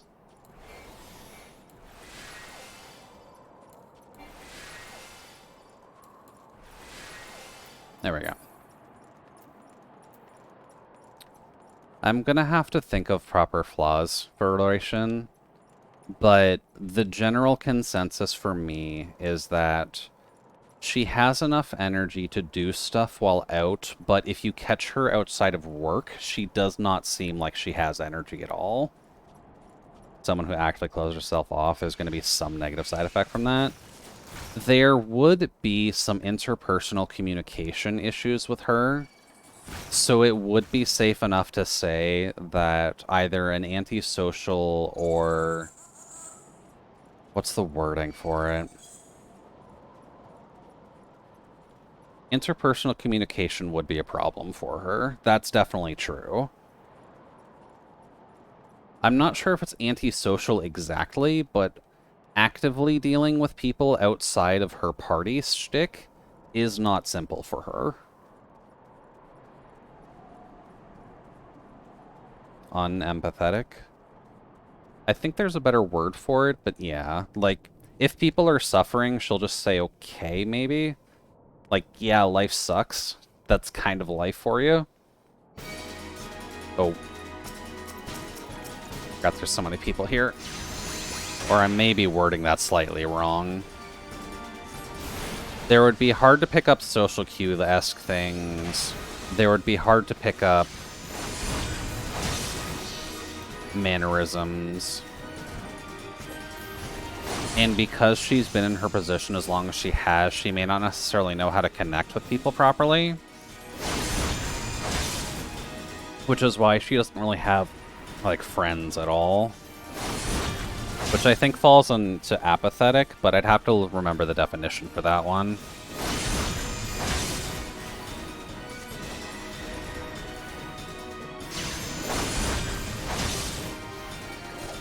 Can be hard for her to put herself in anyone's shoes. Yeah.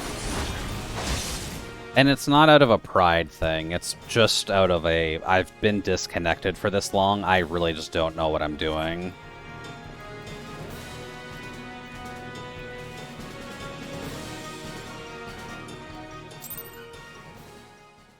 I suppose in a similar way, because she's undead, she would have had a life before the whole Doulahan DJ stuff. It might just be that she's like a really old being who was always into music, but because she's been alive for so long, she may not necessarily have like the best connection with people since she's been around for centuries.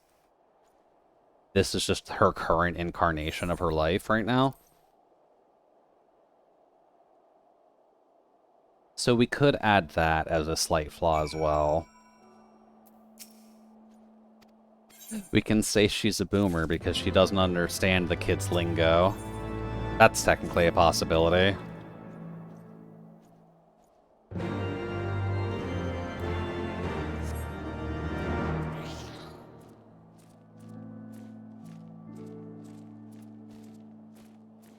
But there are options there. Undead being who has lived for long enough that she's seen nations rise and fall. She may know the history of the city as well, to some extent. Which can at least make her a knowledge basis for others that may approach her to ask about that. Oh, now's not a great time to grab food. I do need to end stream anyways. But I'll be going back to base first, so... You've got a little bit. Since the mount is slow. You've got this little eyeball, buddy. I believe in you.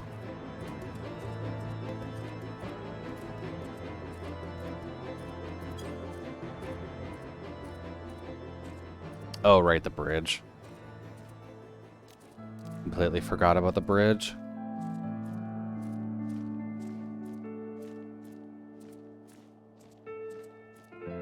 We...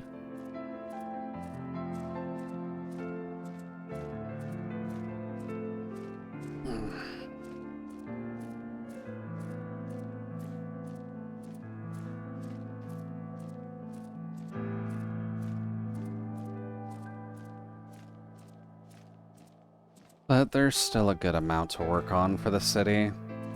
It's gonna be kind of similar to Solus's projects, where it's gonna take me a few years to really get it going, just because there's so much shit to detail in it. But starting out with the slice of life pathway, just to actually get the background characters sorted, might be the best option, just to get it going. Then I can work on Jude with Nask, and Zoida with God Game after. I think order of operations is kind of the best way of handling it.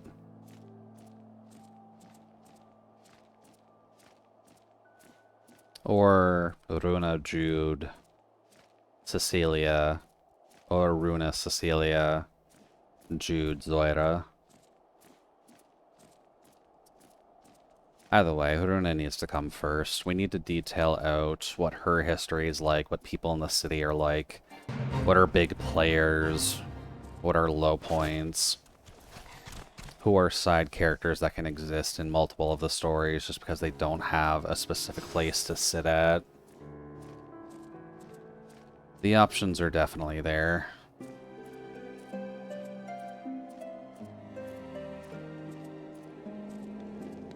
Oop.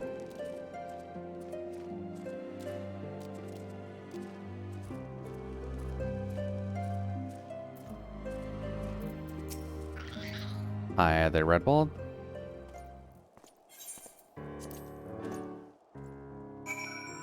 And then that brings us to 4 times Honor.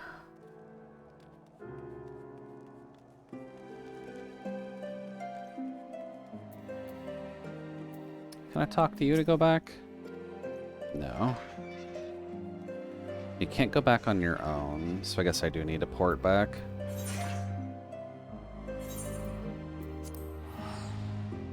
There we go.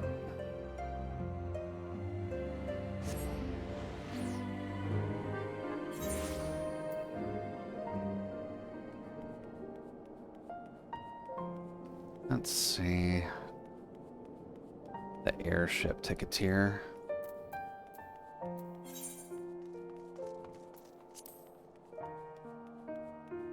Okay, yeah, it is over there.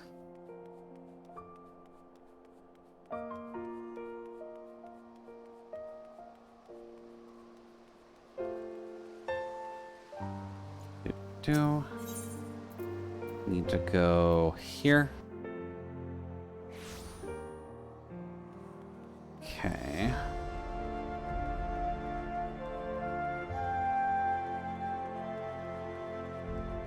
Hello there, airship ticketeer. Bring me to the Sea of Clouds, and then we'll probably end it off there. So I've got dailies to do. Up.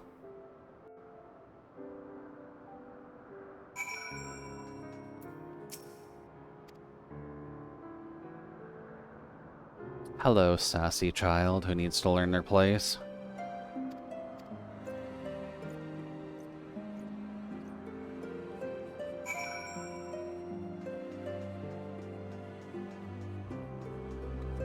Now give me that aetherite.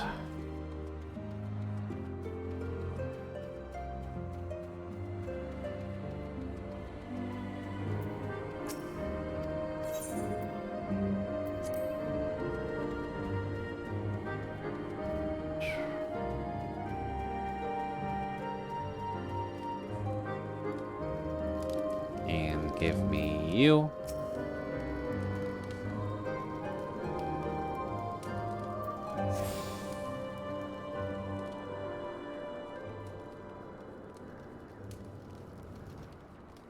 Alright. I guess I'll have to take the picture here next time, which is alright.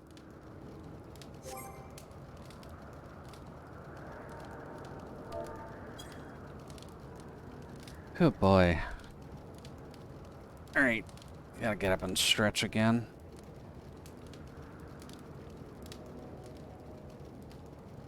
Ow. God, having a human body sucks. When can I become a spirit or a robot? Ow.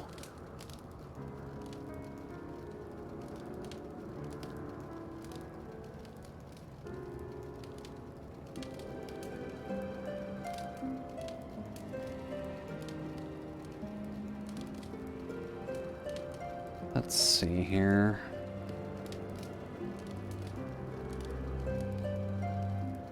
Couple Discord tags at least. Although nothing substantial. Up.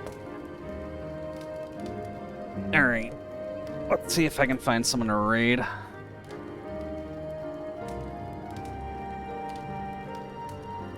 Let's see. Twitch.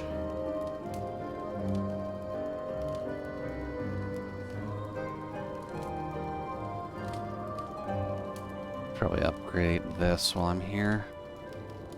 Knight be not proud. God damn it. Does it all have to be capitalized? Knight be not proud. Oh, no. Knights. Plural.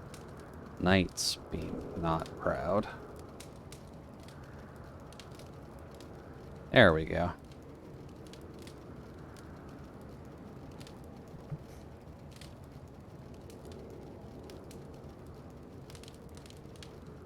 Alright, let's see here. Twitch.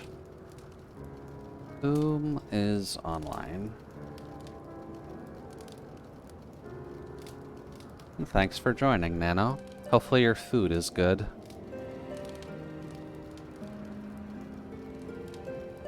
Let's see. Sako and Kin are doing their thing. Meru is doing peak with people. Mousey the Mute is doing peak with people. A lot of sodium in meal. I mean, there's nothing entirely wrong with a lot of sodium in your meal. You do gotta balance it out a little bit, but you should be fine past that.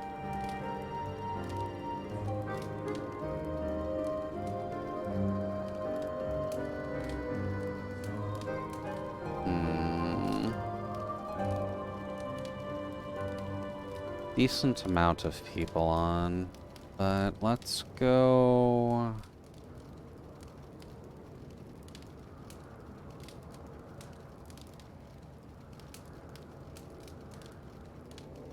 I mean, it makes sense to raid into someone who's at least playing another Final Fantasy game. They haven't been going for too long.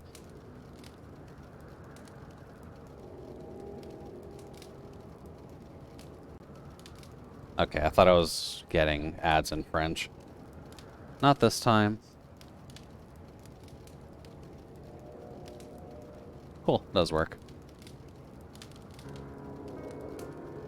Alrighty. Well, hopefully everybody rests up well. I'll be back again tomorrow where we're doing some post-game fantasy life shenaniganry. We did finish the story, but it's fantasy life, so there's still hundreds of things to do post-game. So you do just kind of have to get used to that. We'll see how long we want to work on post-game, just because I'm not sure yet, but I want to see what's at least there, to see if there's anything new to do.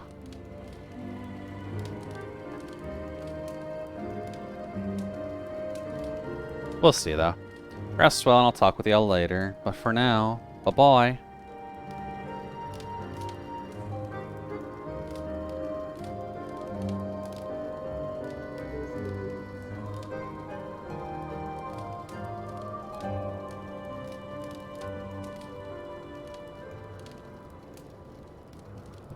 You